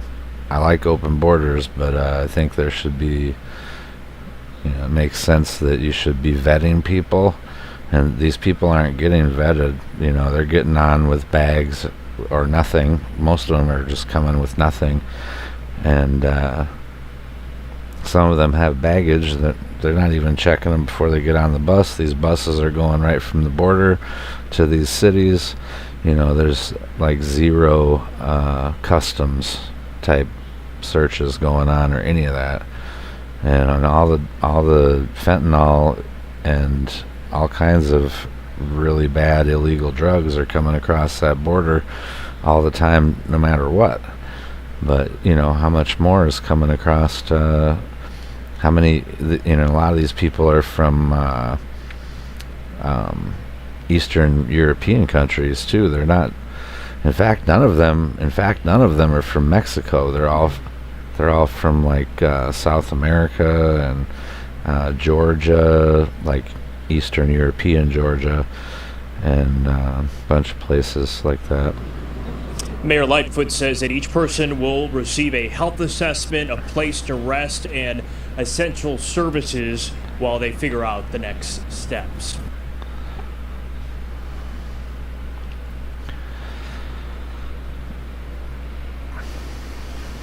All right, meanwhile, let's talk a little bit about this. Over the last couple of years, we've talked about how a number of cities in the United States are sanctuary cities. As of a couple of years ago, there were close to 600 sanctuary cities, sanctuary states, and sanctuary counties. Now, why do we bring those up? Because there is such a demand by the migrants who are coming to this country. They're looking for a place to go. And Greg Abbott is giving them a choice, essentially, because we know for a couple of months he's been shipping via bus migrants from our southern border to first Washington and then New York. And last night, 8 o'clock, look at that. A bus in Chicago. That's new. 60 people got off, mainly from Venezuela. And that was one of the buses, but there were actually a total of 2. They pulled right into Union Station. They're saying an estimate of 60 to 100 people, including 20 to 30 small children. And this is just the latest city to see the bus rolling in from Texas, because the governor down there is saying, we can't do all of this on our own. Y'all are sanctuary cities. You're saying it's okay for illegals to come in, so you help pay for it. That's the invitation. And this is because there's no leadership in the White House. We are actually having, in our lifetime, a war between the states, saying, you can't leave me with this burden, and the federal government's not going to step in. I'm spreading the burden out. Those midnight flights are controversial enough that just drop people in our city and they end up in our school system. They go to NGOs and those people clothe them and house them and then send them off to 4th grade, send them off to 11th grade, or maybe make sure that they have housing. And then Texas is tired of it. Arizona is tired of it. I'm sure New Mexico and California are tired of it. And now they're saying, okay, you deal with it then.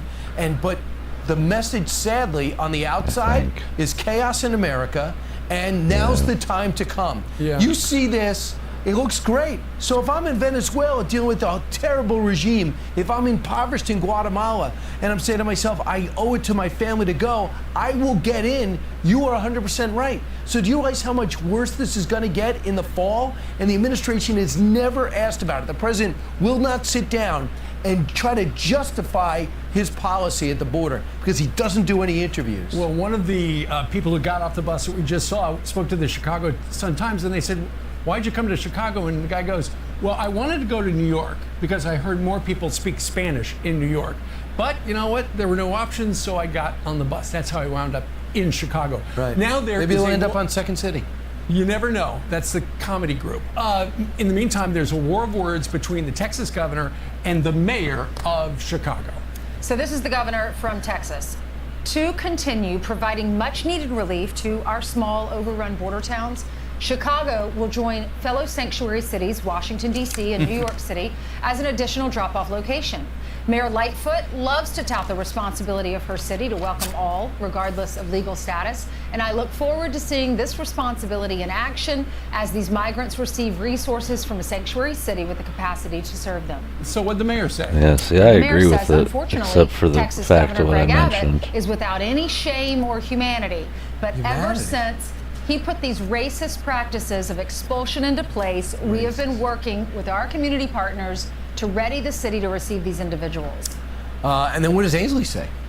Ainsley says that I understand that the governor can't bear the brunt of all of this, and he has to share. He's been asking for help, and no one's listening. Our president's not going to the border. Kamala Harris is not going to the border. So he says, fine, I will send them to you. If you're not going to come down here and meet them, I will send them to you, and we can all take responsibility. Right, because Texas is not a sanctuary state. So send them to a sanctuary city or a sanctuary state or a sanctuary county. That's what Greg Abbott is doing. Is Austin, though, a sanctuary city? It is. Yeah. It's a county. Good point. And there are a bunch of them in California. Right. So they might be next. So now this is what happens. You wanted them, you got them. It reminded me of, I remember the actor that came out and told all the homeless, come to my house.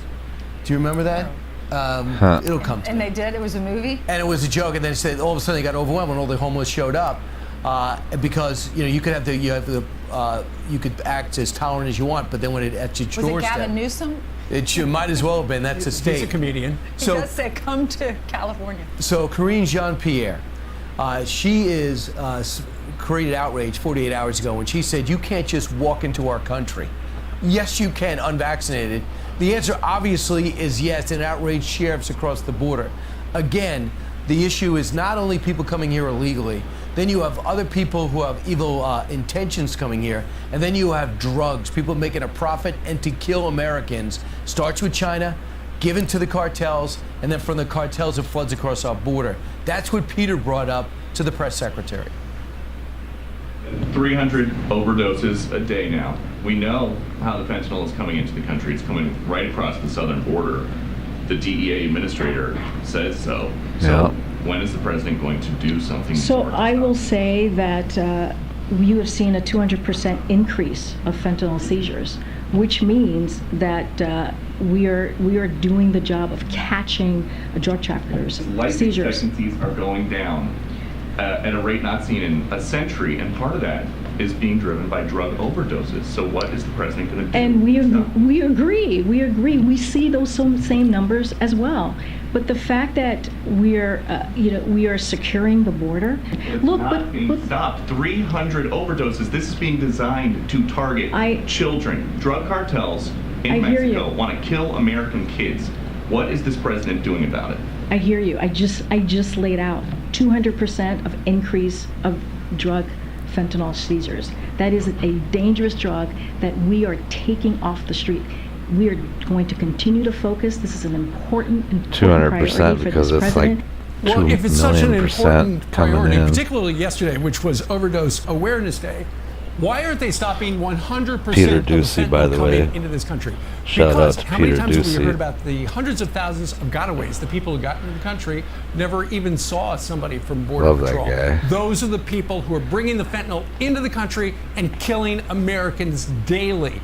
And the administration, because they have an open border policy, kind of looking the other way. Peter's questions were spot on, and her answers were not satisfactory, particularly to people who have lost a loved one to fentanyl. It's basically, I feel like it's the Biden administration saying, we don't care. We don't. We don't care if there's a lot of fentanyl coming over, and there's a direct correlation. We're seeing the numbers higher on the border, and we're also seeing more fentanyl deaths. There's a correlation there, because that's where the fentanyl is coming in. It's like they don't care. If your child is going to die and take a pill, sorry, we're not closing the border. Don't you remember- If you don't want high gas prices, sorry, we're still closing the Keystone Pipeline. Do they care about the American people and how much we're spending and how much we're losing lives of our children? No, they gave us the rolling blackout. And also, I remember Kellyanne Conway was in charge of the fentanyl and talking to schools and setting up a program. She was on our show multiple times during the 4 years of this administration. Where is their drug czar? Where is their focus on even be selfish? You'll get votes if you go to suburban America and say, I understand you got a huge fentanyl problem. I'm here to help. But so far, the president mentioned it once. It's a great idea. 'Cause in think Pennsylvania. Think about when we were in elementary school. I remember the cops would come to our school. Nancy Reagan had just come out with Just Say No. We all wore those emblems, and I will never The DARE smoke. I officer. remember yes. It really made if you start hitting these kids at an early age in elementary school, and I know it seems hokey and it seems like it's cliche, but it really made a difference in the lives of so many kids that I grew up with, because we didn't want to touch it because we were scared about what the things, what the consequences would be. And if you wanted to join the military, I remember saying, oh, I'll never do that, because what if I want to join the military or go to a naval academy, or what if I wanted to run for president one day? Right. Those were reasons that prevented us Sure. when we were growing up from doing these drugs. And coming up in the next half hour, hear from a parent whose child went to school, had one of those drug awareness things, came home with a Narcan tablet. Right. The mother is furious. You'll hear why in a moment.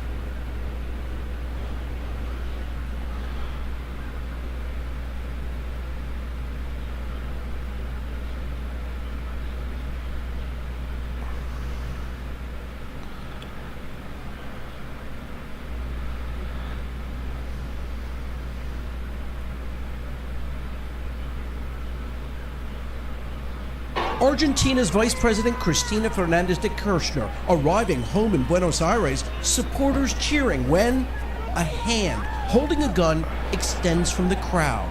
Another angle shows seemingly the first to spot the gun, Kirchner herself. You can even hear the trigger click. But incredibly, police say the gun, loaded with 5 .38 caliber rounds, jammed. The nearby crowd, along with Kirchner's security detail, then turns, chasing the gunman, who is in custody tonight. Police say Fernando Andres Sabag Montiel is Brazilian, but has been living in Argentina at least 10 years. No motive has been revealed.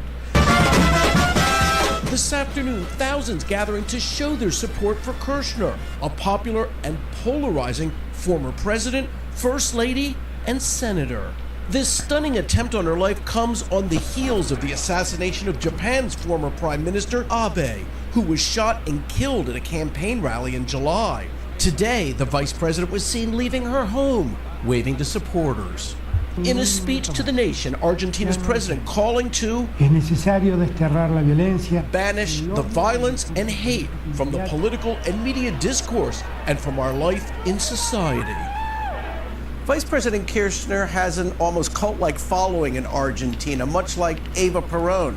Her bravery is tonight endearing her to some of her harshest critics. Thanks for watching our YouTube channel. Follow today's top stories and breaking news by downloading the NBC News app.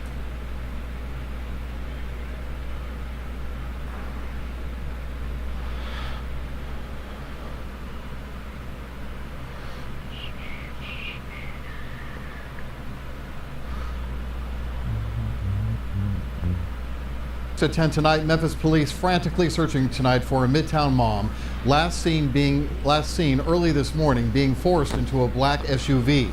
Eliza Fletcher out for a morning run on Central Avenue near the University of Memphis area when she was kidnapped. Her family is now offering an extra $50,000 reward for information that can lead to the arrest of those responsible for abducting the kindergarten teacher. Our Rebecca Butcher is at the Fletcher home where police were gathering evidence earlier this evening. And Rebecca, I understand her boys were just brought back to the house.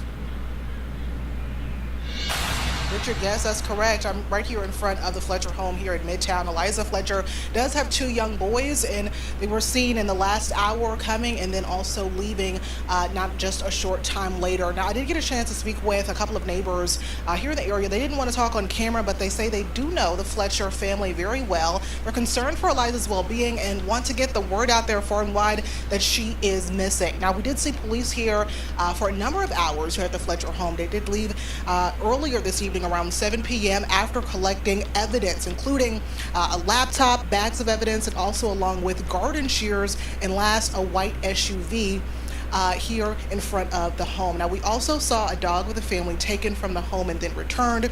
Here's what we know. 34-year-old Eliza, or Liza, as some call her, was seen being forced into a black SUV. The St. Mary's Junior Kindergartner teacher was out early this Friday at 4:30 in the morning on a jog near the University of Memphis area. That was at Central and Zach Curlin. Now, she was reported missing by her family some hours later when she didn't return home. Fletcher was seen wearing a pink sports bra and also a purple running shorts as well. Now, the SUV, we're told by authorities, was headed westbound.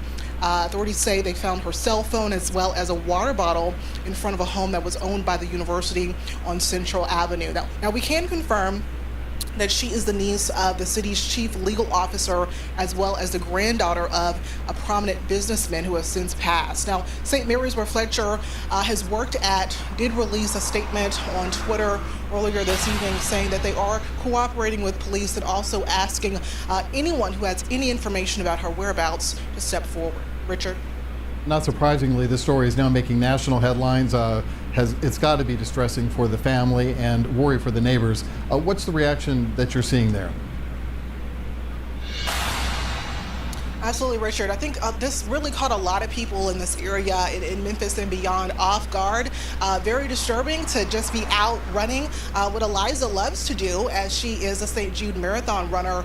The big question on a lot of people's minds, especially women that I've seen speaking about this, on just the safety surrounding running and being out and about in your area. Now, of course, if you have any information on Eliza's whereabouts, where she might be, where you maybe last saw her, or the abductor, or anyone responsible for her being taken, you're urged to call Crime Stoppers at number 901-528-CASH. Live tonight in Midtown, I'm Rebecca Butcher. Well, our prayers for her family, of course, and we hope they find her soon. Thank you, Rebecca.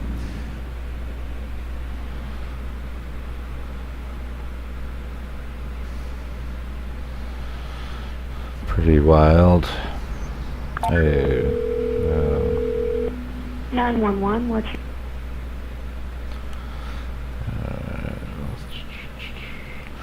Yeah, I found a couple Wally George hot seat videos, full length. Might click one of those on here in a second. Wally George was like the original Jerry Springer. Like, there was no one before him. He was the first one to do that type of stuff. And his show's a little different. You know, he had like mostly known guests on his show, and people that he opposes politically and morally and stuff. Really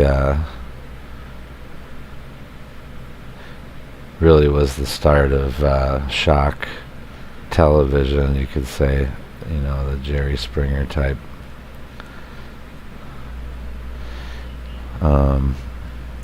Let's see, this first one doesn't have the greatest video quality. I'm gonna play it anyways. This one actually did have better quality.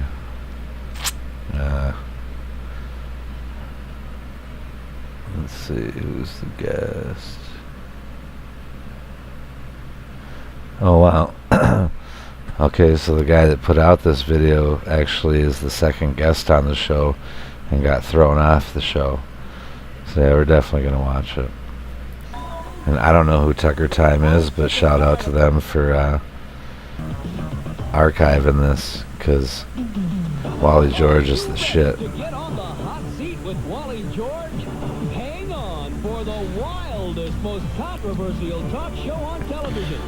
Now this was on UHF television, channel 56, Anaheim, California, and like, it was a late night show. It started like 11 o'clock maybe or something, maybe 12 even, and only allowed to be on late at night like that. And when I was a kid, I'd stay up and watch it. But yeah, this is the original Jerry Springer right here, folks. And then came Morton Downey Jr. And then the Morton Downey Jr. and Wally George. They had a lot of arguments and battles between their shows, and I don't think Wally ever went on to Morton Downey, but Morton Downey definitely went on to Wally's channel. This is the one program to make sure the USA stays #1.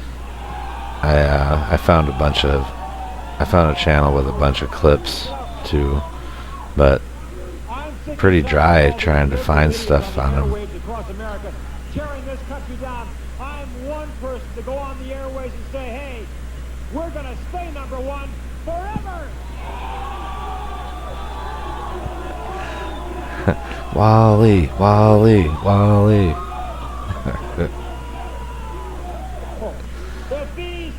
If these liberal, loudmouth radio and television talk show hosts who complain so much about America, if they don't like it here, let them get the hell out of here.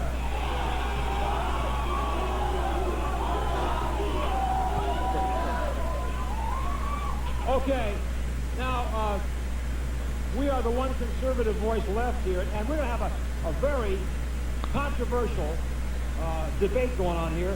We have a good friend of mine, Irv Rubin, who is the head of the Jewish Defense League across the country, the JDL, and he's taken on one of his loudmouth idiots, Larry Rice, And Larry Rice, believe it or not, is defending Saddam Hussein.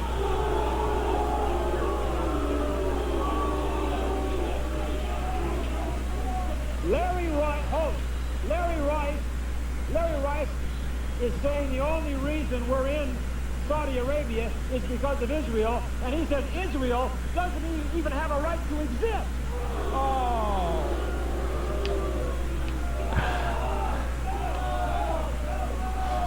Larry Rice says we should bring all of our troops home and let Saddam Hussein keep Kuwait.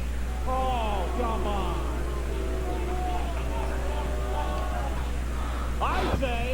I say Larry Rice is a Jew hater, and we're going to get his butt.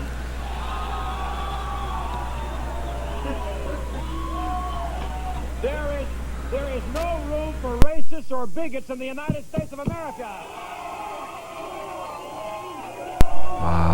Wally.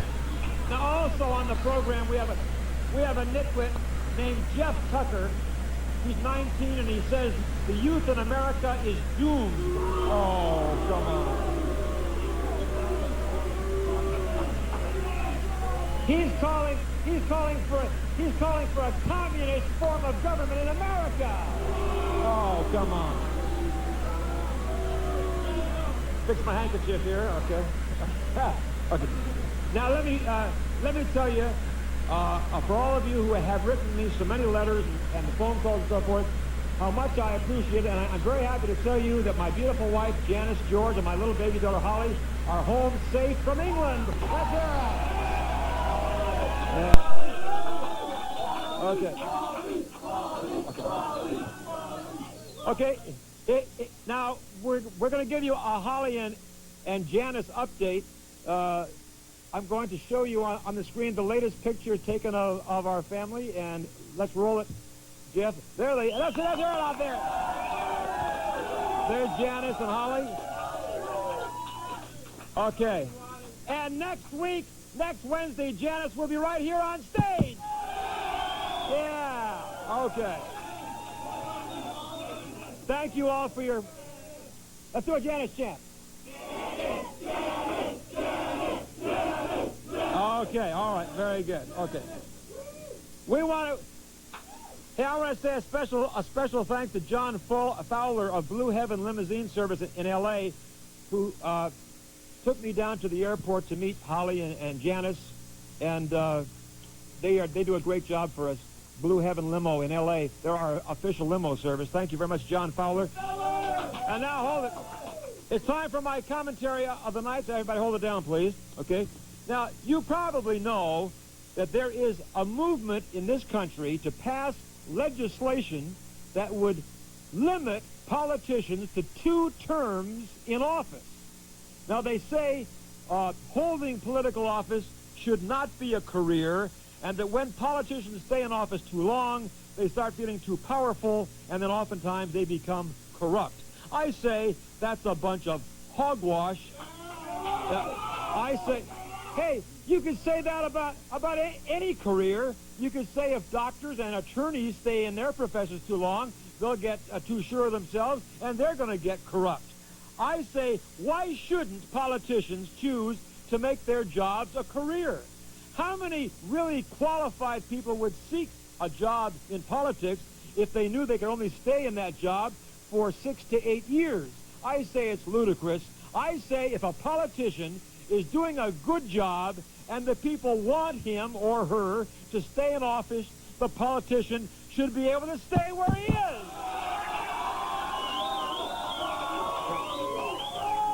Now I say, if he or she is not doing a good job in office, then we, the people, will vote them out of office. It's as simple as that. I say that this 2-term limit proposal is unfair and irrational. It makes no sense. I say let's dump the whole stupid idea now. I'll be right back.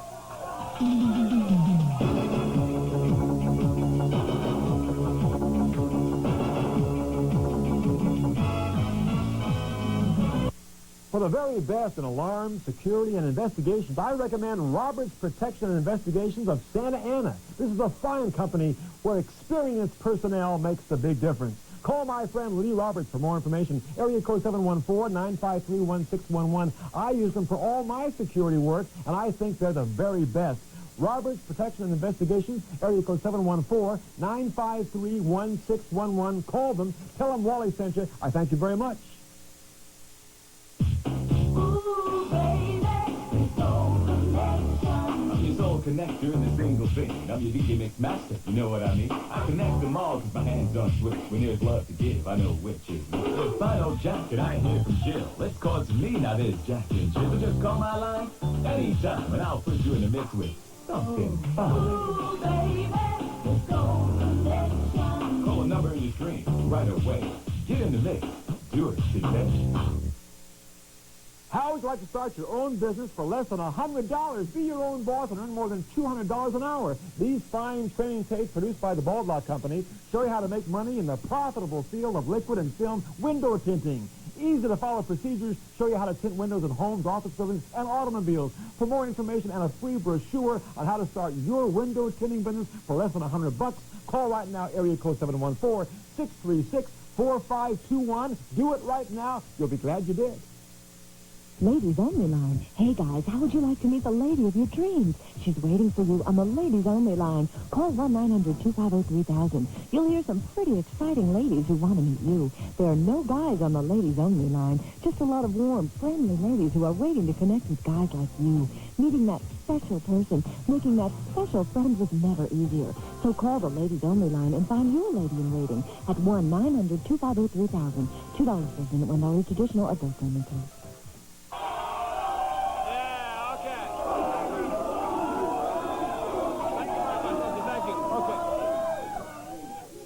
Okay, thank you very much. Welcome back, everybody, to Hot Seat. It's great to have you here, and we'll get to our guests in a minute. One is a very good friend of mine, and one is a complete idiot.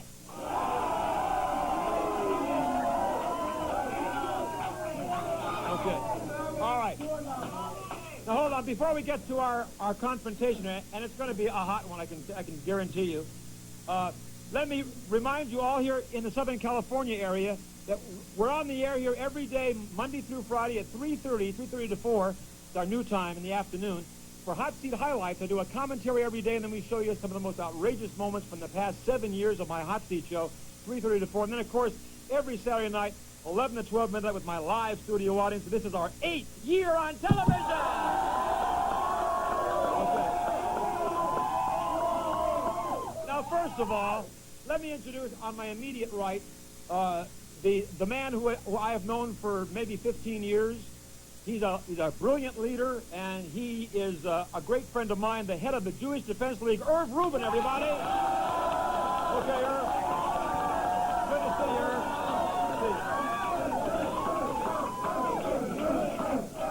Now, we've had this other jerk on the show a lot of times. Behold, this time, he's hit a new low. He is supporting Saddam Hussein.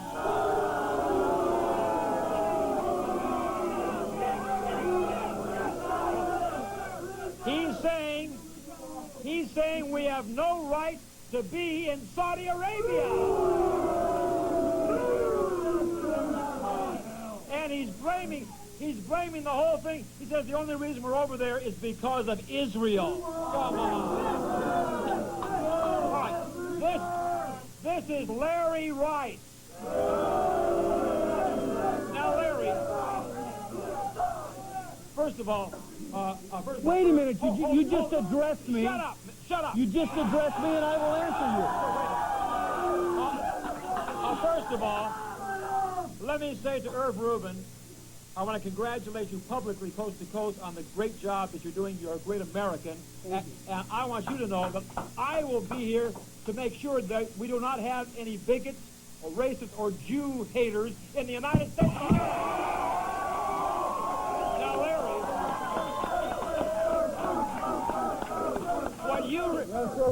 what you really are, Larry, is you're saying you support Saddam Hussein. You're blaming Israel. I call you a dirty Jew hater.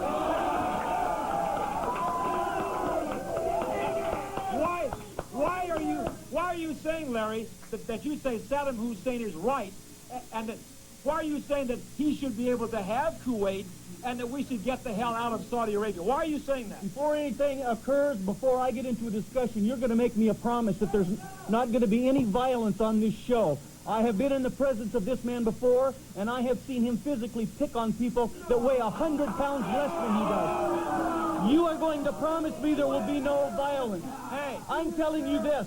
I will not make any form of violent move. I will not call anybody any dirty names tonight, and I want a commitment from you that you can guarantee the same thing for me. Hold on. Hold on. Hey, let me tell you, I know for a fact Irv Rubin won't do anything, but I may punch you in your nose. I may do it. If you're going to worry about anything, First of all, you better worry about me, pal. You better worry about me, because I love to smash your bigoted face. We're going to talk about facts. No. Okay, we're not going to call each other a bunch of silly names. We're going to talk about facts and figures. I'm calling you a Jew hater. Explain the problem to the American people, make it very clear, and it's going to take me about 30 seconds, and you are going to know, ladies and gentlemen, why we have a problem in the Middle East. The problem is right here. I want the director to get a shot of this. This is the Middle East, ladies and gentlemen. You see this yellow area? This is the people that hate this little tiny red spot. You know what this red spot is? It is Israel. You tell me, Mr. Irv Rubin, why do 300 million people hate 5 million? Why did you not even exist as a country in 1948 and suddenly this little spot shows up and everybody in the damn region hates your guts? Oh! You stupid. Hey, hold on. This red spot didn't exist until the Jews, till the Zionists, not the Jews. I love the Jewish people. No, you don't. It is the Zionists. It is the Zionists that I dislike. Hold. Let Irv talk. Go ahead, Irv. Right. Go ahead, Irv. I want you people to realize that this is a prime example of a person who's so insecure. He produces a map. A tiny, tiny little spot is threatening, quote, 300 million people. That one is wrong. No, that wasn't a quote. That one is wrong. I did not say. I did not say. Let him answer. I said they hate you, and that is the truth. They hate you. They hate you because shut your mouth. They hate you because you hate them in their streets. Don't touch me physically. Don't you touch me physically. Don't you touch me physically. Do not touch me physically. Yeah, I'm looking at that little red spot.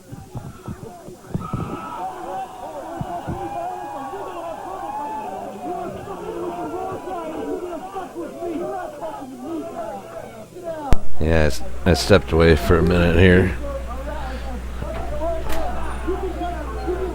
Okay, so this is the guy who produced the video right here, I think, because he said he got thrown out.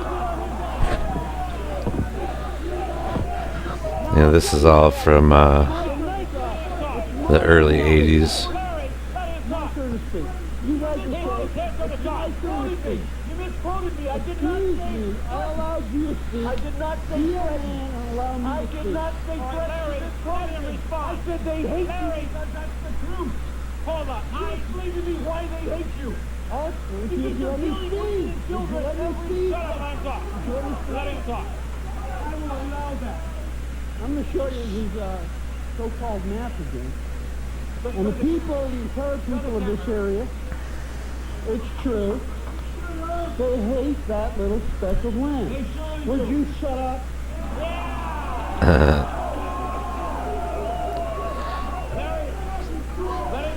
Now that little speck of land, which they think that is a threat to their entire region, has offered more to civilization and the history of the world than all the camels and all the oil that they have in this region. For those people who hate Jews, like this chrome dome over here, I did not say I hate Jews. I said I love the Jewish people. What he has to hate, Arabs, everything. He has to hate people like Jesus, and he has to hate people like Moses, and he has to hate people like himself, because Jesus was Jewish, And he came from this little tiny red spot. Okay? We have offered more to the world in the way of culture, in the way of advancement, than this entire region could possibly imagine. Such as. What do you have? How many children?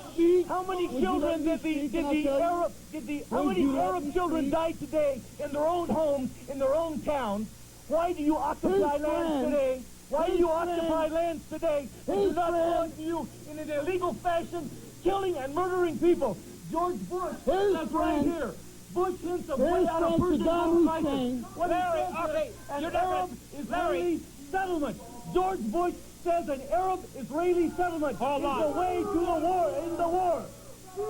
You see, just Larry, let him talk. His friend Saddam Hussein drops poison gas. I didn't say he was a friend of mine. You're supporting him. I did not say he was a friend of mine. People. You're a liar. You support his position. Hold on, Larry. You support his position in the Middle East. He's done no more than the Jews have done in Palestine. You see, the Jews illegally, and by the way, these were European Jews. They didn't even live there. 90% of the people, 90% of the people in 1948 who usurped power. Know what he's talking about. Europe. He's absolutely insane. Hold on, Irv. That's a documented fact. Hold on, Larry, I'm asking you a question. Larry, shut up, Larry. Larry, I said shut up. International law. Larry, no, I said shut up. Now, you're not gonna control this program. It's my show, and you're not gonna control this show, is he? I'm making a point, and you're letting this guy make speeches. You shut up. You see, I'm not It's my program. It's my program. He's the man that stood up. Shut up. He's the man. Look at he has to look at this. Put your finger on this. He has to touch people. Larry, he's a typical Jew. He likes to take violence. You see, the Jewish answer is war. The Jewish answer is death. The Jewish answer is death. I'm not afraid of you. I'm not afraid of you at all. He's up again. Look, he can control himself no better than the Jews that came in raping and women and children in Palestine. Let's go to a break. We'll be right back. Let's go to America's Confession Numbers. Real people revealing their most personal secrets. Find out what really goes on behind closed doors. Call 1-900-847-4500. Women reveal their hidden desires on 1-900-847-4600. Eavesdrop on actresses and models' secret lives. Call 1-900-847-4700. The Confession Numbers. Call them now. Welcome to the 80s. Just $2 per person with $1 traditional. Adults only. Yeah, I don't know exactly what year this is, but we'll fast forward through it here. Christmas, my favorite time of the year. Hi, I'm Louise Mandrell, and I'd like to tell you about a new album by Sessions called Christmas Wishes.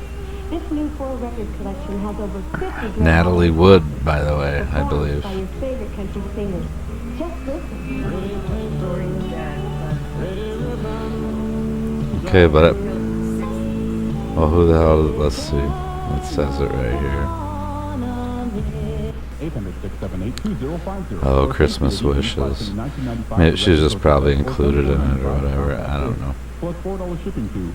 My name's Wally George, and we have Larry Whiteley, the lunatic. No. Wrong person. Natalie Wood drowned in the ocean in a boating accident. Well, they say it's a boating accident. Yeah, but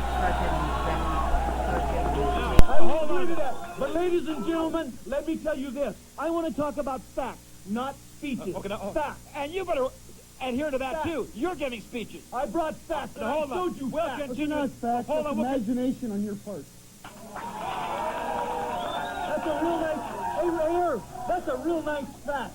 That's really great the way you got me back. Thank you very much. Now let's hear what you got. Hey, Larry, I'm asking you a question now. Well, ask me. You said. Now I want you to back to this. You said that Saddam Hussein was perfectly right in taking over Kuwait and we had no right to go into Saudi Arabia. How do you back that up? Saddam Hussein has done the same thing the Jews done in Israel. He not invaded Kuwait. Israel invaded Palestine in 1948. That is not true. The majority of the world nations. Let him answer that. That is a fact. Let him answer that. The majority of the world, through the auspices of the United Nations, declared the state of Israel to be a Jewish homeland. Which proclamation was that? Which top line? Which proclamation was that, Irv? Which proclamation was that? In 1948, when Israel declared. Would you shut up? The damn proclamation. Would you let me speak? Talk about facts. Would you let me speak? Give me the number. Would you let me speak? Yes. In 1948, when the state of Israel declared her independence, the UN and every superpower, including Russia and the United States, recognized the sovereign state of Israel. No, that is not what true. happened? That is true. What happened? That is not even any boundaries. There were not even any boundaries. What happened was 6 Arab armies. Then you can answer. He's lying. You can answer. He's lying. Don't tell me I'm lying. You can answer in a minute. He is distorting the truth. You can answer in a minute.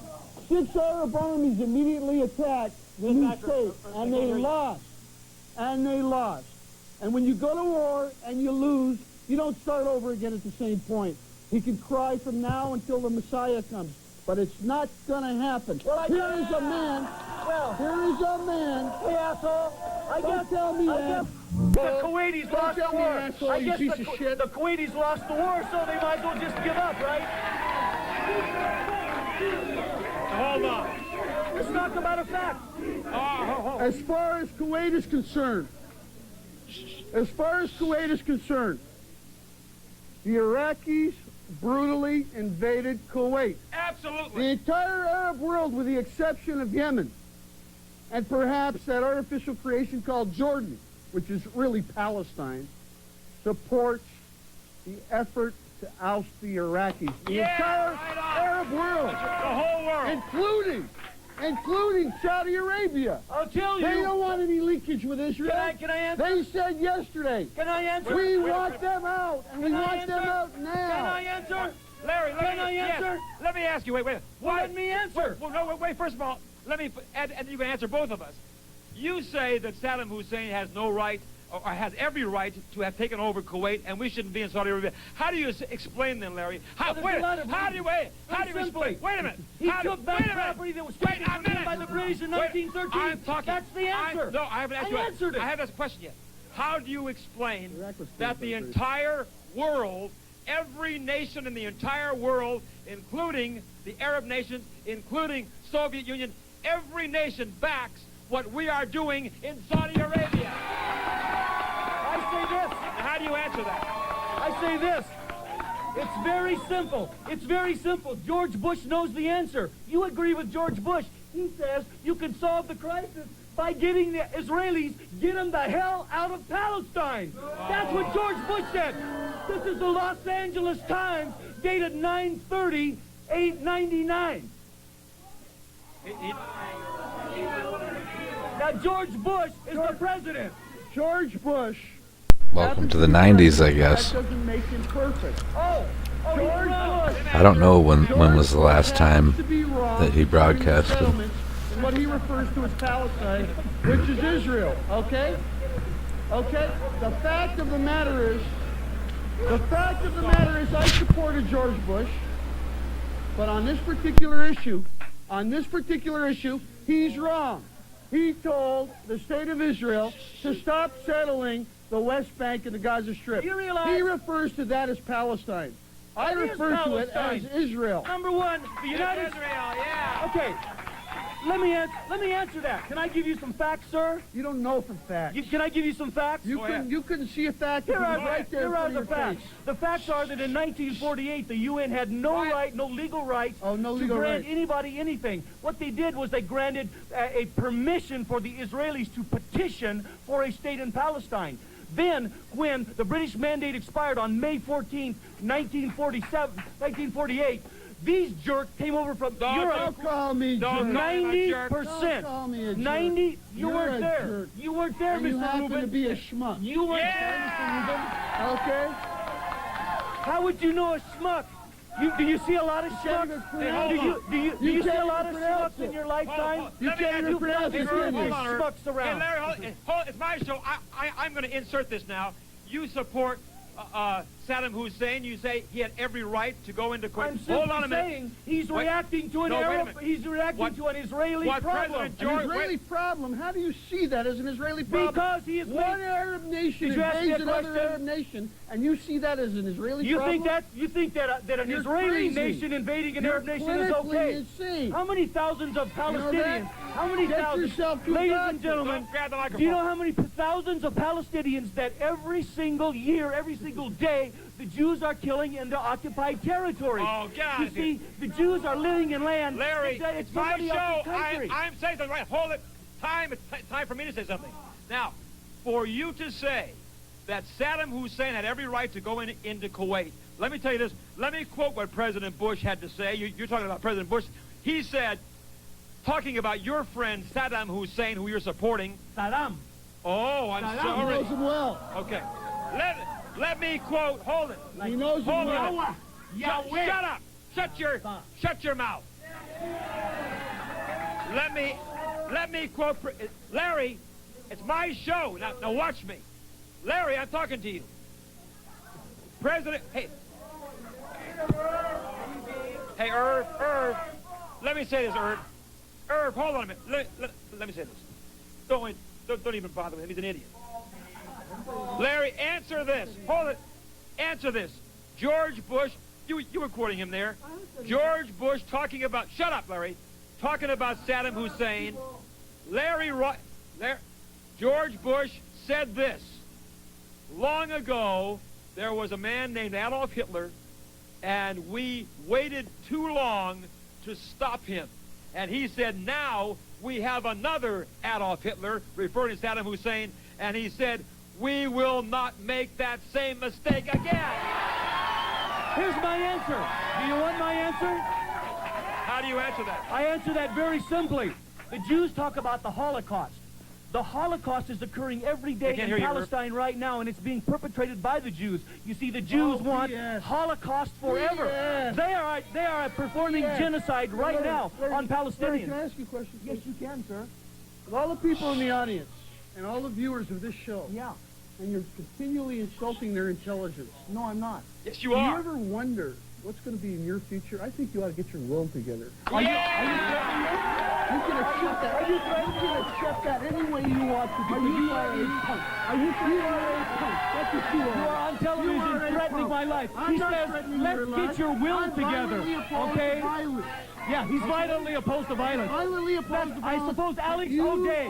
You see, there's a fellow named Alex O'Day, ladies and gentlemen. He was blown up. He was blown. You should be there with him. Be where? Wherever he is. Where is he? You should be there. Where is Alex O'Day? Well, you just said he was blown up. He was blown up? Well, I'm sure he'll greet you. It wouldn't have happened to be by a terrorist, would it? Maybe you did it. It would have happened by a terrorist. Maybe you did it because you support terrorism. Well, let me tell you something, buddy. You support terrorism. You are people. I'm not thinking you are terrorists. You are a piece of garbage. Come on. Sit back in your chair. Don't have any violence. Man away from me. No. And I use that term loosely. We're not going to have any violence now. You're a punk. You know that? You're a goddamn You're in my hold on. Larry, you are a pile of horse manure. I'll be right back.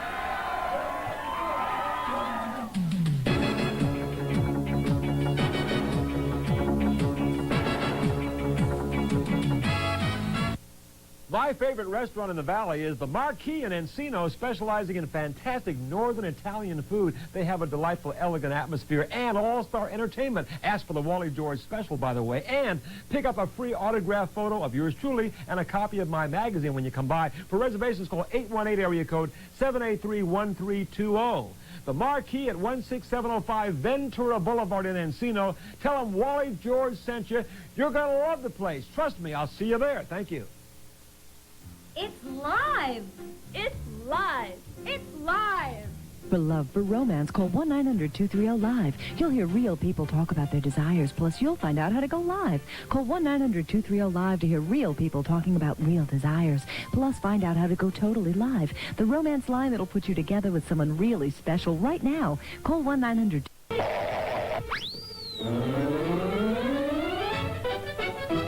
We're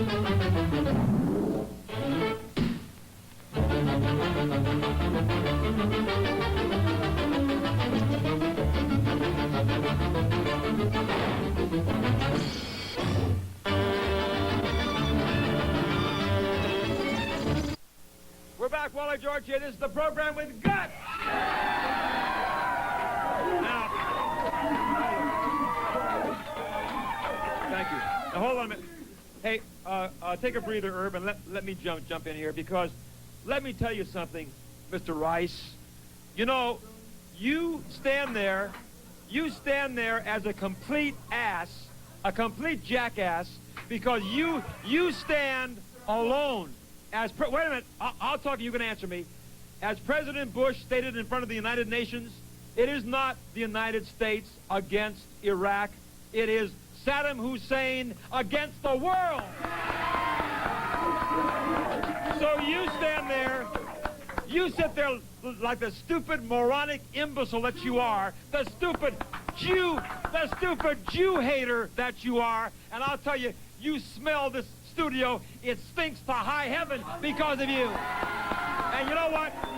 You, Larry Rice, because of your Jew hating, because of your bigotry, your racism, I say you are an embarrassment to the United States of America.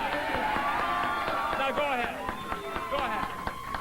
Go ahead. Everything I've stated is a fact, period. Everything I've stated is a fact. And the fact is you're a racist Jew hater. Let me ask. That's the fact. No, that's not a fact. That is not a fact. What I happen is I love liberty. I love freedom. I love to see the world work in harmony. But you see, the problem is when people come from Europe and invade a country and start killing innocent people. Here, let me ask you a question, Mr. Rubin. Do the Israeli soldiers kill or not daily people in occupied lands? No, they don't. Do they kill them weekly? No, they don't. Have they killed thousands? No, they haven't. Well, I'm sorry, sir, but you see, 3 days ago, the 1,000th death occurred in the occupied territory. That is not true. That is the West Bank. That is not true. And that is a fact, that is sir. Not true. Oh, that what is is not it? True. What is it, only 900? Let him answer, Larry. Let him answer. Why don't you address the question of how many people the PLO, and namely Mr. Arafat, have killed in the Palestinian community? Oh, yes, we are. Oh, yes, we are. In the Palestinian community, since the so-called Intifada was given birth. And Intifada means uprising in Arabic circles, where they take rocks and Molotov cocktails and human feces and throw it at people and burn up people alive. That's the type of Arab culture that this thing supports. Let me answer, Mr. George. And you know something? Let me answer. You know something? Wait a minute. Let me answer. Wait a minute. Let him There will finish. come a day. There will come a day of reckoning when people like him and Jane Fonda have to pay for their crimes of treason against the United States. And it will be a better day, and it will be a great day when they line up with 30-odd sixes and blow a big hole right here. Once again, ladies and gentlemen, you can see that Ron Rubin does not... Sit down. Sit down. Sit down, Larry. Sit down. Sit down. Sit down. Sit down. Sit down. Now, Larry. I say let's hold talk on. about It's my show. Let's talk about facts. It's my show. I'm You said I could answer. I could. You answered. Now, No, I didn't answer. You said, Larry. You said. Hold on. You stated in my office that you. Hold on. You stated to me, and I'm going to have you answer this. Good. In my office, you stated that you did not think Israel has the right to exist as a nation. Now, do you believe that? First of all, Israel... He doesn't have the right to exist as a human being. Yeah! Okay.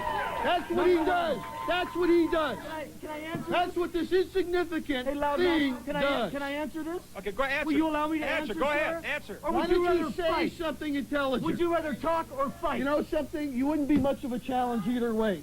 Either way, You know what's wouldn't be happening? much of a challenge. I'm making a fool of you. Either way. I'm making a fool of you. Either way. And you're trying You're no to get challenge. physical in order so You're that you're not no embarrassed. challenge either way. Here's your answer, Wally. Either way, you are no challenge. Here's your answer, Wally. Here's your answer, Wally. Israel does not exist today. What do you mean doesn't Because it is an illegal state. Oh, you idiot. No, it exists. It exists like any conquering nation. You see, what the Jews did to the Palestinians, we did to the American Indians. It's exactly the same thing. It's exactly the same thing. I look forward to him giving you his new car and his home to the first Mohawk who comes down the road. That's what I'm saying. Nobody is proud. Stand up, Wally. There's an Indian. Wally, there's an Indian there. Why don't you give him your money? Wally. Why don't you give him your money? Wally, I thought you weren't going to let anybody dominate this show, Wally. Hold on. I thought you weren't going to let anybody dominate the show, Wally. I thought you weren't going to let him dominate the show, Wally. I'm trying to answer your question. I'm trying to answer your question. Answer the question quickly. Here's the question. Israel does not exist because there are three ways that a nation can gain sovereignty. Number one, they must have a people. There were no people in Israel. They all came from the four corners of the world. Number two, they need to have territory. They did not have territory. They took territory. Number three, they have to have a government. And they did not have a government. They don't have a government today. Larry, let me tell you something.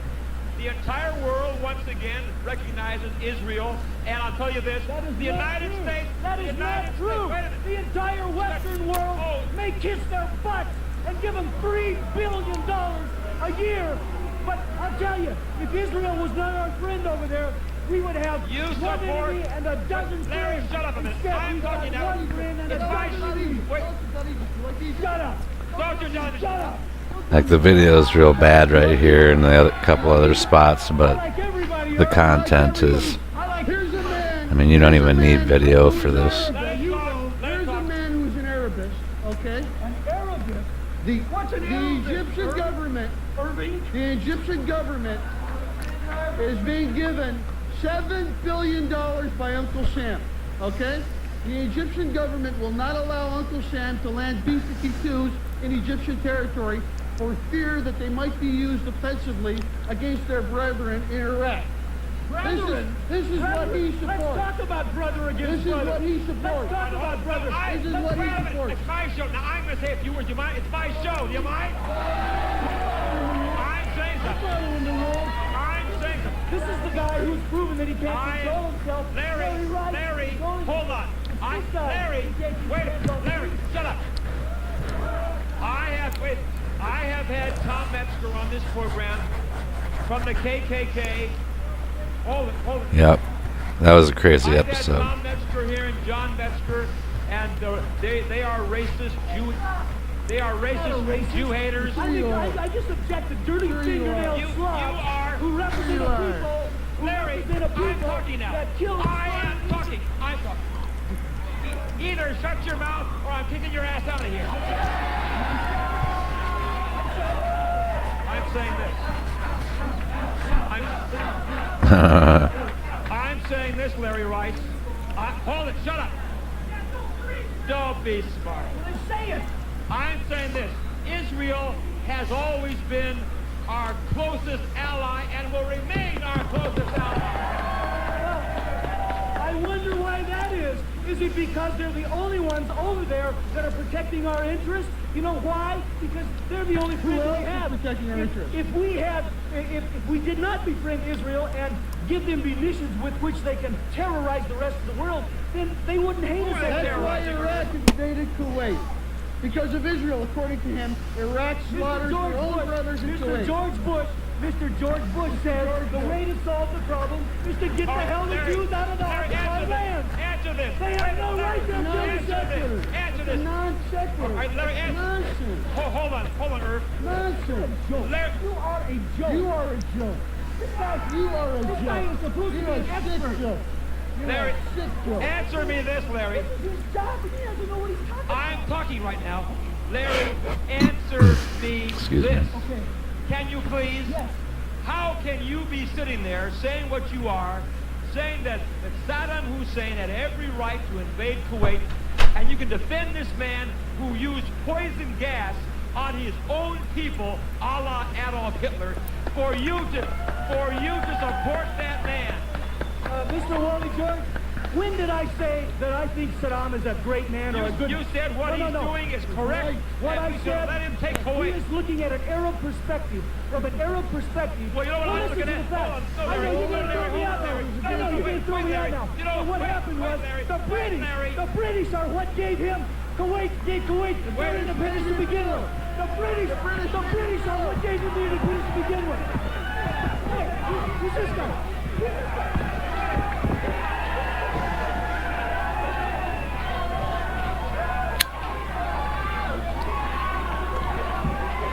Yeah, this is where it all began. Well, this is where it began for talk shows like this. Morton Downey Jr. If you're looking for a quality used car, let me introduce my pal Crazy Andy at Deals on Wheels in Reseda and Canoga Park. Crazy Andy's Jerry Springer, Maury Povich. They all owe their credits to this man right here. At both locations. Call area code 818-343-1922 or 349-2640. Deals on Wheels in the San Fernando Valley. Tell Andy Wally George sent you. Thank you. Ladies only line. Hey guys, how would you like to meet the lady of your dreams? She's waiting for You you. can tell it's late night programming too, huh? 250-3000. You'll hear some pretty exciting ladies who want to meet you. There are no guys on the ladies only line. Just a lot of Guys on the ladies only line. I wouldn't be surprised if that number is actually still good too. That would not surprise me. So call the ladies only line and find your lady in waiting at 1-900-250-3000. $2 traditional at the Late Night Theater. Nice. Dinosaurs midnight tonight on the Late Night Theater right here on KDOC 56. Oh, okay, it says 1990. Larry Rice is an idiot, isn't he? So he must have said 89 and not 99 then for that article. All right. Now, before we get to our next victim on the hot seat, let me remind you, every Monday night, join me on KLAC this Monday night. Every Monday night from 9 o'clock until 12 midnight. You can call me on the phone for 3 hours. Call me this Monday night on KLAC 570 on the AM dial. We'd love to hear from you, and we'd love to take your phone calls on the Wally George Great American Radio Show, KLAC 570 on the AM dial, Monday night, 9 o'clock until 12 midnight. Now, for those of you who want to write to me, I do love to hear from you. The address is on our screen. Write to me. We'd love to get your mail. If you want to come down and challenge me on some particular subject matter, you're 18 years of age or older, you want to come and challenge me on the hot seat some Saturday night, write to me at this address on your screen, and maybe we'll invite you to come down, take me on the hot seat, okay? So also, if you'd like a free copy of my magazine, Victory Magazine, I'll send one out to you, all right? And, of course, an autographed picture, if you like one of those. Okay, now, our address, Wally George, P.O. Box 787, Hollywood, California, 90078. If you want to come down here for a taping of my Hot Seat show, we tape the show every Wednesday evening at approximately 6:30, and we show it back on the air the following Saturday night, 11 to 12 midnight. The number's on your screen. You can call any day, Monday through Friday during business hours, and give your name and phone number, and we'll invite you to come down. The tickets are free. We'll invite you to come down for a taping of my Hot Seat show, so call these numbers for your free tickets during business hours, Monday through Friday. The 213 area code is 464-611-11111. In the 714 area code, it's 999. 999. 999. One more time, 999. Okay, right on. Okay. Now we have a poor miss. Hold it. Hold it down, please. A misguided nerd. Hey, this guy, hold it. This guy says the youth of America is doomed. Oh. That's right. Hey, and hold it. His name is Jeff Tucker. There we go. This is the guy that posted the video. Shout out to them again for archiving this. Dark glasses. Are you stoned, man?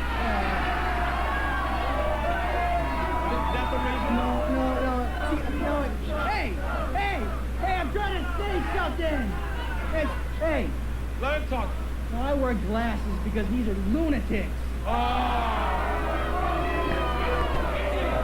Hey, hold on. Jeff, hold on. Why do you say that the youth here in America are doomed? Why do you say such a stupid thing? Because in this country, capitalism is wasted. The rich are getting richer, the poor are getting poor, and these people don't seem to realize it. Hey, you say that you have the audacity. Look how much wisdom is in some of this shit, though. No matter what their job may be, Nothing's changed. Well, it's gotten worse. same amount of money. Oh, God. Why do you say that? Please. Are you serious about that? You see, my reasoning is, my reasoning is exactly what's going on. The new kids on the block, right? You hate them, right? Yeah, right? Okay, now, you realize these kids are making millions doing nothing while we have to work in burger joints? You think it's fair? Hey, you know why? Hey, hold on. Hey, you know why? Hold on. Jeff, because you belong in a burger joint. Wally. I don't think he's even good enough to be in a burger joint. Are you trying to tell me? Are you trying to tell me, Jeff? Do you mean to tell me that you say that garbage collectors should earn the same amount of money as heads of corporations? Yes. What is a head? Garbage man, the head of corporations, they're both doing the same thing, shuffling trash. If you want, Except this guy's for communism or something, I think. if you want to be a millionaire, then get off your ass and do something.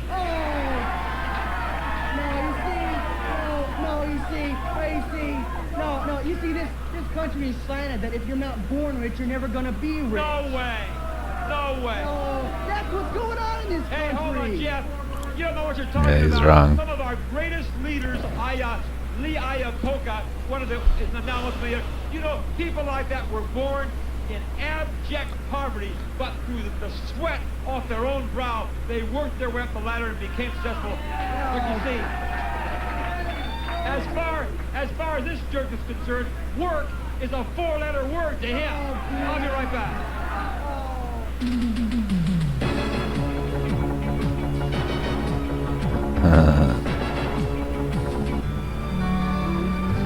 There was a time when success depended on honesty, commitment, and hard work. Over the years, we've built our reputation on these same values.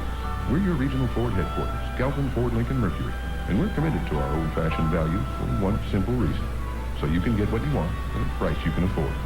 Make the drive, because getting more doesn't have to cost more. Your regional Ford headquarters, Galvin Ford Lincoln Mercury, in the heart of the San Fernando Valley. In over 40 years, only the cars have changed.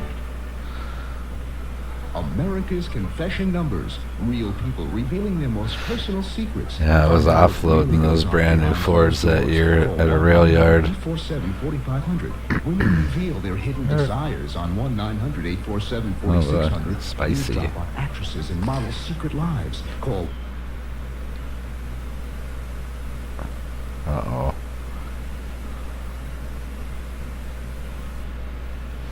Please stand by. Technical difficulties. Hurt. Hey, we're back.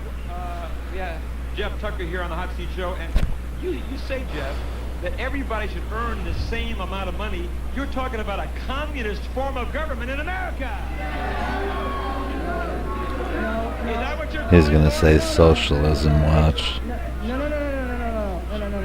You misunderstand me. Communism has not worked as is apparent in the Soviet Union, and neither is capitalism as present here. What we need is... What do we need? We're in the 20th century. Hey, you know what you need? Brain surgery.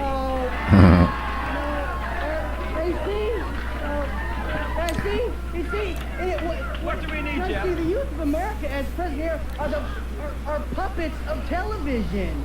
Hey, do you think he represents the youth of America? Puppets of television? What? Sit down! He represents the demented perverts of America. Oh, sit down! Sit down! Hey, hold on. Why do you say, Jeff, that we should have no millionaires in the United States of America? Why should we have no millionaires? Because the majority of the millionaires did not earn it, as is so eloquently. Wrong. No, you see, the majority. They did earn it. No, the majority of Americans work for that money. You think there was a single job that you could do worth $1 million? Yes. What? The presidents of corporations, people who are hiring thousands of employees. What about movie stars who don't do anything? You know what it is? You know what it is? You know what it is with you, Jeff? Jealous. Just after 4:20, by the way. No, you see, if that were the case, you would have a valid argument. But I have a high-paying job. What do you do, Jeff? No. What do you do? No. Hey, I'm the manager at a I'm the manager at a major video corporation. He's the manager. Oh. Yeah. What do you do? Flipping burgers. The fry guy. He's the manager. Hey, you know what? Sure. Hey, he's the night. Hey, hold on. What he really means is he's the night clerk at the local 7-Eleven. Oh, yeah.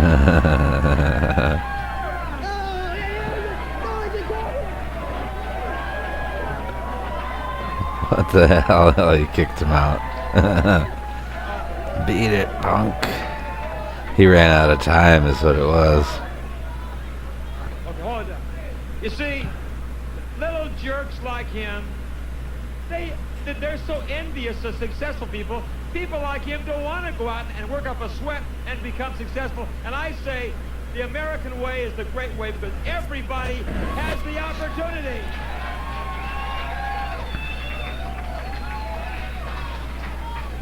Anybody who wants to be a success, anybody who wants to get something, they're not going to get it for nothing like this little jerk wants it handed to him on a silver plate. If you want to get something, you want to be something in America, you can do it, but it's going to take sweat, it's going to take work, and I'll tell you, if you want to do it, you can do it in the United States of America. Good night, everybody.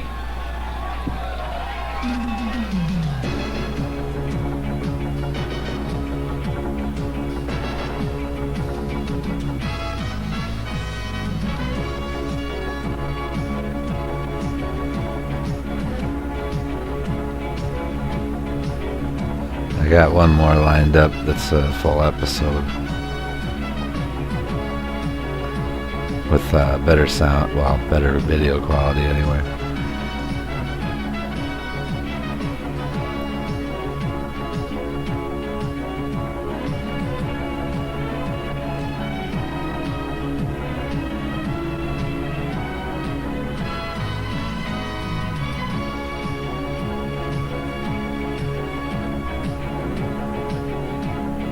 You had to have that disclaimer for Wally. Alright.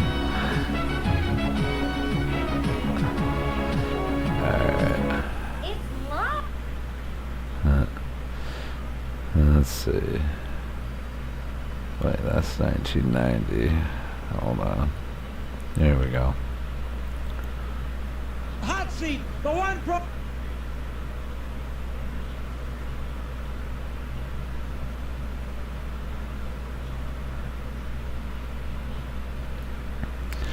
Oh yeah, let's see, hold on a second.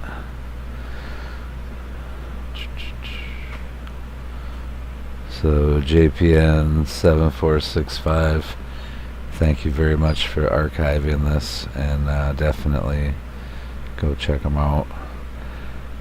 And well, let's go. Did I just pause it? Hermosa Beach and Manhattan Beach on Channel 15. Are you ready to get on the hot seat with Wally George? Hang on for the wildest, most controversial talk show on television, featuring enthusiastic participation from our live studio audience and interviews with provocative newsmaker guests. And now, here he is, that hard-hitting, award-winning, conservative voice of television, Wally George!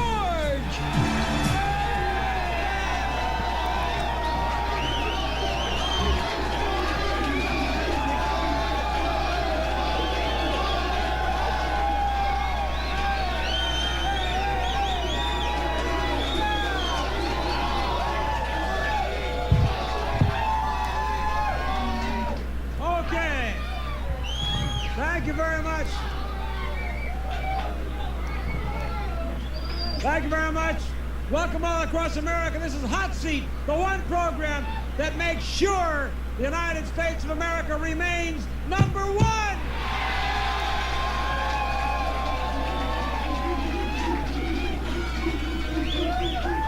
Okay.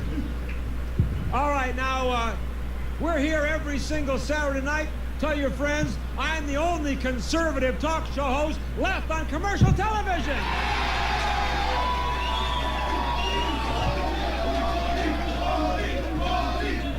Okay. Now on the, okay, thank you very much.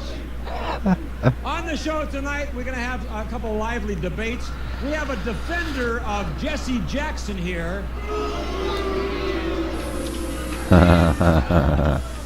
Now, Eddie Goodwin is here, and Eddie says that Jesse Jackson, the Reverend Jackson, is a real hero and humanitarian for going over there to Iraq and so forth. And I say the only reason he went there is to promote himself to run for president again.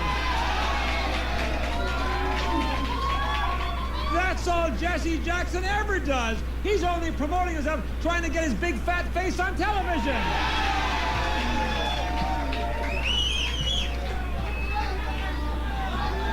And then we have another jerk here named Mike Hubble, and he says he's a native Californian, and he's working on legislation to legally deport all foreigners from the state of California.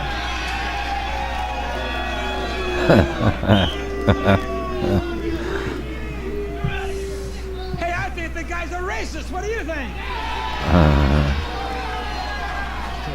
My, how times have changed. Now, before we get on to our guests and my commentary tonight, it's time to introduce my great crew. And in the booth, we have our fine director. Let's hear it for, hey, Jeff Bingham. Let's hear it, everybody. No one cares. And right here on the floor is my beautiful wife, my producer, Janice George. Yeah, she's always kind of a hottie, all right. Our floor director, the amazing Perry Cowan right there. There's Perry, let's hear it. Nice. I can do that too, actually. Now let's hold it even down, better. please. Hold it down because it's time for my commentary of the night. So everybody pay close attention if you will. Well, I haven't done it for a long I want to time. congratulate President Bush on a forceful, dynamic, meaningful, and dramatic speech to a joint session of Congress just a few days ago. The president left no doubt that he is ready, willing, and able to use military force against Saddam Hussein. Now, I was pleased to hear the president say that our role also includes halting chemical missiles and nuclear weapons in Iraq. Senior government officials confirmed that the ultimate goal is to destroy Iraq's chemical warfare capacity and its nuclear technology. The president is right on target. And I say the sooner he takes military action, the better. Now, you can believe that President Bush will not turn this into another dragged-out Vietnam War. This is one war that we can win with the snap of a finger. I say, once those airstrikes take place on strategic military locations in Iraq and also on the presidential palace, it'll be all over. We are not just doing this, by the way, to stop Saddam Hussein. We are doing this to show other potential tyrants of the future that the United States of America will not permit these idiots to do whatever they want to do. And to those liberal idiots around the country, talk show hosts and the like, who have been constantly berating President Bush for our Persian Gulf policy, let me remind them that 78% of the people in this country support the president's handling of this crisis. I say President Bush is a bold, determined, and brave leader, and he should make all of us feel proud to be Americans. I'll be right back.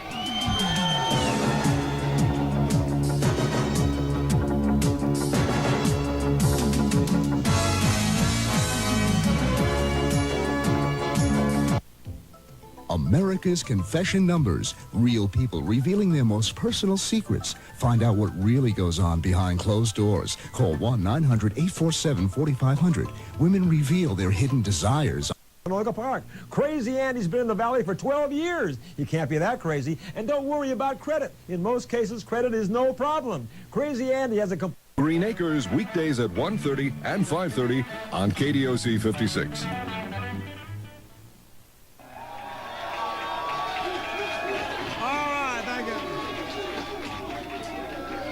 Thank you very much.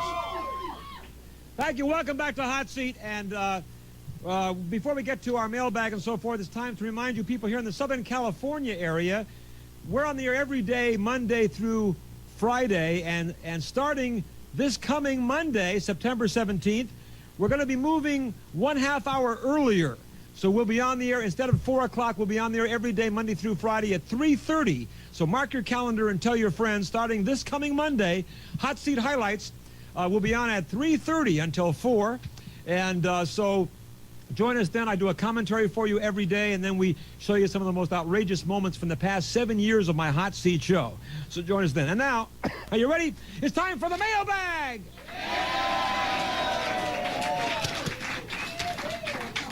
Now here's one from a stupid nerd called Arnold.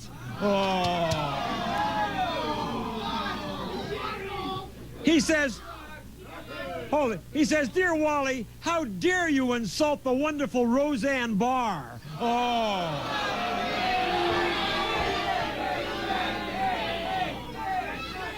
He says, hey, wait, it gets worse. He says, "I think Roseanne is beautiful and sexy." Oh.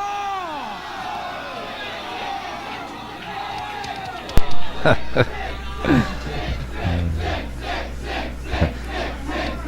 sick. He says Roseanne is my kind of woman. Oh. Hey, Hey, Arnold. Hey, if Roseanne is your kind of woman, I sure hate to see what you look like. Hey, Arnold. Hey, Arnold, maybe I can set up a date with you and Roseanne, and you two can bounce off the walls together. You're out of here.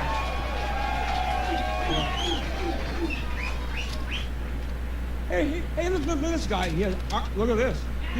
He says, "Hey, Wally, you think you're so tough." He says, but I think you're nothing but a wimp. Oh. He says, "I challenge you to a 15-round fight." Oh. Signed, Jimmy T. Hey, Jimmy, if you're watching, pal, come on down. I only need 1 round for you, pal.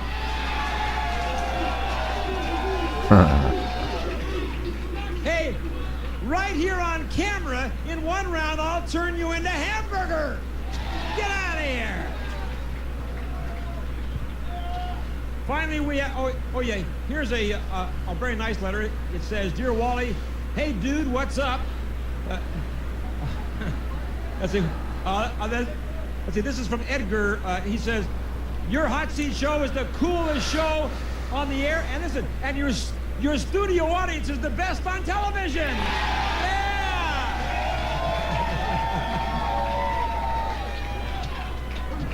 Now I want to tell you, hold on.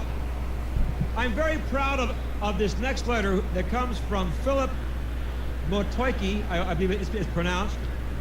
And he is a viewer of mine, and he writes me this letter, and he's in the United States Navy stationed on this destroyer, and from the USS Antion, stationed in the Persian Gulf. Philip says, "Wally, we are here in Saudi Arabia, and we are ready for anything. I hope we get these Iraqis out of Kuwait and get the hostages back." And he says we need to teach Saddam Hussein and his array of brutes a good lesson. Yeah. He's all of us here who are stationed here in Saudi Arabia believe in and trust our great president.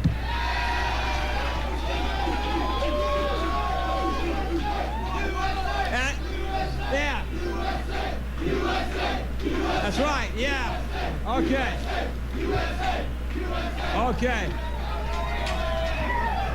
Hey, Philip, we're going to send a videotape of this show to you and to all of your shipmates. And we say, hey, let's send them a big cheer. They're doing a great job out there. Come on. Great. Okay, let's go to the audience and bring my questioners up. Let's bring, come on. It's time for our questioners. Okay, can I have your name and your question? Go ahead. Hold it. Yes. Kelsey Hartman. Hi, Kelsey. Hi. Hold it down, guys. Okay, go ahead. I want to know what you think about all the guys that are over in Iraq fighting for the United States. Well, I tell you, like this letter I got, I say, as President Bush has said, our guys over there, they weren't drafted. They joined the armed forces to serve their country. And I say they are great Americans, and every one of them are heroes. Thank you very much. Okay, yes, next.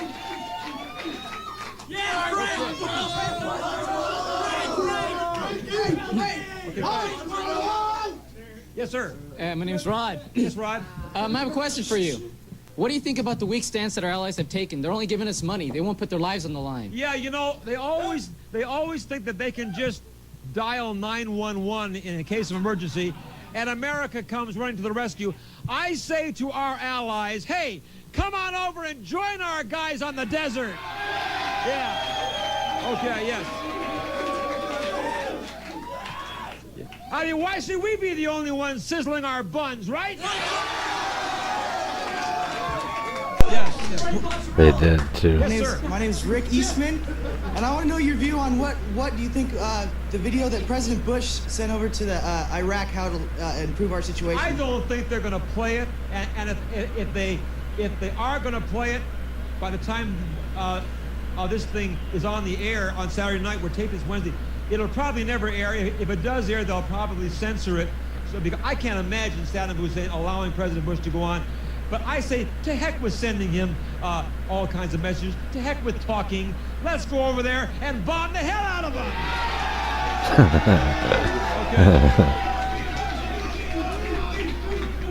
Okay. Okay, yes, sir, yes. Taking kind of a mellow stand and just want Saddam Hussein to compromise. I think personally President Bush should go in there and kick his butt. What do you think? Well, I think, stay where you are. I think what President Bush is doing is he's giving Saddam Hussein time so he can say to the rest of the world, look, I gave him enough time and he didn't do anything. And believe me, trust me, I say President Bush is going to go in, and he is going to kick Saddam Hussein's butt. I'll be right back.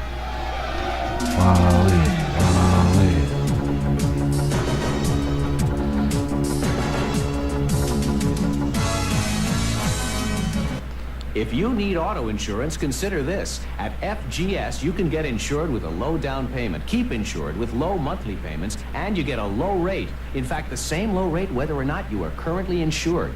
FGS will also insure you over the telephone with your credit card. Now consider this. FGS... Mighty Mouse, coming September to KDOC 56.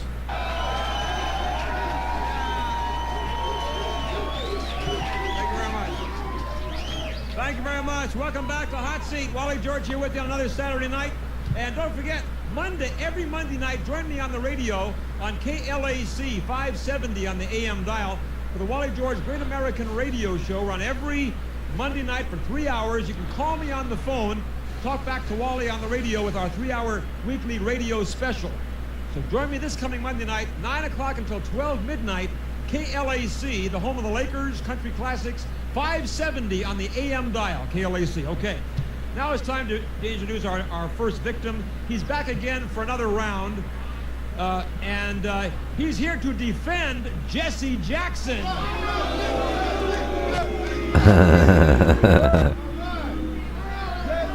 Here he is, Jesse Jackson's defender, Eddie Goodwin.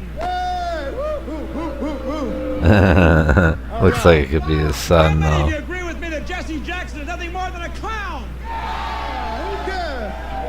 Tell me. Who cares what these people had to say? 7 million people voted for Jesse Jackson in the last presidential primary. That tells you what's going on. 7 million people. Huh? Hey. We talking about Jesse Jackson, you talking about the next president of the United States. The next president. What you talking about? That's right. You see? Tell me, who else? Hold on. Hey, who else can go over to Iraq and negotiate the release of 47 hostages? Huh? Oh, wait, hold on. Bush couldn't do that. Wait a minute. Hold on, Eddie. Dan Quill couldn't do that. Eddie, wait a minute. What? Hold on. I think that your friend Reverend Jackson went over to Iraq not to get any hostages back, but to start off his campaign for president and get. That's a bunch of malarkey. That's a bunch of malarkey. That's a bunch of crap. That's a bunch of crap. When you go over to a place like that at this time and age, you're putting your life in risk. You're putting your life in hands. I say he would put his life in danger just for some little publicity. Yes. You crazy? No, he wouldn't. He would not do that. Jesse Jackson is a Karen. He's a Karen American. He went over there to help those people. I say Jesse Jackson went to Iraq and kissed butt. Kiss butt? What the hell you talking about, kiss butt? That's right. What? You must have your damn mind. That's right. A kiss butt? Yes. I'll kick your butt. That's what he did. I'll kick your butt saying something like that. That's what he did. Jesse kissing butt? That's right. That's what he always does. That's what he always does. You're just jealous of his diplomatic skills. You guys are just jealous that he's so diplomatically. Wally would have thrown him off right there. Give me a break. That'd have been it. Jesse Jackson, Jesse Jackson runs around the world. Hold on. He runs around the world hobnobbing with people like Yasser Arafat. He even, Jesse Jackson. Wait a minute. Jesse Jackson called Muammar Gaddafi a hero. I'll tell you what. He did. I'll tell you what. Why did he call him a? Why are you making up things? You're making up. When did he say this? When did he say this? When he went. Okay, I'll give you an education. When Jesse. What? I'm the teacher here. Oh yeah. I'm the philosopher. I'm the one giving the lesson. I have news for you. What are you talking about? Hold on for you. I have news for you. You don't say this? Hold on. You don't say this? Wait a minute. I have news for you. You are the student and you just flunked the class. I'm the teacher. I am the teacher. Now let me tell you. I'm here to give a lesson. I'll tell you when he said that, Eddie. I'll tell you when he said that.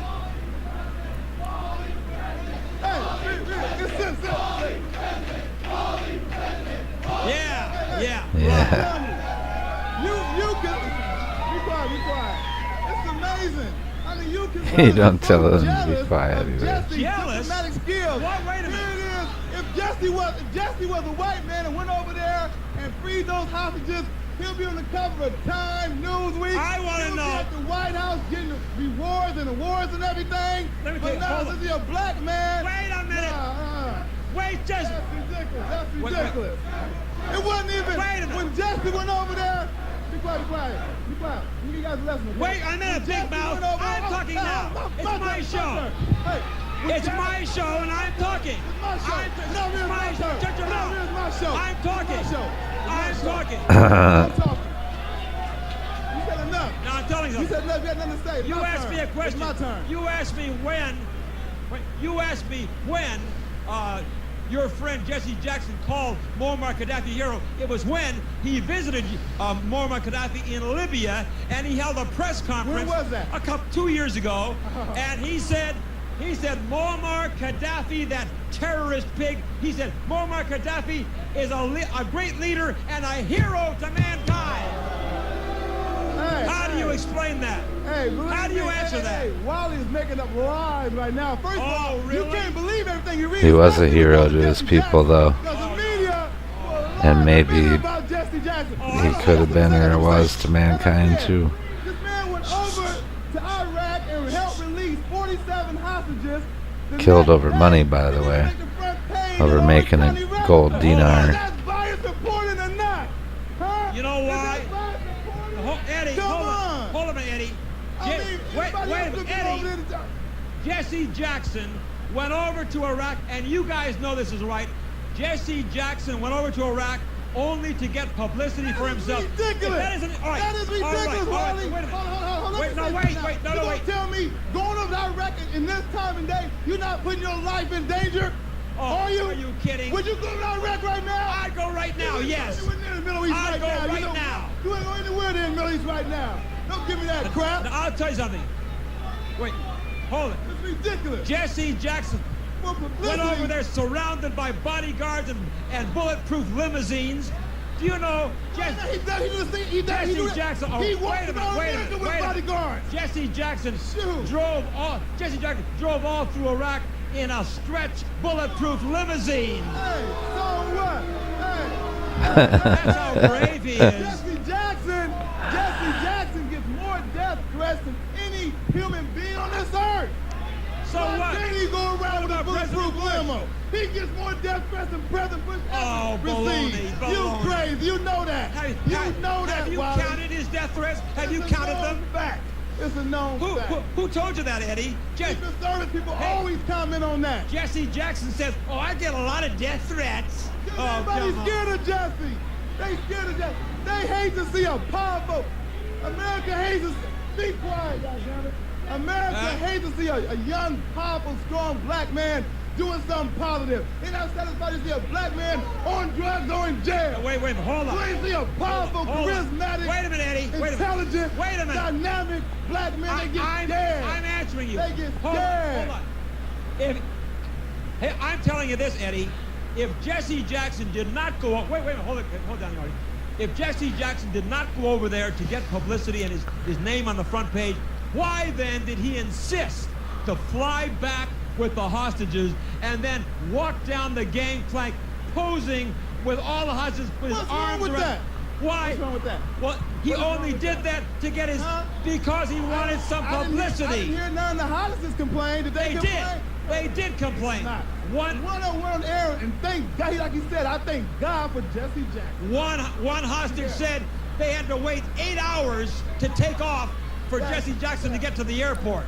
Well, is that Jesse's fault? Because maybe it was out of traffic. I don't know. Why? Jesse's fault? Why did Jesse? Wait a minute. Wait a minute. Come on. Why did Jesse Jackson insist? Wait a minute, guys. Why did Jesse Jackson insist on flying back with the hostages? Answer me that. Why? He wanted to be with him. He wanted to talk to him. He cared about him. That's why. He had already talked about him. Human being. Come on, that's ridiculous. Do you believe he was there to help himself? He wanted to talk to the people. He wanted to communicate with people, see exactly what was going on, and hear their feelings and their idea of what was going on over there. What was wrong with that? I mean, come on. He had to go back somehow. I mean, hell. I want to tell you this, Eddie. We don't know what Jesse Jackson said to Saddam Hussein during their private conference. He may have whispered to Saddam Hussein that he'd come back here to America and run a public relations campaign for Saddam Hussein. I say, this is ridiculous. I think Saddam and Jesse made a deal. What do you think? What kind of deal? What could Jesse possibly offer this guy? I'll tell you what he could do. I'll tell you. You're crazy. I'll tell you what he could do. What? He could come back here in the United States and try to run a PR campaign. Well, has he? Yes. He has not. He has said. He has not. He has said. Not ready. Fool, he has said over and over. Wait a minute. Out of your mind. He has said over and over again that we should not have any. Hold it. In the audience, hold down the audience. Jesse Jackson has stated since he came home from Iraq that we should not launch any military attacks on Iraq. He said that before he even went over there, so what's the difference? But why? What's the difference? Why is he doing this? He said that before he went over there. Why is he trying to protect Saddam Hussein from an attack? I say we should have. He's a peaceful man. He's a man of God. He don't want to see war at all. I say Jesse's wrong. We should attack, and we should turn Saddam Hussein into a pile of smoking ashes. I'll be right back.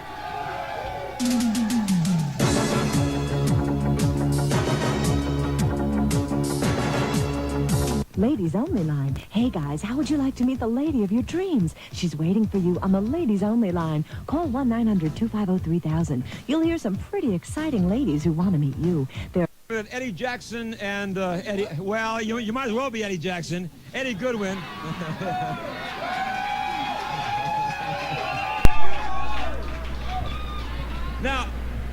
we're talking about Jesse Jackson. Next president of the United States. Oh, come on. Next president. That's right. I'll tell you what. If David Dinkins could become mayor of New York and David Wilder could become the governor of Virginia, believe me, Jesse can become president of the United States. Let me tell you, Eddie. Wait, why does your friend Jesse Jackson think he can start at the top? He has never, ever held elective office. He is not qualified to be president of the United States.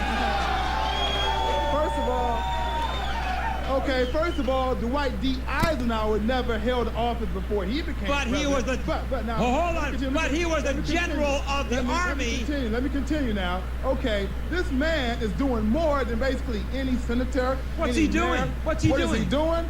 He's a mediator. I mean, he mediates for different people who strikes. He's a negotiator. He just went to Iraq. He went to Cuba, helped release prisoners. The man is on first name basis, but just like every leader in the civilized world. He knows more world leaders than George Bush.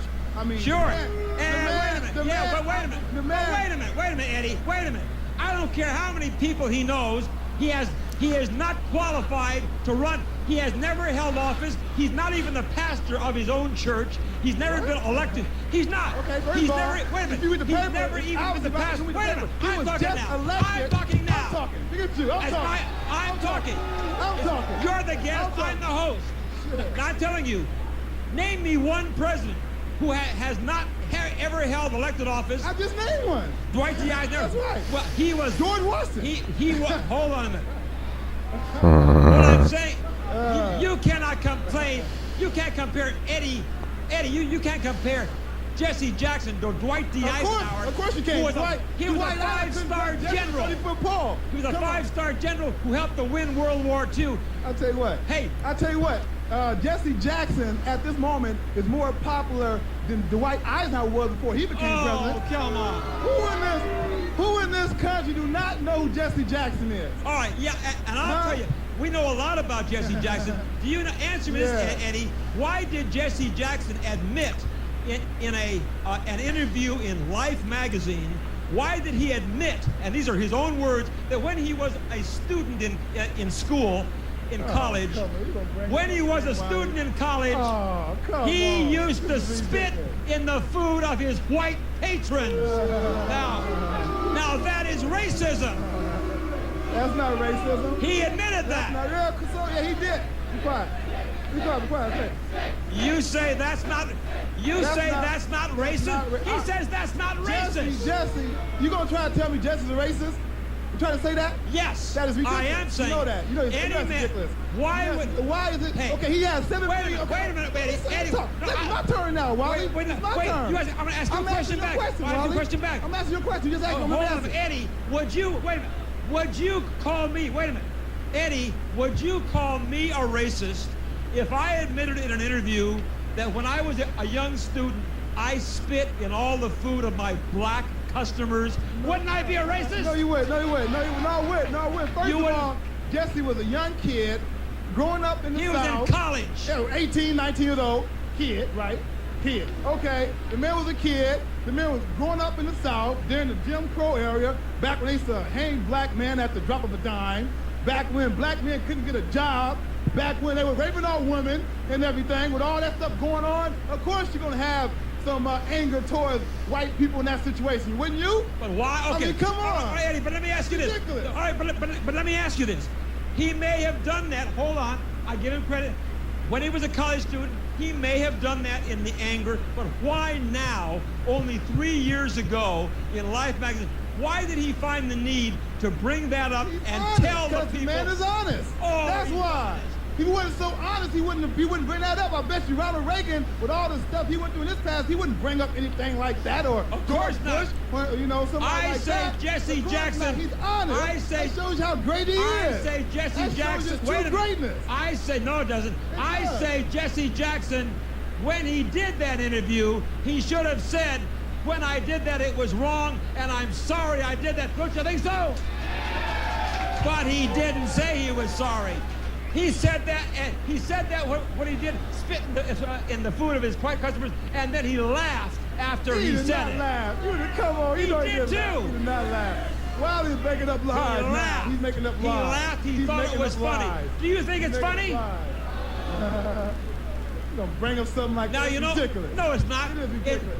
Hey, Jesse Jackson brings up all the past of all of his opponents, and I say you go back to the very start. They bring up those things about Vice President Dan Quayle. I don't see anything wrong with what Jesse did. I mean, we consider time, consider what the average What about when he went? Hey, what about when he went into New York City and he called New York Jaime Town? How about that, huh? That's not. How about so that, petty. Eddie? That's so petty. Isn't that? That's so petty. That's bigoted, petty. isn't it? That's petty. That's petty. Did he apologize? Oh, of course, he had to apologize. Well, then why didn't he apologize? He said under the cuff, right? This guy shouldn't even reported that. The guy who reported that should be hung. Oh. He should have hung that butt. He should have hung his butt.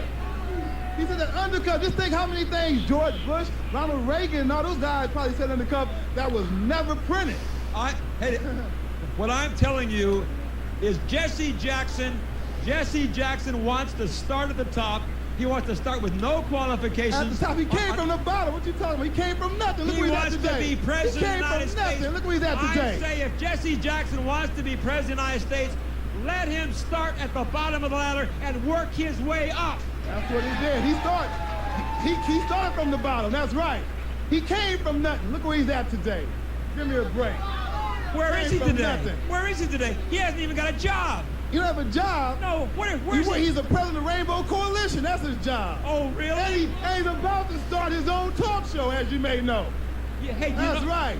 And it's going to be much better than your show. I bet you that. Jesse Jackson is starting. Matter of fact, you better hope your show don't go up against his show. Because if you do, you'll be off the air in no time. Hey, Jesse Jackson is starting. Hey, Jesse Jackson is starting his own talk show. That certainly qualifies him to be president, doesn't it? Oh, come on. No, of course not. What makes him a qualified president candidate is his intelligence, is his leadership, is his negotiating skills, is his mediator skills. Everything, makes him a good candidate, or a great candidate, I should say. Everything Jesse Jackson has done has been to help himself. Even when he was running Operation Push, it was revealed that he said, well, I'm doing a great charitable thing here to help the poor young black children get education. He said he was doing a charity to do Operation Push, and then they found out later he said it was a charity. He said he was donating his time. He was getting $50,000 a year for that charity work. What do you think about that? It's ridiculous. How many times you gonna lie today, huh? That's true. What, Jesse can't make a living? He can't make a living? He got to pay his bills. Not off charity. Not off charity. He never said he was doing it for charity. Let's go to the audience. Come on up. Let's go to the audience. Yes. Hold it down. If you think Jesse Jackson could be such a good president, why isn't he a president now? It's because Bush whooped his ass. Why isn't he president? It takes time, of course. Did Ronald Reagan win the first time he ran for president? No. It takes time, but I tell you what, he will become president, I guarantee you. It takes time. You know. Did Bush win the first time he ran for president? No. Why? No, he didn't. Answer me. Hey, hold it. Answer me this. Hold it. Answer me. Why doesn't Jesse Jackson first run for? Hold it, guys. Hold it in the audience. Hold it down in the audience, please.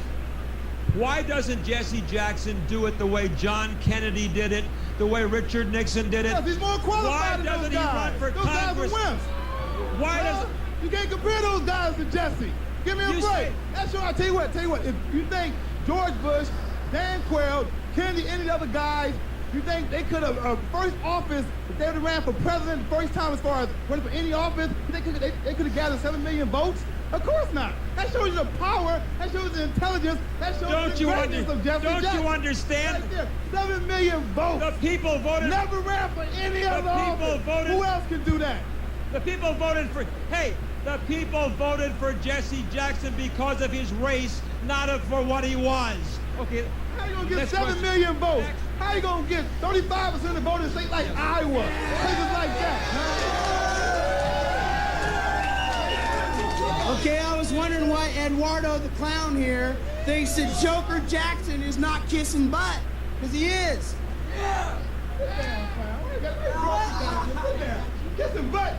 Kissing butt. Kissing lots of butt.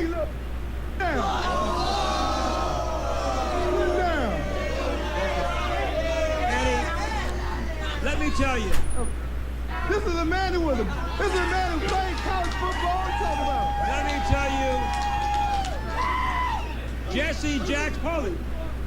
I'll tell you now, Jesse Jackson is out to help himself and nobody else. He'll never be president. He's out of here, and you're out of here.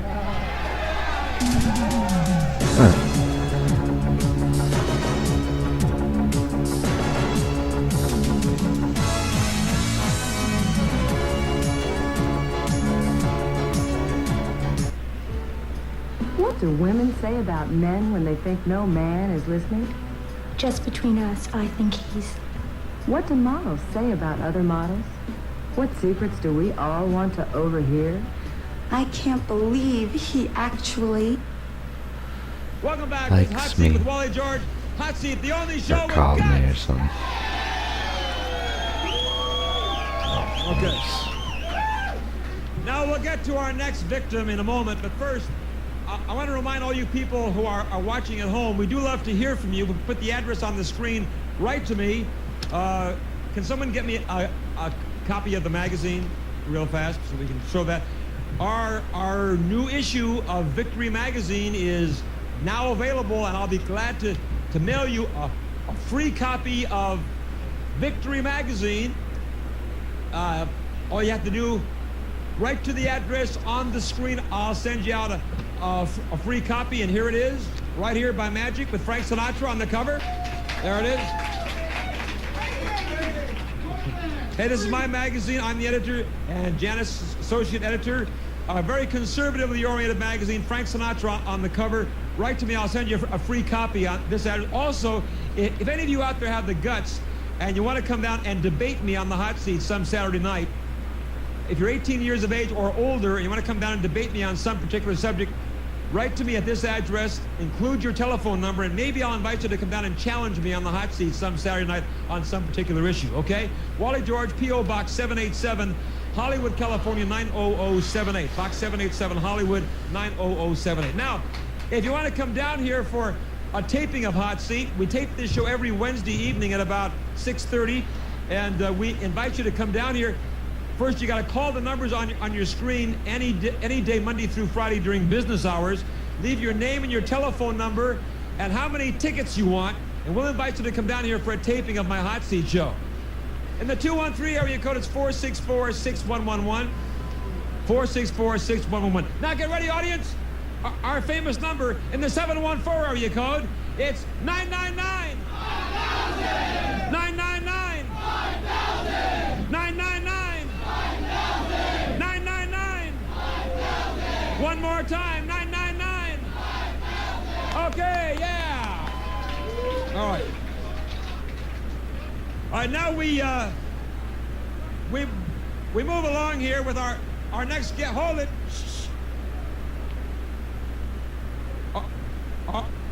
Our next victim, Mike Hubble, liberal lunatic. He wants legislation to deport all foreigners from the state of California. All right, now, Mike. Well, I'll say one thing right now. You know, I plan on personally implementing this program here tonight. I can see there's a lot of foreigners out here, so I want to personally deport every one of these foreigners out of here tonight. Well, I'm serious about this. Hey, hold on. Hold on. Hold on. I've had just about enough of it. Hey, I'm gonna deport. Hey, hold on. I'm gonna deport your butt to the back alley. Now I'm telling you, are you actually serious? Are you actually serious when you say that you want to deport any people, any foreigners who have not been in California for more than 5 years? You want to kick them out of the state? Why do you want to do that? Well, the actual definition of foreigner is any person, regardless of race, religion, or United States citizenship, that has resided in California for less than 5 years. Over the last 5 years, last 60 months, automobile insurance has gone up, going crazy. I'm going to prove to each and every one of you people out here tonight that this man is actually a closet liberal disguised in conservative clothing.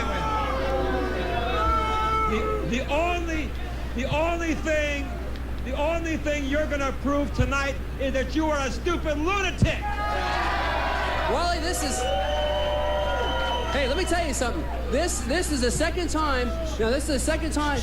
I've been on Hot Seat a few times. I've been on this show a few times now. This is the second time you've actually taken the liberal side. You debated me. You were against me on the malathion issue, and now you're against me. You're taking another liberal viewpoint. I say no matter. You should be on my side. I think you really believe it. No matter where anybody comes from, no matter what their color may be or race may be, or whatever they are, they have the right to come to the state of California. And how dare you say? Who do you think you are, Adolf Hitler or something, that you can kick people out of? We're giving people plenty of time. We're giving everyone the provisional directives for this program are very simple and very, very easy here. It's a 6-month notification. You get certified mail giving you 6 months to voluntarily deport. If you don't deport within 6 months voluntarily, it gives you plenty of time to sell your home, get it in and out of escrow, and get out of here. Okay? If you don't leave, wait a minute. If you don't leave voluntarily within 6 months, then federal marshal will forcibly evict you and send you to a work camp in the middle of the Mojave Desert. Yes. Work camps, Wally. Work camps.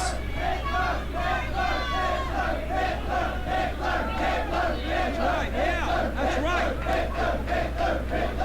Hey, Wally. Wait a minute. He is like another Hitler. He's the one who should be in a concentration camp, right? I'll be right back.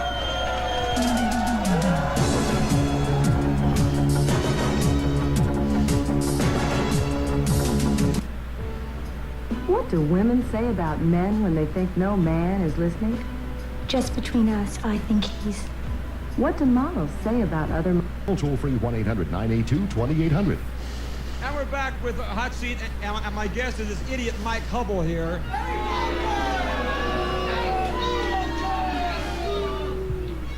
Hey, I want to congratulate you on your CNR special you're wearing tonight. Well, let's say something, Wally. Let's put... Hey, hold on. Hey, Jeff, hold on. Jeff, give me a close-up of Mike's face on camera. Hey, tell me. This man, hold on. Answer me this. Doesn't this make a candidate for Preparation H?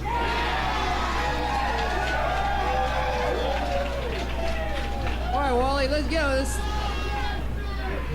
But so much for your personal physical problem. Hey, Wally, let's get into the personal substance of this. Let's really get into real facts here. Now, let me ask you, what are the reasons you have for wanting to deport people from the state of California if they only lived here for less than 5 years? What's your whole reasoning for this? There's plenty of reasons for it. All you have to do is look around at the freeways the last 5 years. Look at the local freeways. Next time you people are on the freeways, bumper to bumper on your local freeway, look around at the cars in the freeway, and you will then all see that 2 out of 3 are perpetrated by the foreigner. Foreigners driving all the cars. They don't know how to drive. Auto insurance rates have raised, almost tripled in the last 5 years because of the perpetration of the foreigner. Crime rates of 75% of all crimes committed in LA County are perpetrated by the foreigner. Oh, come on. Hey. Wally, 68%. 68% of all traffic accidents are caused by the foreigner also. This guy is a closet racist. What do you think? I'll tell you something. Hey, racism has the Orientals and the Mexicans and the blacks. Yes, you are. No racist group has ever once been singled out. I have never ever once singled out one racist group at all. We're dealing with people that have resided here less than 60 months, plain and simple. Now, Wally, let me tell you something. The right-wing conservatives like yourself are leading all these lambs to the conservative road to hell, and I'm sick and damn tired of it. Now, what makes... Hey, you know what? You worry about the overpopulation of the state of California. Well, then why don't you and your family get the hell out of here? I feel sorry. Let me tell you something. Hey, I'm representing, well, you people try and understand out here. Hey, you know what I'd rather do? Hey, I'd rather bring in about 4 or 5 foreigners and get he and his family out of the state. I'm defending, Hey, I am defending. I'd trade a foreigner for him anytime, wouldn't you? I am defending the native Californian that's been here their entire life. In last 5 years, we have infiltration of foreigners. Nothing like Who an are you anthill. to say who can live in the state of California and who cannot live here in the state of California? They are depriving the native Californian lifestyle. You are taking away the real life we used to have here. You can't even go to a restaurant or amusement park or anywhere anymore without having to wait in total lines. You're waiting in line behind the foreigner. The foreigner has infiltrated your society and taken over. It is time to annex the foreigner. It's time to annex the foreigner, Wally. As a matter of fact, you yourself are guilty of this too. Hold down the audience. This man is a hypocrite. He himself is guilty of this too. He is a hypocrite, and he himself is guilty of this initiative we're trying to pass. How am I guilty of what? Hey, Wally, we have the total facts. We have the total facts on this. If I'm correct, your wife Janice, formerly known as Janice Hedges, yes, came to the U.S. in I believe in 1986, which means she's been here approximately 4 years. Yeah. Wait a minute now. That's so, wait a minute.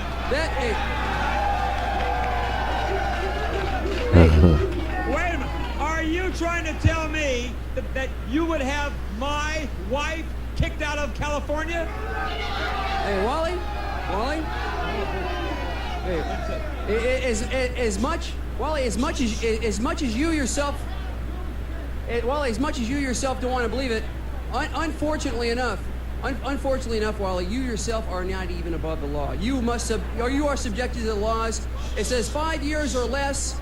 It's 5 years less. You have a choice to make. Either she can make arrangements, or both of you guys can get out of here. And then once and for all, this stupid program will finally be off the air. Oh boy! Wow. No, Wally, get him out of here, Wally. Ronald Reagan. Hey, this great president of yours, Ronald Reagan's the chief blame for all of this. His deregulation programs and your good buddy Jimmy Carter with his open arms policy are the reason why we're all screwed up today. Reagan's the main blame, and Bush is doing the same thing. You're improving the economies, but you're crowding us. I'm telling you this. The state of California welcomes everybody who wants to come, no matter what race, no matter what color, no matter what creed. We welcome everybody, but I'll tell you one thing. I agree with you. There are a few people who should leave the state of California, and you are one of them. You're out of here. Knew that was coming. Gone. Now what we're gonna do, guys, we're going to put him in his car, and my guards are going to drive him to the state line and dump him. Good night, everybody. Dump him. Oh, so yeah, those are probably are 26 minutes long. There's a handful of them that are 26 minutes long. They probably just have all the commercials edited out already. But I really got to wrap it up here, but I want to watch this one kind of bad. It's a True Hollywood Story. Well, let's just start it. Are you ready to get on the hot seat with Wally George? Because I am going to burn your skinny little butt. About that. For heaven's sake. Hang on for the wildest, most controversial talk show on television. Meet Wally George, the bombastic host of America's wackiest talk show and the founder of Combat TV. I bring up the most ludicrous people I can find, liberal idiots, and I put them on the hot seat, and I just nail them to the wall. It's no accident that people compare the Wally George show to wrestling. It is like wrestling. It's not real. They can spot a phony in 5 seconds. But that doesn't matter. Hot Seat is Wally George, a man so conservative that he makes Ronald Reagan look like a flaming liberal. You may have never seen Wally's show, but you've probably felt his influence. That's like the most famous scene right talk there. Shows were pablum. George is the reason there is a Morton Downey Jr., Yep. a Geraldo, Yep. a Jerry Springer. Yep. The original the original. I forgot Jerry about Springer, Geraldo. The original Fights in the Studio with Geraldo Rivera. You know, the original was Wally George, and you really can't take that away from him. No, you can't. George is He's also the the king. father of movie star Rebecca De King. Mornay, who won't have anything to do with him. She's the daughter of Mr. Conservative, you know? In the next hour, I grew up we will on this put you shit. squarely in Wally's hot seat. It was like going on in battle circumstances, being somewhere between a war zone and a circus, maybe both at the same time. We will travel back to the early 50s, when Wally George, a kid with a stuttering problem, landed his own radio show. You're really talking to Bing Crosby? Yeah, I should have just did a whole show about Wally George. Shy or inferior about talking to these big people. We will take you into the rock and roll clubs of the 60s, where Wally, guess we are the now. master self-promoter, reinvented himself. I played at the Peppermint Lounge West for 1 solid year. Stars who lived in the area used to come to our club, and it was a swinging success. And we will explain what has kept Wally hosting Hot Seat for nearly 2 decades. He likes combat, he likes controversy, and that's what Hot Seat's all about. They never put him on primetime TV This ever. is the story of one Always man on who transformed UHF. himself and the future of television talk shows. This is the story of Wally George, the True Hollywood story. Her life's ambition was to be a star. Never be published in the public sphere.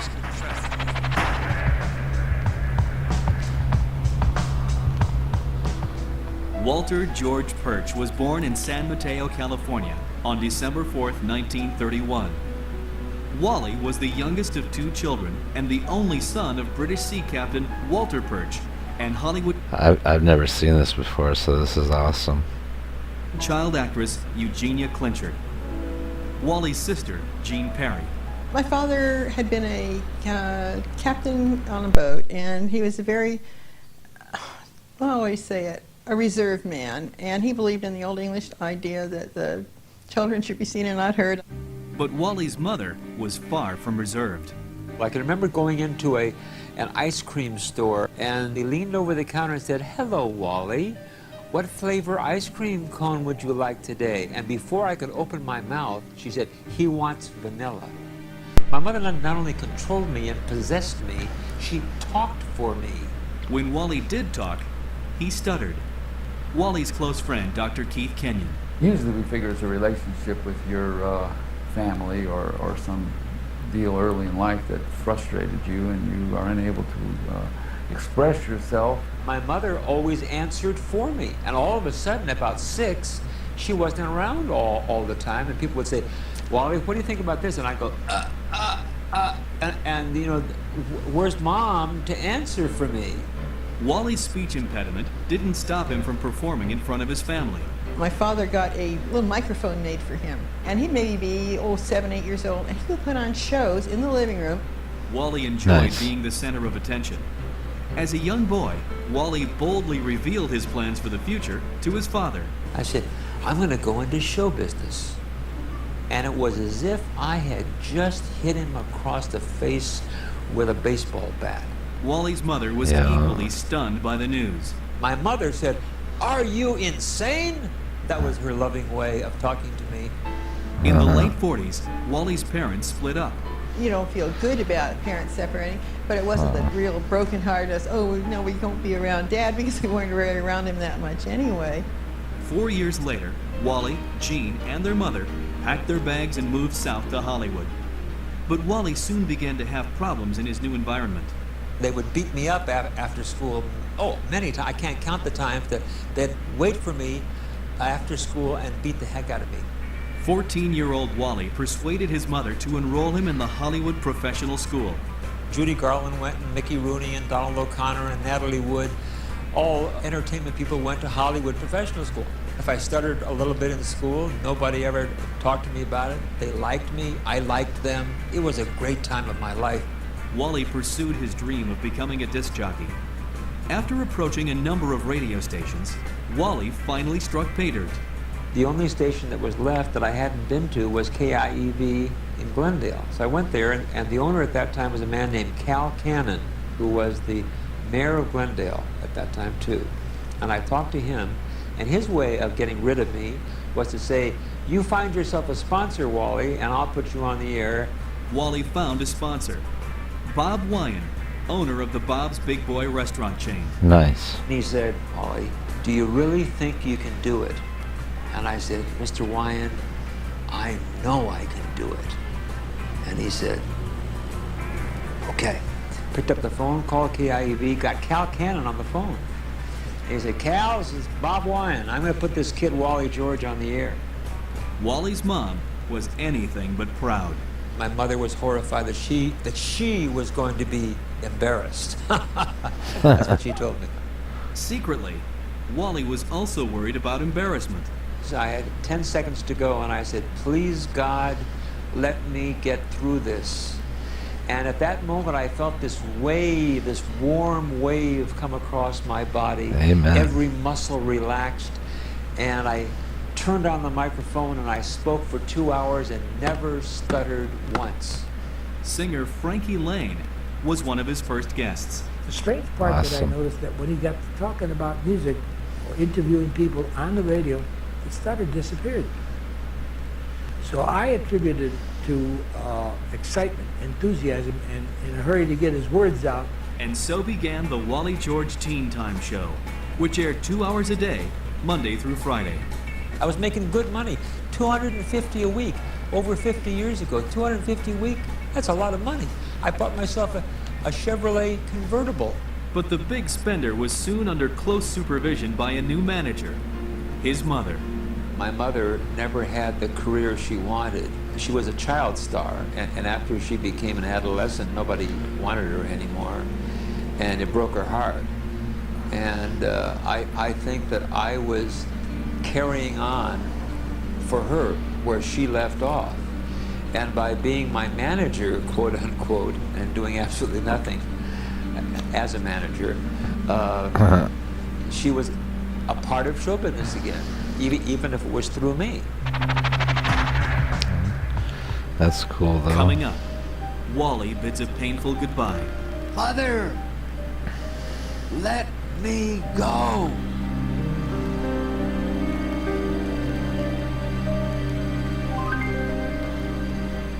His music turned on a generation, but what caused this high-flying jazz genius to crash and burn before his time? Mysteries and Scandals premieres Charlie Bird Parker tonight at 8:30, only on E! Fame ain't a bitch. Steve knows all the right people. And Jules knows all the cool places. So we can get you into the biggest events. And introduce you to the brightest stars. Join Steven. Kind of became good friends. Wally.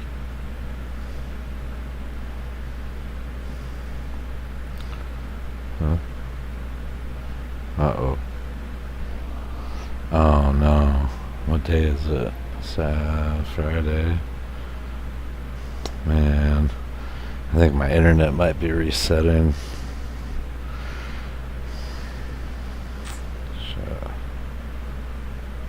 Huh.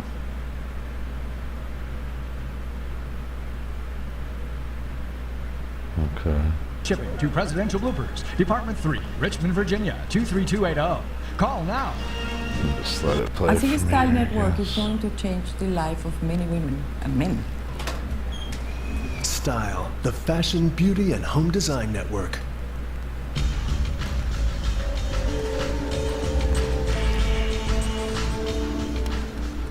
In 1945, the Wally George Teen Time Show attracted a virtual who's who in Hollywood, including singer Frankie Lane.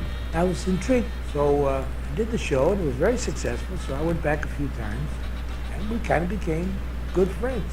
Wally had a show and a future, if he could just get rid of his mother.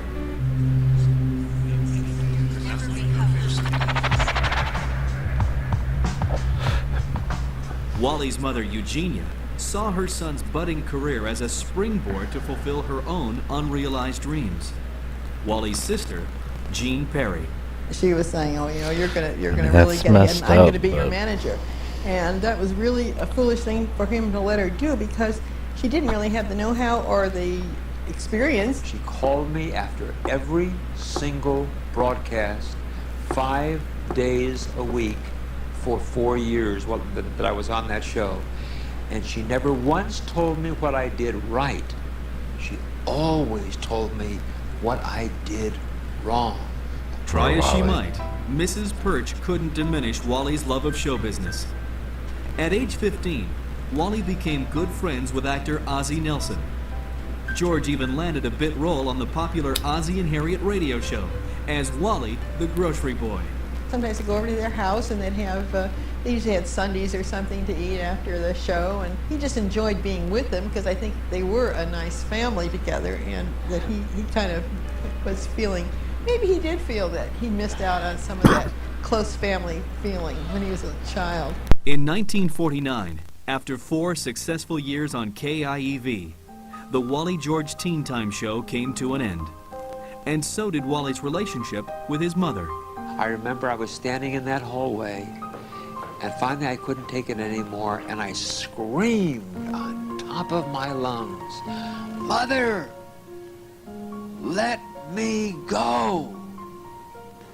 And as I'm saying it now, I can remember it so well. I can remember my stomach just churning and my head throbbing, and I said, "Mother, let me go!"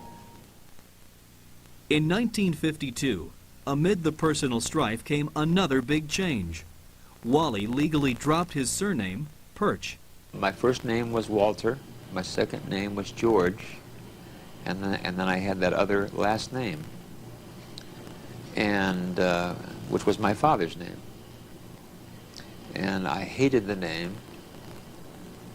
And when I changed it, that turned my father against me even more. Wally finally felt liberated from his family. It was a heady experience for the young bachelor. I was making up for lost time for when I was a pudgy, stuttering young kid, when the girls wouldn't come near me. Now I'm in my 20s and I look pretty good. I'm sharp, I'm wearing nice clothes, I'm driving a nice car, and I'll tell you, I'm not bad looking.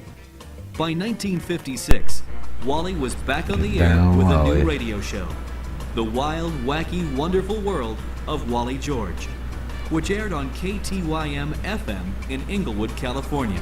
They were selling the airtime for $15 an hour. $15 an hour. I bought 2 hours a day, which was $30 a day, 5 days a week. It cost me $150 a week to be on the air for 10 hours a week. And then I went out and sold my own sponsors, and I kept all the money. Around this time, 26-year-old Wally George met aspiring actress Jane Eager. 1 year later, the couple tied the knot. We got married at City Hall, and we lived together first, and both of our mothers were on our backs to make it legal. And I said, yeah, it's probably the right thing to do. On August 29, 1959, Jane and Wally George welcomed their first and only child into the world, daughter Rebecca George. 2 years later, Wally's career continued to soar, but his marriage was in shambles. I just said, look, this can't go on this way. And so she said, I agree, I'm moving in with my mother, and she packed up Rebecca, and away she went. Coming up, Wally makes a shocking discovery. I drove up there on a weekend, and the house was empty.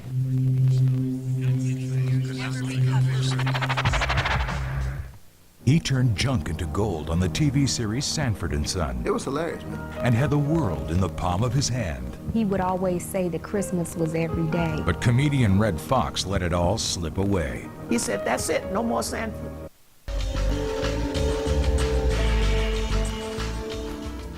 In the early 60s, rock and roll dominated the airwaves, and Los Angeles radio personality Wally George was determined to cash in.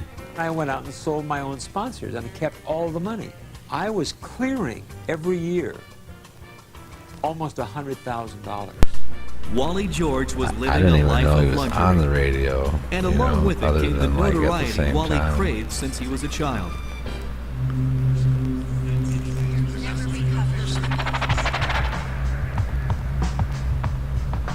In 1959, at the age of 28, Wally George came up with a plan for a new radio program. I went to A&W Root Beer, and I sold them on the idea of doing a remote on KTYM from their big drive-in. I had people like Johnny Mathis, Fabian, Frankie Avalon. I had every star you could think of who was popular with the kids. Wally wanted to be famous too, and not just as a DJ. George decided to give music a try. What he needed was the proper showcase. I formed a band called Wally George and the Hollywood Twisters, and I played at the Peppermint Lounge West for 1 solid year, and it was a huge success. Stars who lived in the area down at the beach, and Peter Lawford and Cesar Romero and people like that used to come to our club, and it was a swinging success. In addition to celebrities, the band attracted many female fans. One girl in particular caught Wally's attention. Her name was Nancy Freely. Son, Kerry George. She met my dad when he was in his DJ days, and he actually had a, if I can remember right, he was a singer at a nightclub, and they had a band called Wally George and the Twisters. And they met at a nightclub, you know, and began to date and go out a little bit. They did more than date. The couple married after 24-year-old Nancy became pregnant. On February 28, 1963, Nancy gave birth to their only son, Kerry Walter George. Meanwhile, Wally's daughter Rebecca was living nearby in Glendora, California, with her mother Jane and stepfather scientist Richard de Mornay. Tragically, Rebecca's stepfather died the same day her half-brother was born.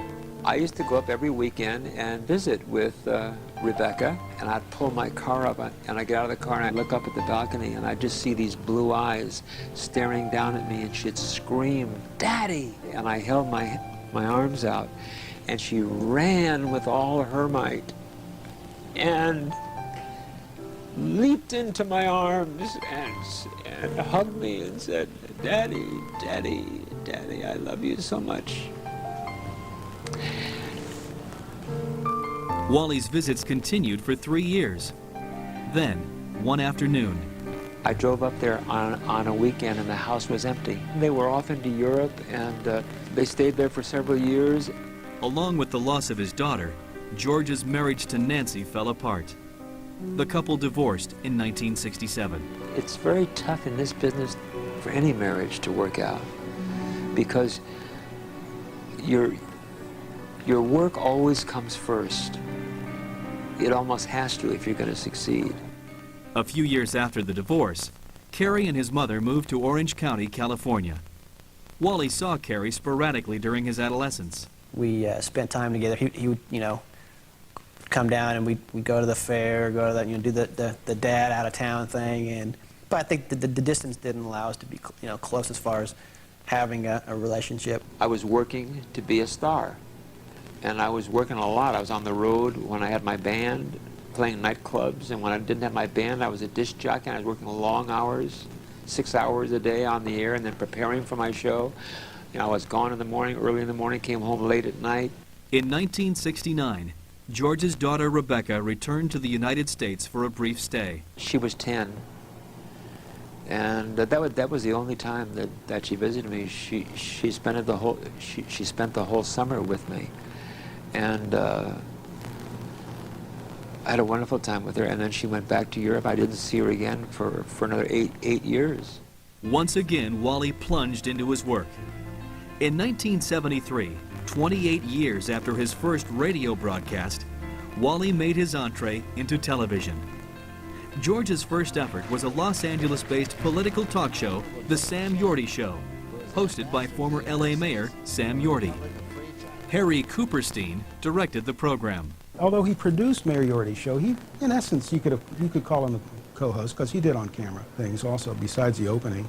He would, you know, maybe before the show ended, he would sit and they would do a reprise of the show together. And so in a way, you could almost say he was a co-host. Yorty was a conservative Republican, as was Wally. George idolized President Richard Nixon, who at the time was mired in the Watergate scandal. Wally was incensed when Nixon was forced to resign and made a vow to the former president. And I said, "Mr. President, I just want you to know that millions of Americans love you and admire you and think that you are the greatest president we've ever had." That simple statement became Wally's credo and shaped his television career, a career that was about to heat up.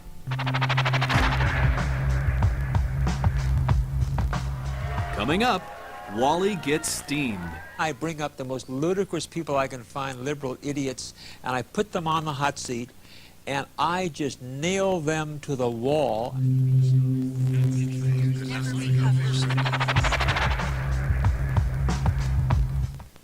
the next Hollywood Off-Ramp, this stand-up comic is so funny. You made my list! He's knocking them dead. People are dying in our building. People you used in your act. So what? But when he's caught in the act, You're hiding something. the joke could be on him. I've made my own list.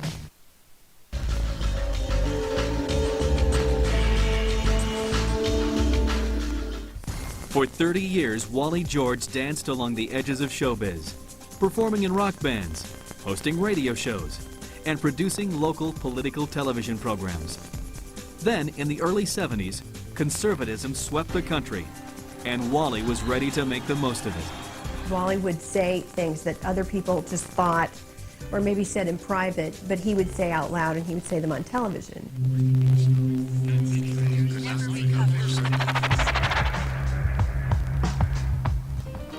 Wally George produced and co-hosted The Sam Yorty Show for 6 years in Los Angeles. From 1973 to 1979, a wide variety of guests appeared on the program, including staunch Republicans like Ronald Reagan and liberals like California Governor Jerry Brown. Director Harry Cooperstein. Sam was never all that controversial. Sam was just a good host. But sometimes Wally would take over, like when Sam would, let's say, be on vacation, Wally'd take over the show, and he did. It was Hot Seat. I mean, it was the beginning of Hot Seat. In 1979, The Sam Yorty Show came to an end. The demise of the program signified the end of an era for Wally. But a new beginning was not far off. 10 years had passed since Wally last saw his daughter, Rebecca, now 20 years old. All of a sudden, there was a knock on my door. I opened the door, and there stands my daughter with a suitcase in one hand, and she said she wanted to be an actress. I tried to talk her out of it. I said, you know what your mother went through. Wally's son, Kerry George. I did not know That that helped her was kinda get his started. daughter. We got her with the agent, got her in acting school. After first meeting Rebecca, I said, you know something, Wally? I said, she's going to be a major star. He said, why? I said, she stops traffic. I did everything I could to encourage her, put her in acting school, gave her money. She was broke, rented her an apartment, bought her a used car, got her And a Rock's portfolio. Cradle. He was very, very helpful. That's Very the one I supportive. remember As a matter most. Of fact, on her one sheet, it says, when it says Rebecca De Mornay and care of Wally George Productions, KCOP, Los Angeles. And he was, at the beginning, very supportive and very helpful and very proud of her. Meanwhile, Wally found himself another soapbox. After Mayor Sam's show went off, he did a show at KWHY, which I also directed. It was Wally George show, and yeah, he'd just tear into different guests, and that was the format of the show. In 1982, Wally moved his show to KDOC Channel 56, a commercial UHF station based in Orange County, California. KDOC was co-owned by a consortium of investors, including entertainers Pat Boone and Jimmy Durante. The plan was to have George become the 80s version of right-wing commentator Joe Pine, a controversial talk show host from the mid-60s. KDOC former general manager Mike Volpe. I said, well, we want to do a kind of a Joe Pine show with you being the interviewer and also with provocative guests, people that would not seem to agree with your philosophies. I want to do it like 20 times more exciting, with shouting and yelling and a screaming audience, and I'm going to get physical and violent and call people jerks and morons and idiots and grab them and all this kind of thing. Wally's controversial new talk show, Hot Seat, debuted October 1st, 1982. The day we did the pilot, it was so good that we aired the pilot 4 days later, unedited. And from that point on, Wally just sort of grew on Southern California. One of the very first shows garnered national attention when a pacifist priest went head-to-head with Wally. Station CEO Calvin Brack. Blaise Fontaine was his name, and Wally invited him to be a guest. This was the time of Granada. And he was trying to convince the audience that, you know, they were going to go to Grenada and they're going to die because they were all young kids there. I jumped out of my chair and I grabbed him with all my might on the shoulder of his jacket and shook him. And he looked at me astonished. I looked down at him and I said, "If you don't knock it off, I'm throwing you off personally. Now, do you hear that, Marine buddy? All right. listen. And he jumped out of his chair and he overturned my desk. All 3 networks covered the story. Never again would television or talk shows be the same.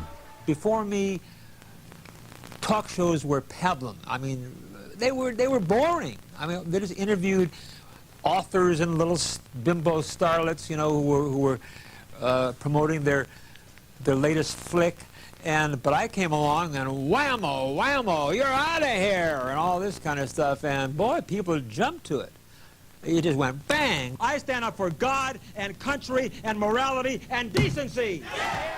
Hoshang Modeli directed Hot Seat in the early years. We had many people calling, they want to get into the show, and we didn't have room for them because the studio was very small. Television and film professor Pamela Ezell. It was known right from the beginning that Wally George was a conservative. And if you had any doubt about that, you could just look at his set. He has a picture of John Wayne and, and an American flag. And, you know, he even has some ties that are like the American flags. He's very, very conservative. But Wally needed a sidekick. Co-host David Kennedy fit the bill perfectly. He was there to introduce me, and he was my Ed McMahon. He laughed at my jokes and said a few things to our guests. Once again, we hit all of the hot topics in society today in this one program. He was my friend and supported me right down the line.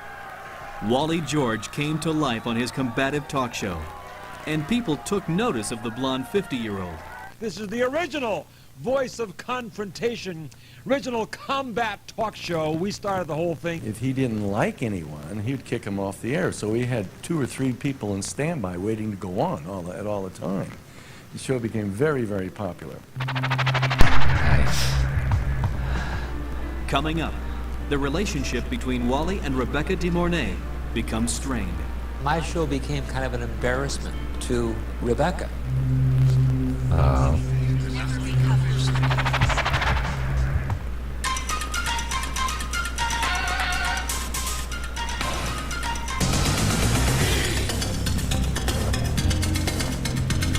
Holy mind melt.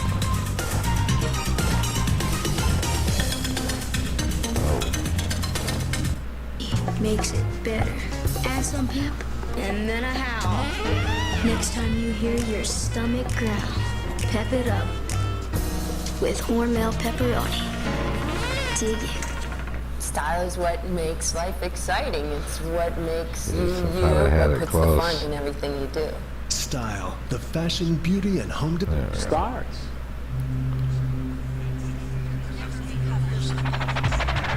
Hold on. By 1982, 23-year-old Rebecca De Mornay was involved in a serious relationship with 57-year-old actor Harry Dean Stanton. At the Wow. time, Stanton was auditioning Didn't know for a that. new movie, Risky Business. It didn't get the part, but he came back and said, Rebecca, the part of Still Lana feel like I missed something is though you. here. Oh, Rebecca landed the role opposite Tom Cruise. Yeah, okay. Risky Business Yeah, premiered in December 1983.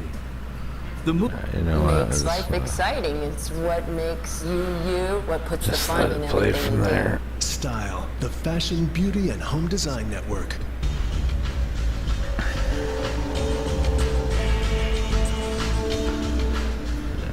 After 37 years in broadcasting, Wally George found his niche when he began spouting conservative views on Hot Seat. Meanwhile, George's daughter Rebecca was making news of a different kind. It was a gigantic smash and made her and Tom Cruise stars. Yeah, that's right. By 1982, 23-year-old Rebecca De Mornay was involved in a serious relationship with 57-year-old actor Harry Dean Stanton.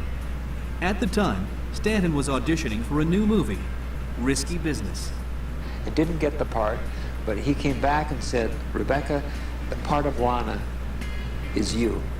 Rebecca landed the role opposite Tom Cruise. Risky Business premiered in December 1983. The movie was a smash. Cruise and Rebecca became overnight stars.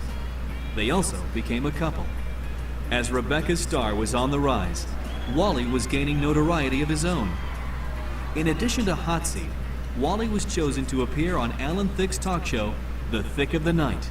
And Fred Silverman, who was once the head of all three networks, invited me to be a regular guest on that show.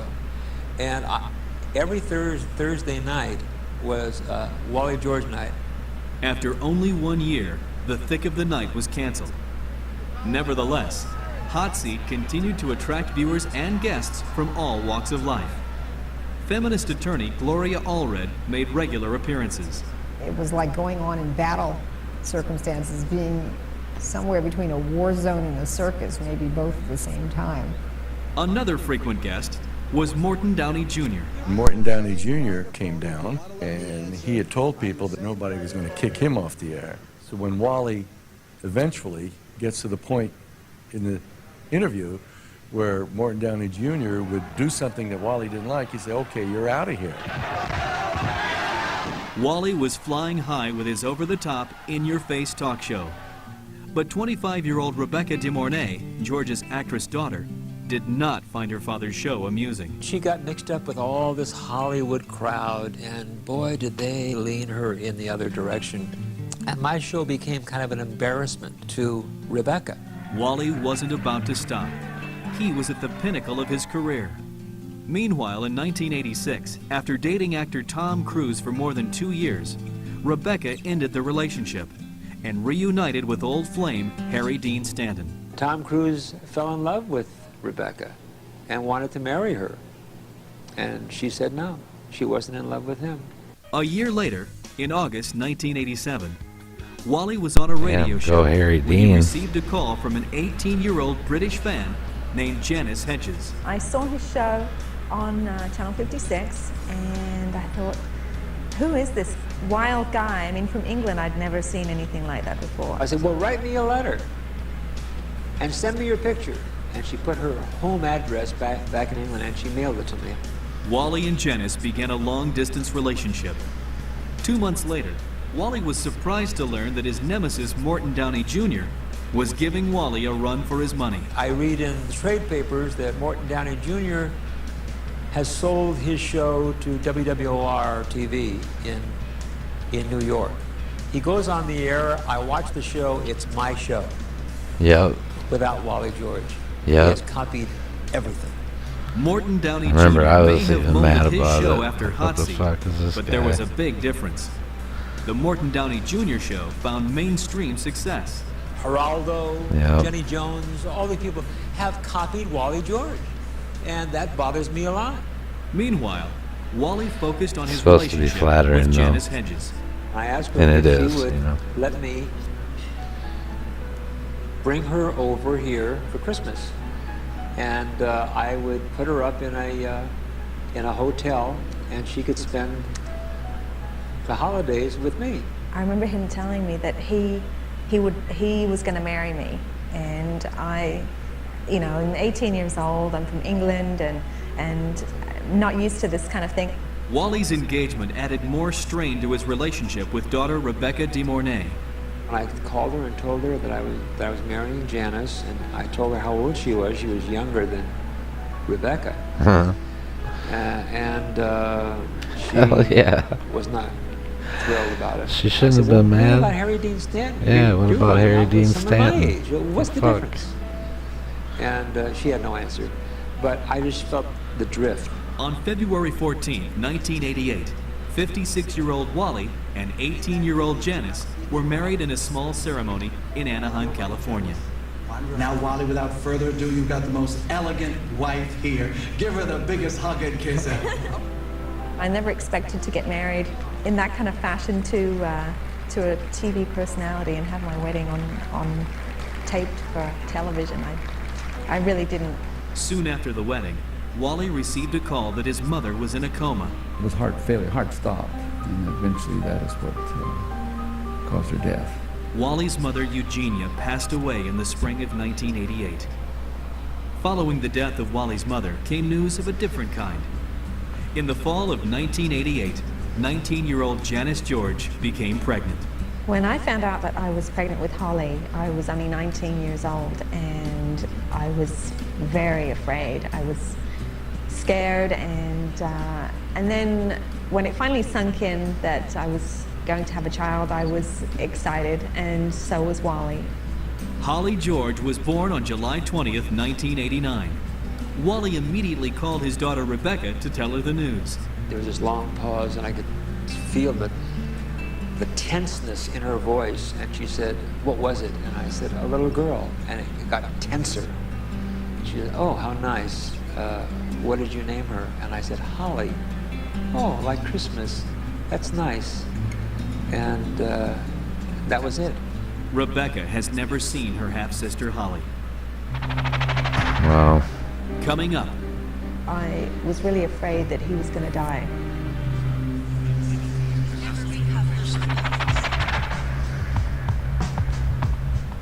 Enter the Outback Steakhouse. Experience your own.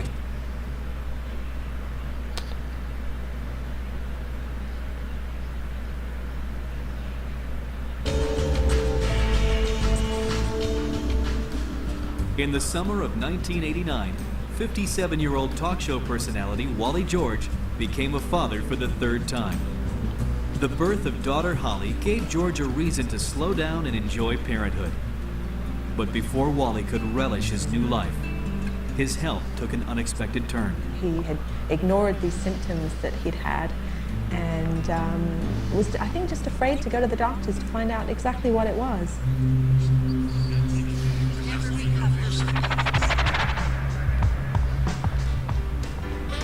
In October of 1989, Wally's wife Janice took over as producer of Hot Seat. We would go through newspapers and find articles that, that might be appropriate for the show, issues of the day, things like that. One guest who appeared on the talk show was radio DJ Rick Dees. But I am going to burn your skinny little butt. How about that? For heaven's sake. If you disagree with anything that Wally says, your life is in peril. And that's the first time I had 16 stitches from a TV show. Walking out in the parking lot, had no tires left. My car's up on blocks, and they had a little tape playing on the front seat of my car going, Wally, Wally, Wally, crazy. I have a plan that will work. Another guest was outspoken He marketing probably executive isn't bullshitting Jim Myers. either. Answer my question. I'll answer you when I'm good and ready. Answer. This vile, rude skeleton of a man disgusts me to the very core of my being. I was on between 35 and 40 times. I had loved to debate my whole life. And so for me, it was an opportunity to do what I like to do. It was interesting finding out what these people did and why on earth they'd want to be on the hot seat. Janice enjoyed her role as producer of Hot Seat, but she never felt that Wally treated her as his equal. My life would be a lot easier and quieter if I just didn't discuss those things with Wally. Janice also did not feel like an equal in her marriage. In September of 1990, she fled to her native England, taking 13-month-old Holly with her. After a short time in the UK, Janice had a change of heart. I remember seeing Holly with her dad, and it just seemed to me the right thing to do to come back. So I moved back over here again. But problems in their marriage continued. A year after moving back to the United States, Janice filed for separation and moved with Holly to a small apartment in Sherman Oaks, California. One of the major reasons our marriage ended was because of the age difference. I think I was more like a father figure than I was a husband. In December 1993, 61-year-old Wally became ill. When he was diagnosed with prostate cancer, I was really afraid that he was going to die. Janice apparently wasn't the only one who feared the worst. In January 1994, Wally was scheduled for surgery. Rebecca De Mornay paid her father a visit in the hospital. I only saw Rebecca with him once, and that was at the time he had the surgery at USC Medical Center. And he was very hopeful that this would be the permanent reconciliation. It wasn't, obviously. It was the last time Wally saw his daughter, Rebecca. Wally recovered from the surgery, but 2 years later, on April 26, 1996, Wally was in a near-fatal car accident. George was bedridden for months. 3 months later, Wally came close to death yet again.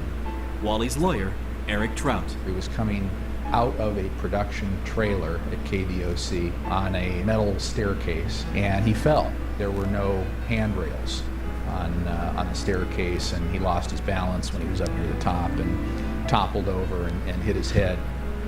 On August 4th, 1996, Wally underwent surgery to remove blood clots from his brain. Once again, George pulled through. I think what helped Wally as far as through the illnesses is the fact that he loves what he does. I truly believe that the thing that got him through all of it was Holly and his will to live because of her. Coming up, how much longer will Hot Seat go on? If I could have a choice of being with Holly for the rest of my life or doing my shows, no choice.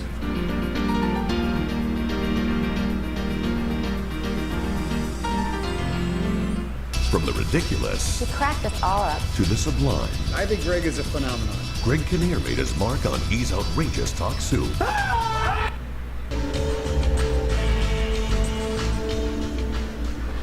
For more than 50 years, Wally George enjoyed a prolific career in radio and television, including 17 years on Hot Seat.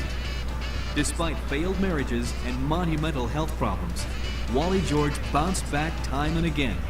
And the feisty 68-year-old doesn't appear to be slowing down. I'm sick and tired of the drugging of America! Now he's a little more limited in his career because of his age, but he still makes a living, still does pretty well, and you know, I think he's got to look back and think he had a good life.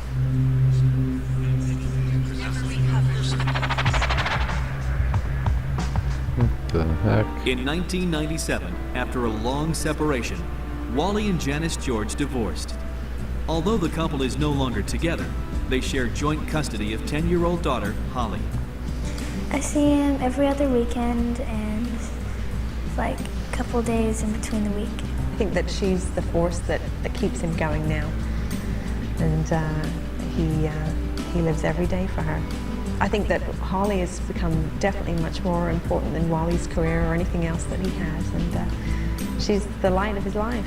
If I could have a choice of being with Holly for the rest of my life or doing my shows, no choice. No choice. Give this up like that.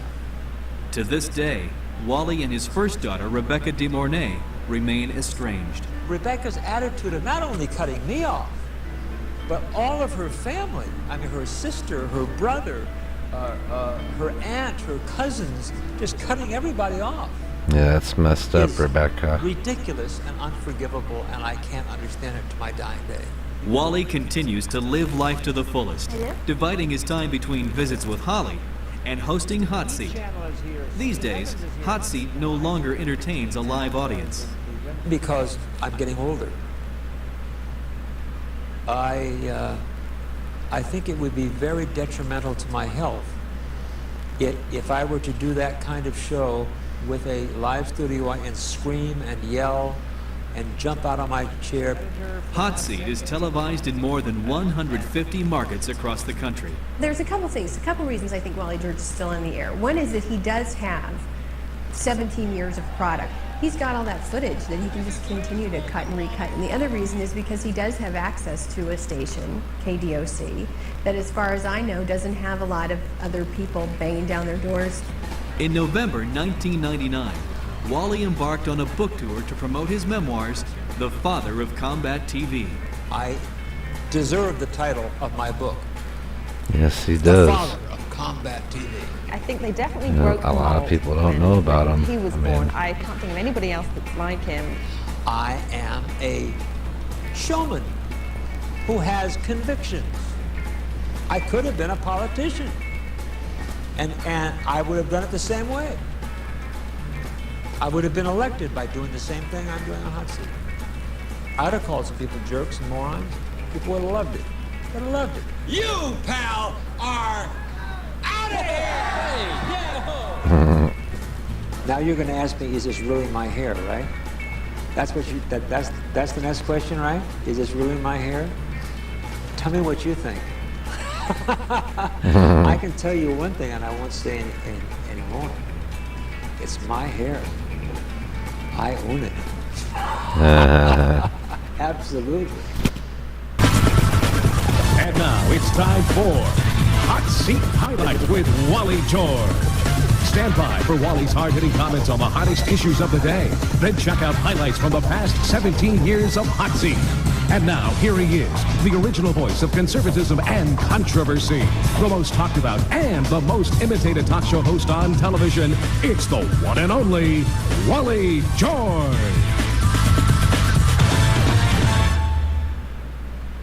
Thank you very much, Mike Carlucci, and welcome everybody. Here we go once again. Everybody, we are here, and you are there. You better be there, as we are here Monday through Friday at this time, 12:30, right after Letterman or Leno, and then on Saturday night we do the late date at 2 a.m. And don't forget, my special guest again tonight is going to be my beautiful, adorable daughter, Holly George, the young lady that keeps me alive, that keeps me going. She is the light of my life, my wonderful daughter, Holly George, and she'll be on the show later on to answer some of your email questions. So, and we'll be chatting with her, so you don't want to miss that. She's getting more and more beautiful every single day.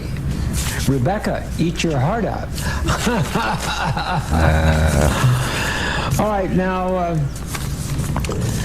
talking about, as we, don't forget, if you want to write to Holly, you know, you've been writing to me for a long time. If you want to write to Holly, write to her in care of this P.O. Box. Just write to Holly George, P.O. Box 4942, Garden Grove, California, 92842. And she'll be glad to look through your letters and maybe read some of them on the air. Or if you want to email her, you can do that on my website, which is wallygeorge.com. Just wallygeorge.com, and you can email me or Holly, and we'll get to them. All right. Now, we've been talking about the dimwit Democratic Convention. I'll tell you.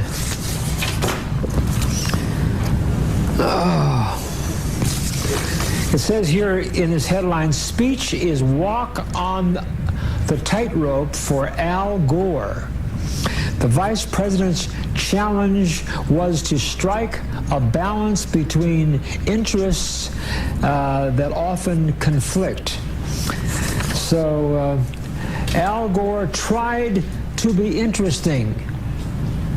And besides planning that well-rehearsed smackaroo on Tipper Gore, that was about the most exciting thing, I think, in the entire speech. Did you see the speech, Hoshi? No. You know something he did that I cannot understand why he did this.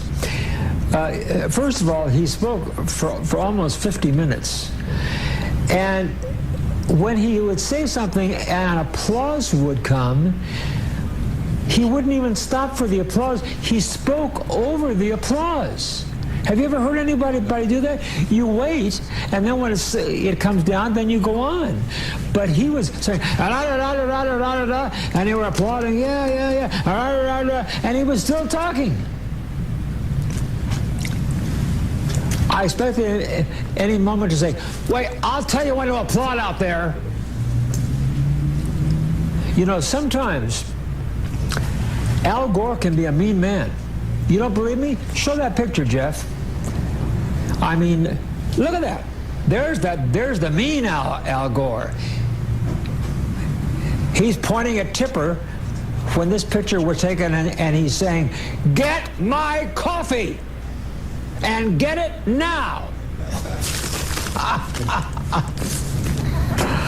And that looks pretty mean to me, wouldn't you say? Yeah. He's supposed to be this happy-go-lucky guy, you know, the cool father and the cool husband. But this is the real Al Gore. Show it again. Yeah. And I'm telling you, I won't tell you again. You're going to vote for me or else. You'll be sorry. Unbelievable. Here it is. I had a chuckle when I read this headline from the New York Times, Hooshie. Pals say that Al Gore is really a funny guy. Well, there was one time that I laughed at Al Gore, and he was a funny guy. There was, I have to admit, there was this one time he was funny. When he went up and he hugged Bill Clinton, put his arm around him and went to the microphone and said, Bill Clinton will go down in history as one of the greatest presidents of all time. Now that's when he was hilarious. That was really funny. Funny stuff. One more thing. Jackie Mason, you know, the comedian, said some funny stuff. This really isn't funny. It's true. Jackie Mason says, this Clinton-Gore administration has behaved so disgustingly corrupt that even an Orthodox Jew couldn't clean up Gore's act. Only God can help Gore. That's from Jackie Mason. Talking about Al Lieberman, I'm sure. He must be a Republican. Okay, Jackie, we'll take a little break now. Hoshi tells me I have to zipper my lips, zip, and we'll be right back with some wonderful highlights, whoopee, from the past 18 years of my unbelievably all-American show. I shall return. Don't you dare move an inch. Get your hand away from that clicker. Okay.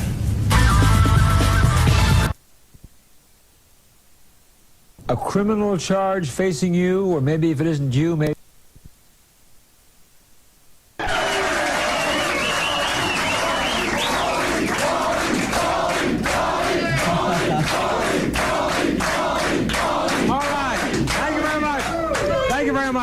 I'm glad we got rid of that weirdo. How about you? All right. Now we're gonna continue here, David, and introduce our next guest on the hot seat. And this is a man that I'm sure was going to look familiar to you. We have him on every now and then because he comes up with some ludicrous things, and I just feel that we have to debate these things. And I'm sure many people will recognize him. But anyway, David, introduce him if you will. I'll introduce him, Wally. Back for a return engagement is my handsome young buddy here, Rudy Krause, who is. What are you going to attack tonight? You're claiming the cigarette industry has gone communist? We're going to tear apart the un-American tobacco industry. Oh. What? Now, Rudy. Hey, those Rudy. Wait a minute. Would you tell Albert Einstein how to wear his hair?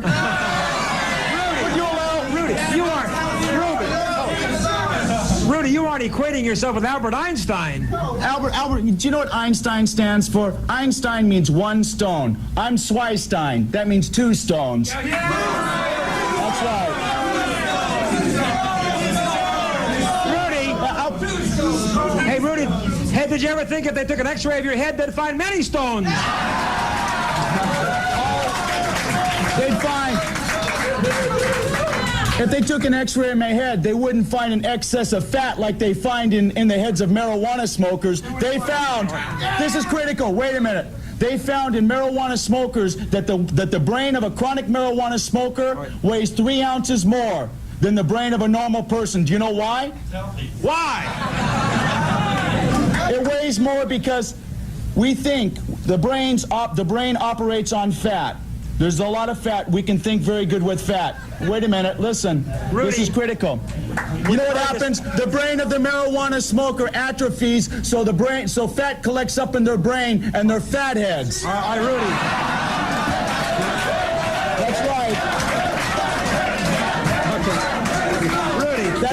Rudy. Rudy, hold on. Yeah. Rudy, I have to agree with you on that, but you have made a serious charge towards the tobacco industry in this country. You say the tobacco industry is made up of communists. Wait a minute, listen. They're not. How can you? They're the worst kind. These are the worst kind of communists. They're psych communists. P-S-Y-K-E. Psych communists. Wait a minute. What is it? Rudy, wait a minute. What does psych communist mean? They're breaking the U.S. from the inside. Hoover said that the communists wouldn't have an open offensive against the U.S. They would break the U.S. from the inside. Now, how would they break the U.S. from the inside? How can you? This is serious. I mean, I'm sure there are people who are watching in Virginia and Virginia Slams? No. I'm sure. Rudy's hot tonight. I'm sure there are people, Rudy, in the tobacco industry who take a great affront to the fact that you are saying that the members of the tobacco industry are subversive communists and there's a communist conspiracy in the tobacco industry. How can you defend that? First of all, we've got to find. Talk to me, Rudy. We've got to define what a communist is. A communist is anyone who subverts the best interests of the American people. Is that Rudy, correct? No, Rudy. A communist is a believer of the communist philosophy and supports the philosophy and the Soviet Union. Like what? Killing Americans? No, wait a minute, Rudy. With cigarette suicide? Long-range cigarette suicide? Rudy, cigarettes cause brain damage. But you can't. Don't say you. What do you mean you can't? Don't say you meaning me when you mean you yourself. I can. Maybe you can't, but I can. I'll take on those cigarette creeps. Rudy. That's right. Rudy. Psych communist conspiracy. Got the U.S. in diminished capacity. An American tobacco industry. You destroyed the family. Brought us pain and misery. You're the common enemy. Rudy.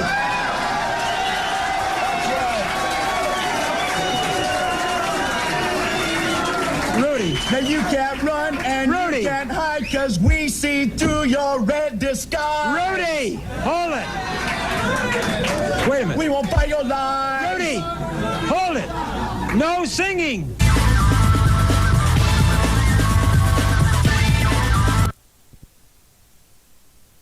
Yeah, if you always wanted to go scuba diving and snorkeling and all that stuff, well, then you contact my buddy Steve over at Ocean Adventures in Venice. Yeah, they have scuba and snorkeling classes and a full-service dive center. All the equipment you need. 10% off when you mention Wally George at Ocean Adventures. Technology is changing our world. Time is money. I can't afford to waste either one. The door to opportunity is waiting to be opened. I need to take the first step. Computer Education Institute believes in providing students with opportunities to realize their potential. Focused hand-held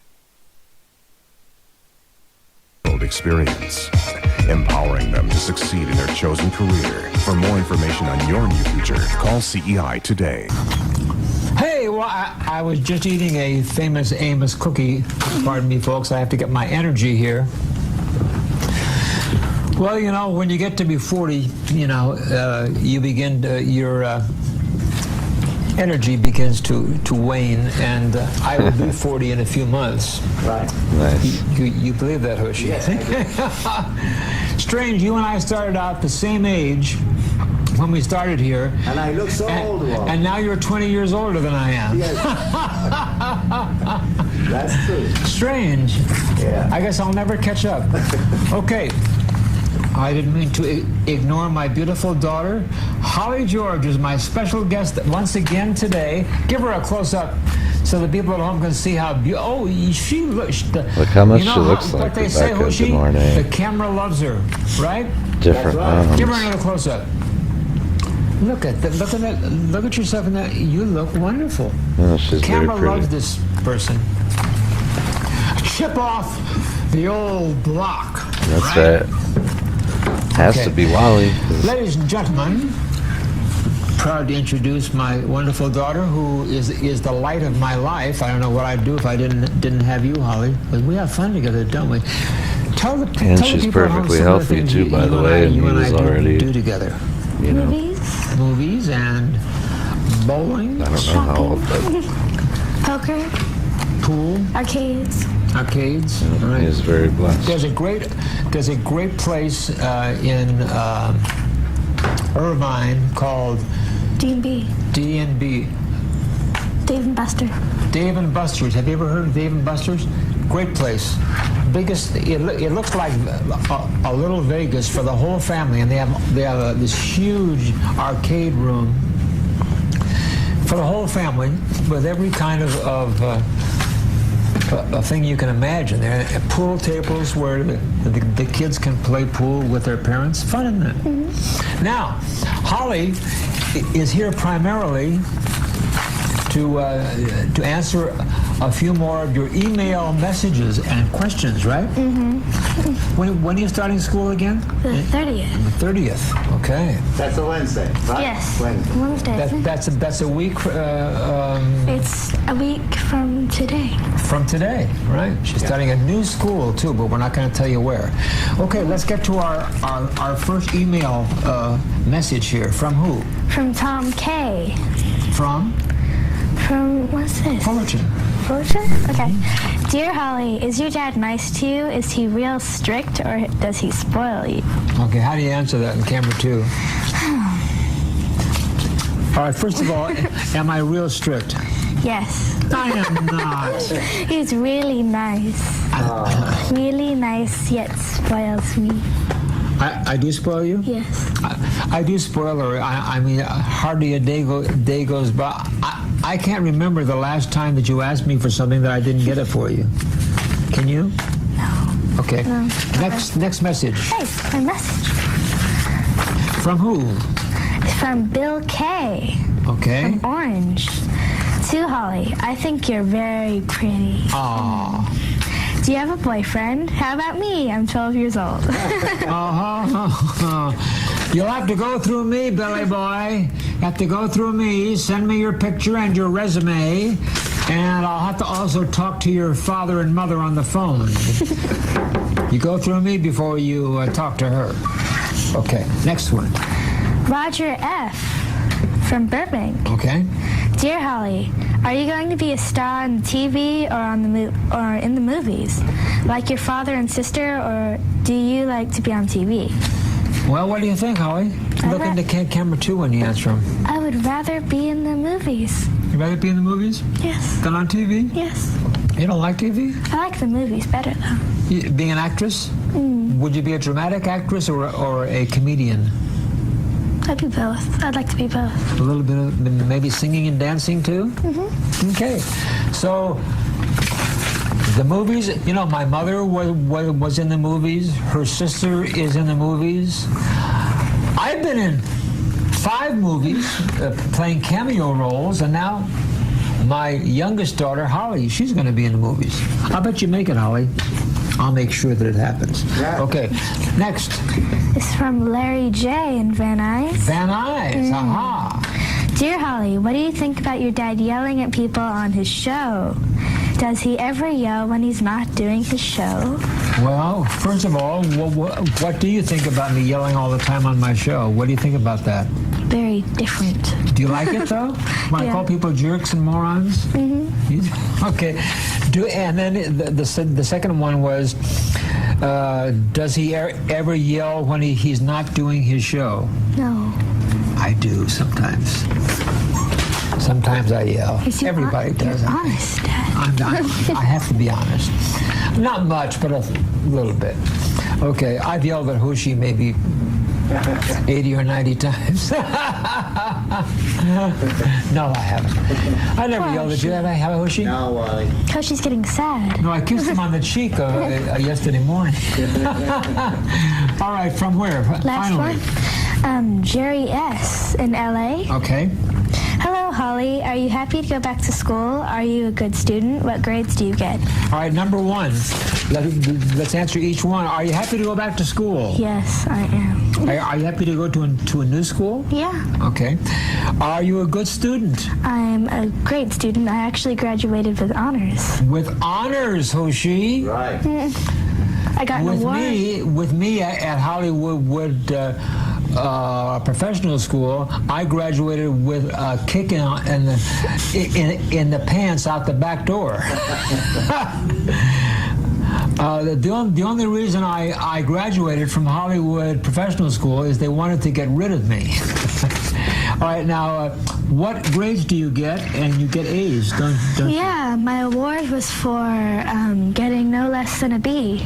No less than a B. Right. Hoshi, can you and I say that? Yeah, no. I don't think so. Right.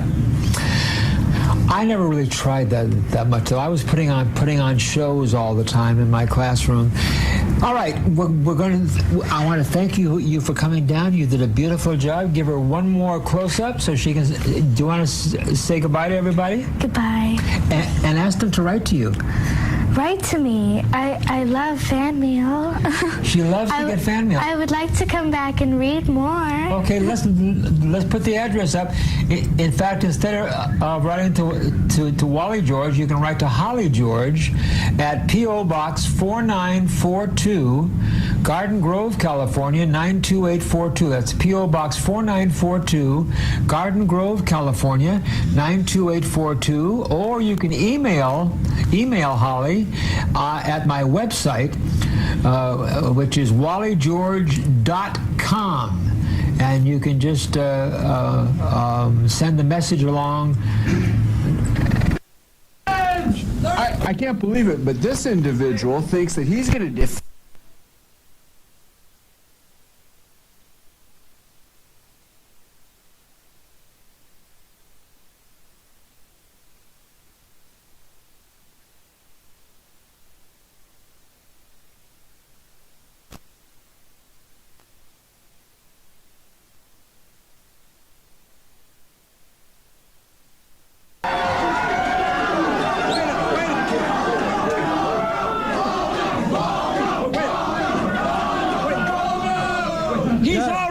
He's already admitted that as a United States Congressman, he has hired for his own personal pleasure male prostitutes, and for that alone, he does not belong in the United States Congress.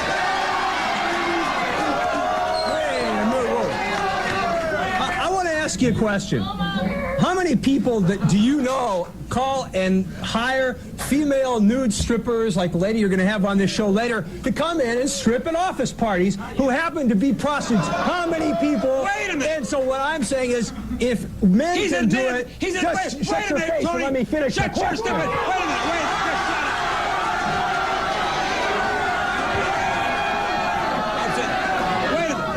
He didn't just hire them to look at them. He's admitted that he's a gay. He's admitted that all through his term in Congress, he has had homosexual relationships. Listen, look, Barney Frank is not the first guy to swish around Washington, D.C. Oh. You're naive if you think he is. Hey, wait a minute. Hey, here's a picture of your pal Barney Frank. There he is. It says, hold it. A congressman talks about his double life. Maybe, Tony, you want to tell us about your double life.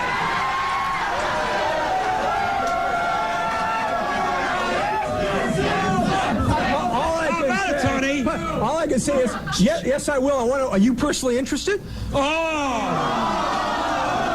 Are you saying? I wonder, Tony, hold it. Tony, hold it. I know you spend a lot of time in Washington, D.C. Have you ever attended some of Barney's parties at his house? You know, actually, to be totally honest, Barney's more in your age range than mine. Oh, what do you know about it? Huh? All I know, Wally. How many people think he's a real good buddy of Barney's? Look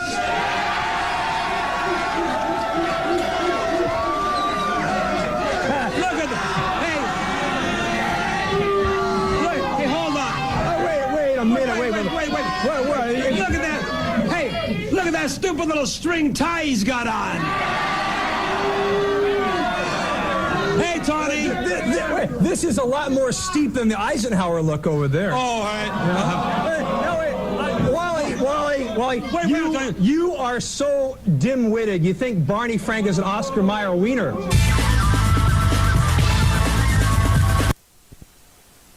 So therapeutic massage. Oh, wonderful. Mention Wally George for your discount and your free autograph photo.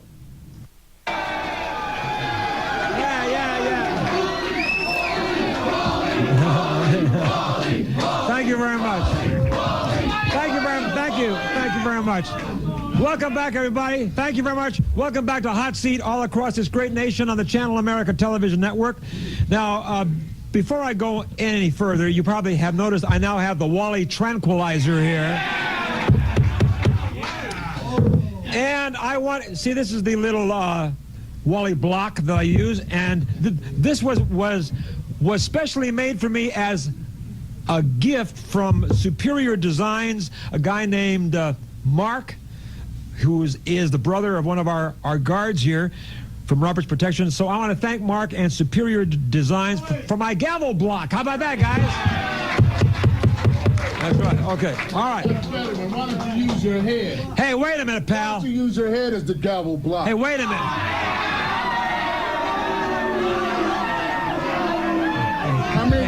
Hey, hold on.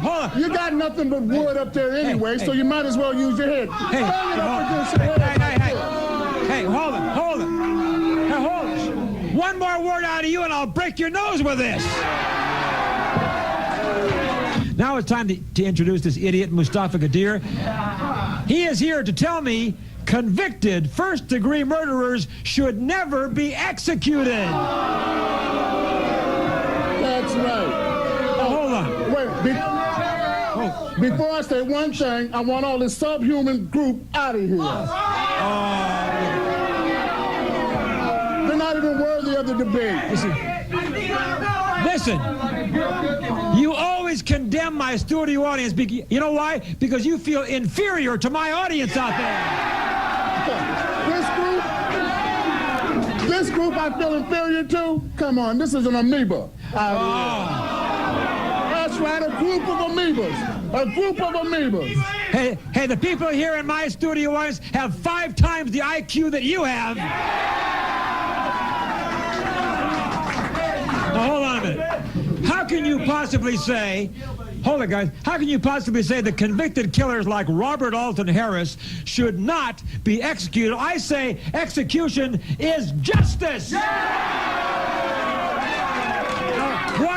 Why are you against that, Mustafa? First of all, we are a Christian nation in this country. I know you're not a Christian, but I am a Christian. I know. I am a Christian. No Christian would condemn someone to death. All right. That's part of the Ten Commandments. Right, or have you ever heard them? Let me answer that, Mustafa. Go right ahead. I'm so glad he brought that up.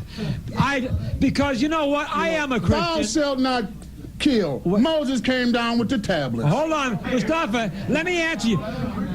Let me answer. Throw out Judeo-Christian Hey. out the door. Let me answer you. Let me answer you. Don't pound that hammer on me. Now, I'm going to answer you. You say I'm not a Christian. I am a Christian. Amen. And sure it says in the Ten Commandments, thou shalt not kill. Well, let me tell you this, you nitwit. Execution is not killing. It is just punishment. Now, hold on, wait a minute. Since you mentioned Christianity, let me remind you, of course you would know, in the scriptures it says right there in the Bible, he who spilleth man's blood, so shall his blood be spilled. There you go. That's in the scriptures. Yeah, that's in the scriptures, but that's not the word of God. The word of God is, thou shalt not kill, and that means the state, that means individuals, that means everybody. Wait a minute. Don't you dare bang my desk. Now, wait a minute. Shut up out there. Shut up out there.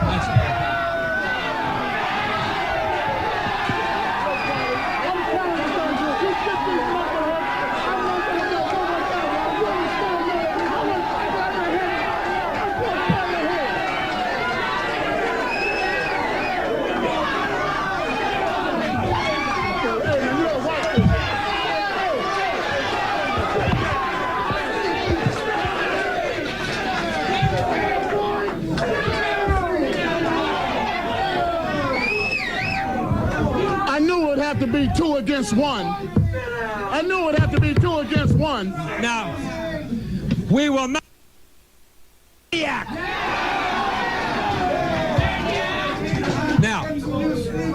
Now let me answer you. You see, hold on. He keeps reciting the 10 Commandments. Thou shalt not kill. I repeat, executing a murder is not killing. It is executing, and that is justice.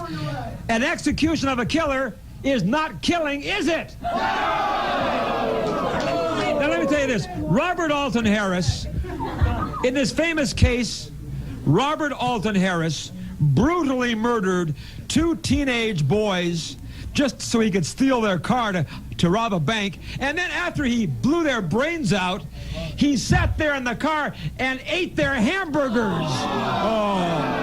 Now, are you trying to tell me that maniac should not have gone to the gas chamber? Well, let me tell you this. Robert Harris is a man who suffers from fetal alcohol syndrome. Now, shut up so I can speak. When you have that type of condition, you do not profit from your mistakes and you are not able to control your actions. This is a sick man who needs medical attention. Wait a minute. Medical attention. Wait a minute. If anybody needs medical attention, it's him. Now, wait a minute. In this country, Wally, we don't kill people who have mental conditions. And this man obviously has a mental condition. He needs to get some special help. Well, in that case, then I guess we're never going to be able to kill him, are we? Now, let me tell you something. I am sick and tired of this kind of a cop-out. Every time we get a murderer up there, he screams, and his lawyers keep saying temporary insanity, or they say he came from a brutal family, or he had some kind of brain damage. Something. They always use that. Hey, hold it. Mustafa, there are plenty of people who have been actually born and their mothers drank alcohol, and they had the same thing happen to them, and some of their parents smoked pot during pregnancy, and a lot of kids came from lousy homes, but they didn't go on to become murderers. Robert Alton Harris knew exactly what he was doing, and that's why I say I want to go there and pull the lever and watch him die.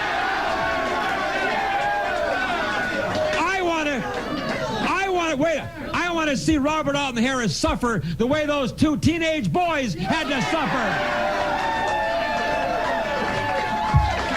And you call yourself a Christian while you're inciting this lynch mob out here to run out here and take justice into their own hands. And, hey, wait a minute. One more quote from the scripture. An eye for an eye, a tooth for a tooth. I'll be right back.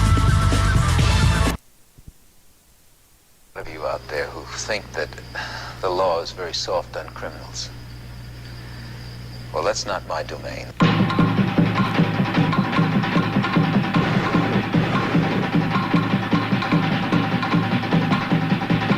I'm a police officer. I deal in enforcement, protection, investigation. Honors, boy.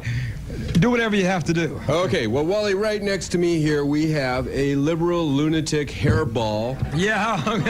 Who now has a new harebrained idea, which is called Cop Stoppers. This is Rudy Kraus. Here is Rudy.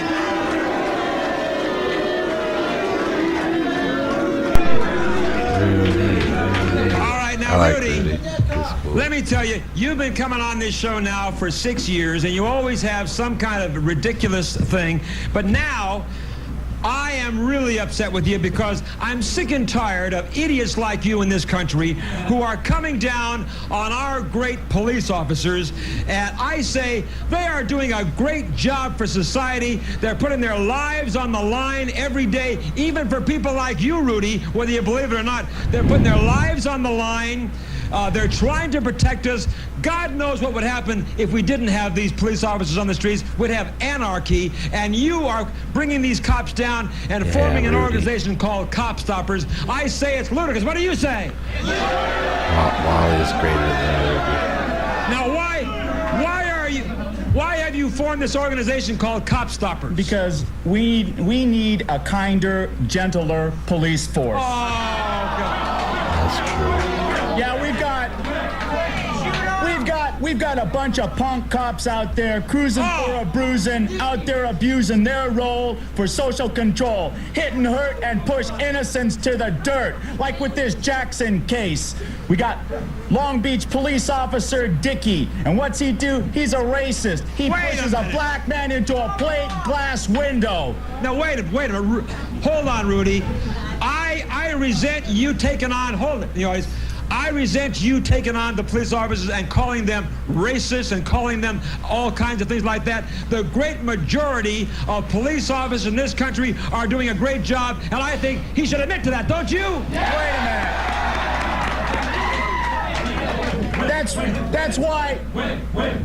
That's why we have from the Los Angeles Times Klan-style bias alleged at Central Jail, where we have cross burnings with heavy metal music in the background in the black modules where the Crips and the Bloods are. Oh, Rudy. Cross burnings, that's right. And Sherman Block, does he say anything about it? No, because Sherman Block is a skinhead too.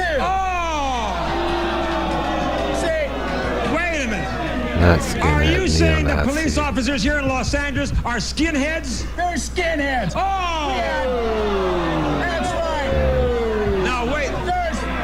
Skinheads aren't bad. Wait a minute, Nazis Rudy, wait a are minute. bad. I will not sit here and But have you that's say a that different because show. I know many police officers, Police Chief Daryl Gates, and many on the LAPD and here in Orange County, and I resent you. I will not allow you to call them, wait a minute, I will not allow you to call them skinheads and racists, because I'll tell you, there are a couple bad apples in every barrel, right? The whole barrel's rotten. The whole barrel is not rotten. Hey, the only thing rotten in this studio is Rudy. What do you think? Look, what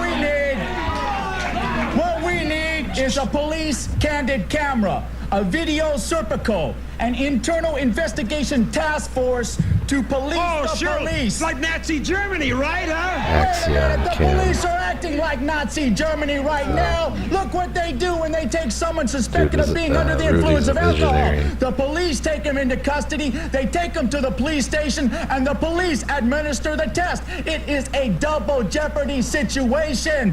It is unconstitutional. It is prejudicial. What we need. Now listen up. What we need. Don't tell my audience to listen up. Now listen. That's real Wally right there. Listen, Wally, is not that situation prejudicial? Shouldn't the person who is suspected of being under the influence be taken to a neutral drug alcohol test center? Yes. No. Because any other way is prejudicial. No. I say. We need a.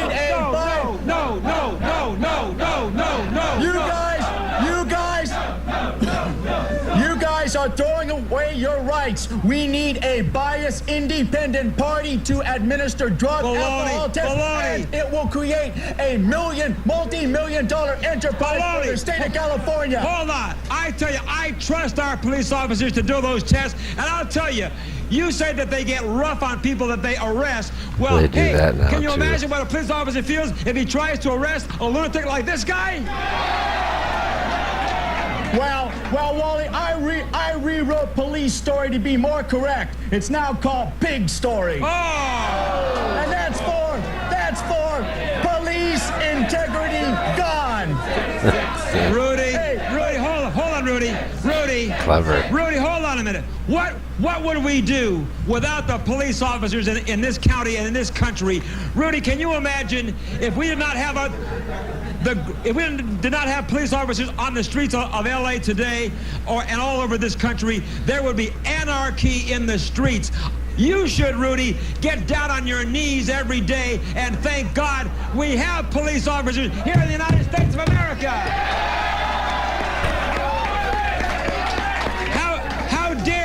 How dare you say that all the apples are rotten in the barrel? How dare you? LA's finest are not.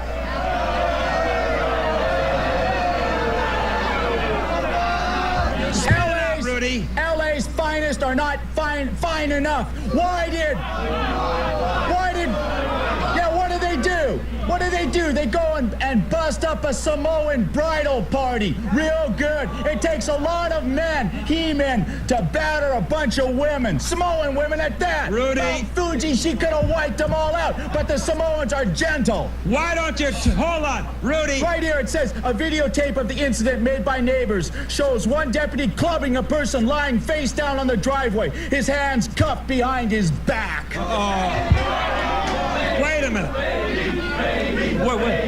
Wait, Rudy, why don't you talk about the thousands of police officers who have been beaten and killed in the line of duty? Do you know how many police officers lose their lives just in traffic violations when they pull a car over? There have been literally hundreds of officers here in the United States who've had their heads blown off just for traffic violations. Do you know, Rudy, every time a police officer leaves his home, his wife and family never know if he's going to come back alive. Let's talk about the police officers who've laid down their lives and have died for all of us. How about that?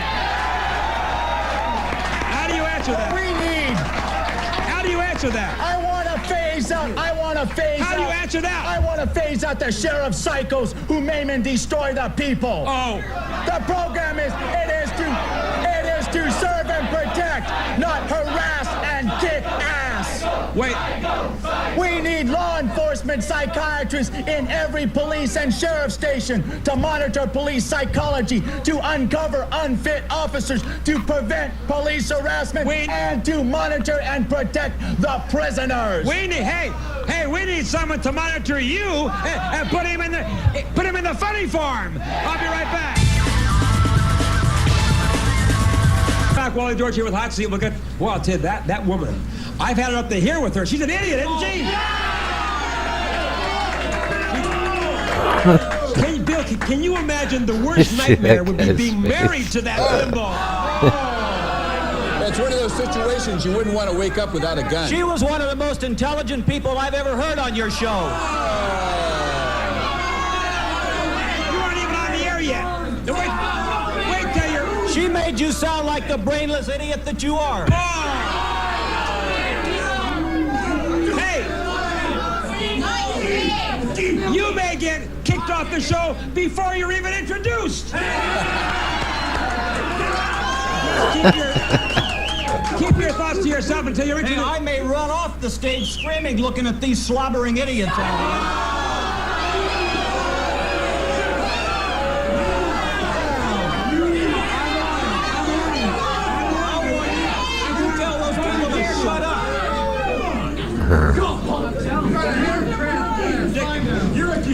No, wait till you're not even on the show yet. Will you hold your stupid slimy tongue?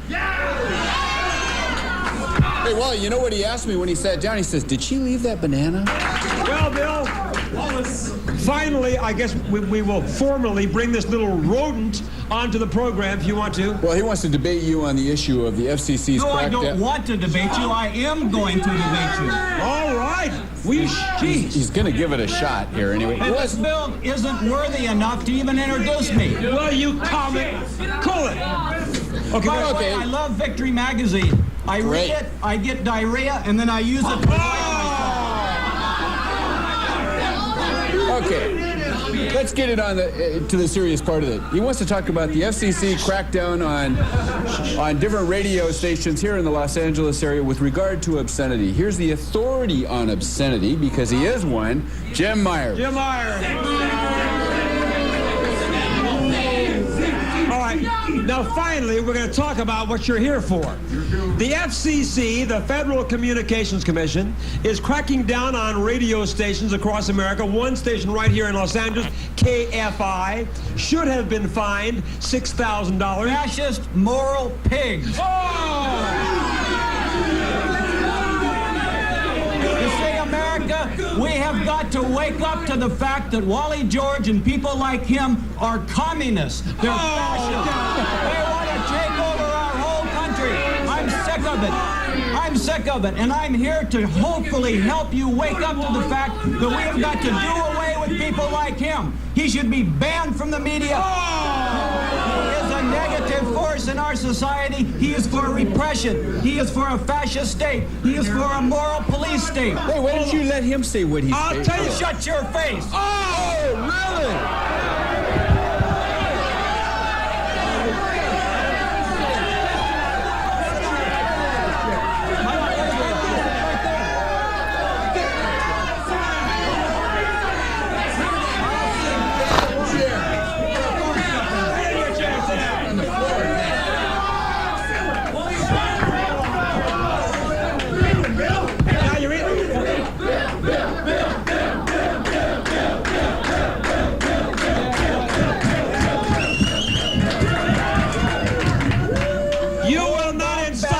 Billy Bancroft. Well, you knock it off. Go back to dry cleaning your hair. Hey, did anyone ever tell you that you look like an ugly Pee Wee Herman? You look like a human skeleton covered with skin. No. What we're doing here, we're talking... Let me tell the people what we're talking about here. The Federal Communications Commission is going around the country listening to radio stations and trying to determine things that they think are obscene. Right. What's obscene? Let me finish. Then they're finding radio stations, they're taking away licenses, just like a communist Gestapo police state. I hate it, and you guys should be terribly afraid of it. And you should be terribly afraid of this man, and this man, and George Bush. Yeah, sure. You listen to me, America. You must wake up to the fact that we are heading towards communism while the rest of the world is heading away from it. Hey, you know what? I'm really afraid of this little guy. You know what I'm afraid of? I'm afraid if I watch him anymore, I'm going to throw up. I say the most intelligent person you ever had on your show. You're not even a person. Now, hold on. What I'm saying is... Don't point your bony finger at me. It's my... I'll get up and rip it right off your arm. Oh! Boy, you know... He thinks he's a big dealer on his own this little show. idiot! If I get him off this stage, I'd knock his damn face off.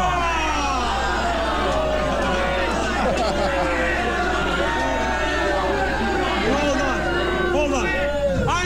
I'm really frightened of this 84-pound weakling, huh? Hey, you know what, Bill? I'm really afraid to fight you. I'm afraid I'll kill you. That's why. Now, I want to tell you something. I say this. The FCC has the right to watch what's going on, to monitor radio stations. Listen closely now. And hold on. The FCC is the Federal Communications Commission. Now, the government grants licenses to people to own radio stations. That is not a license to get on the air and say any four-letter words you want to say. See, he thinks people are stupid. The fact is that kind of radio station is very popular. That means the people have spoken. They want to listen to it. The ratings skyrocket on all these stations. I have news for you. It's wonderful. It's America. People are listening to what they want. They're not listening. Along comes the police state and tries to take those rights away. Do you know? I'm trying to tell you this, you idiot. Not very well. All right, for an example, you cannot go into a public restaurant, for example, go into a restaurant and stand on your table and shout the F word in the middle of the restaurant. What'll happen? They'll throw you out of the restaurant, won't they? Yeah! So if you can't say it in the middle of a restaurant, why in the heck should you be able to say it on a radio station, right? How do you answer that? Wally lives 1,000 years ago. Words don't hurt people. Repression and right-wing fascist policies are what hurts us. But Jim, you talk about the rights, but you talk about people's rights. What about my right not to have to hear that? That's right. How about that? Yeah, right on. You have no idea. You see, in a free society, people have the right to choose. If Billy here can't stand the F word, he might be able to manage to turn down and turn the dial. Well, Jimmy, even he could turn a dial. Jimmy, hold on, Jimmy. His wife could help him. Jimmy, hold on, sweetheart. He forgets it's a free country.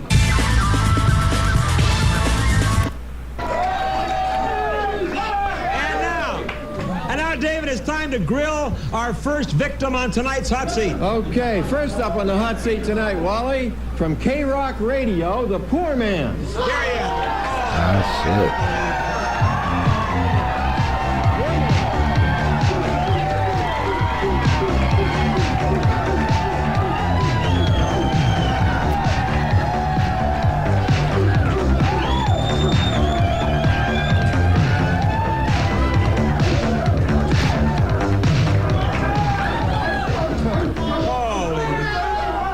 Did I introduce the wrong group? This doesn't look like the Poor Man to me. First, let me ask, Poor Man. Hi, Wally. Why did you, Poor Man? Why did you bring all these girls on your on the show here? All right, Wally. No. The reason I brought them out now, Wally, I don't mean to be rude or anything, but you have your bodyguards, and they do a very good job, I'm sure. These are my bodyguards. Now,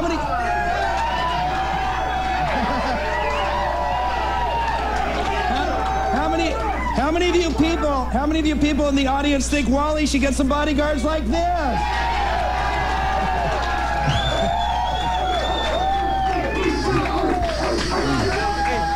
First of all, depends. They do a pretty good job guiding your body. You know it.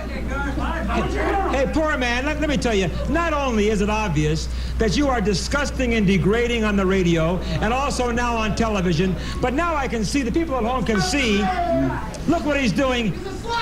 He is... Thank you very much. He is right now, look what he's doing. He's making out with sub-teenagers.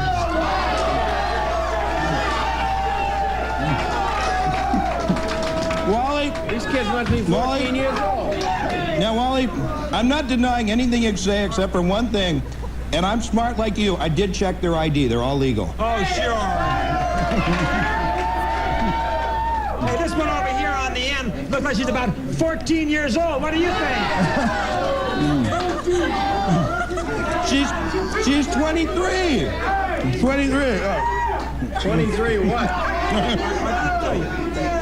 Your radio, hold it, gang.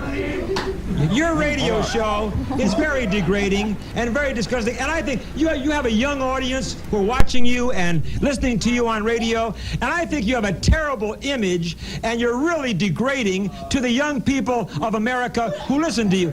Not only are you on radio, now I'm sorry to say he's on this station here in Los Angeles. That's right, I thought. Wally, I just want to say the Poor Man philosophy is that you can have a great time without spending big bucks. Now, look at it this way, guys. How much did you spend on these girls?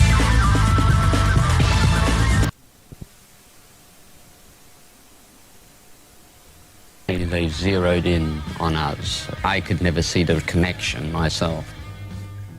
That same year, AC/DC found themselves at the center of another controversy when the Parents Music Resource Center, led by a group of U.S. Senators,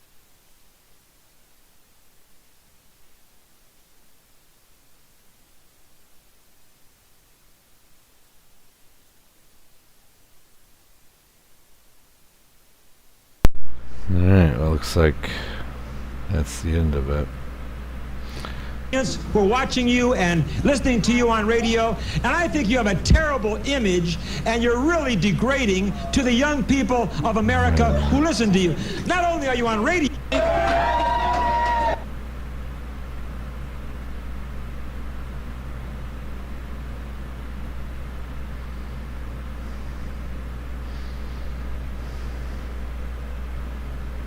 Ugh, another hour. Well, 1886 of control. Get off the phone. I would like to stay with that, but I'm gonna end it right here, guys. Thanks for watching. Appreciate you. I'll catch you next time. Probably tonight. I know I said that like a week ago. But, alright. Well, till then, that's Wally George, the Kang of Combat talk show.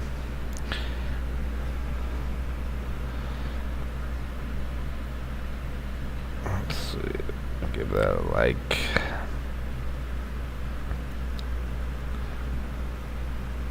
Alright, peace.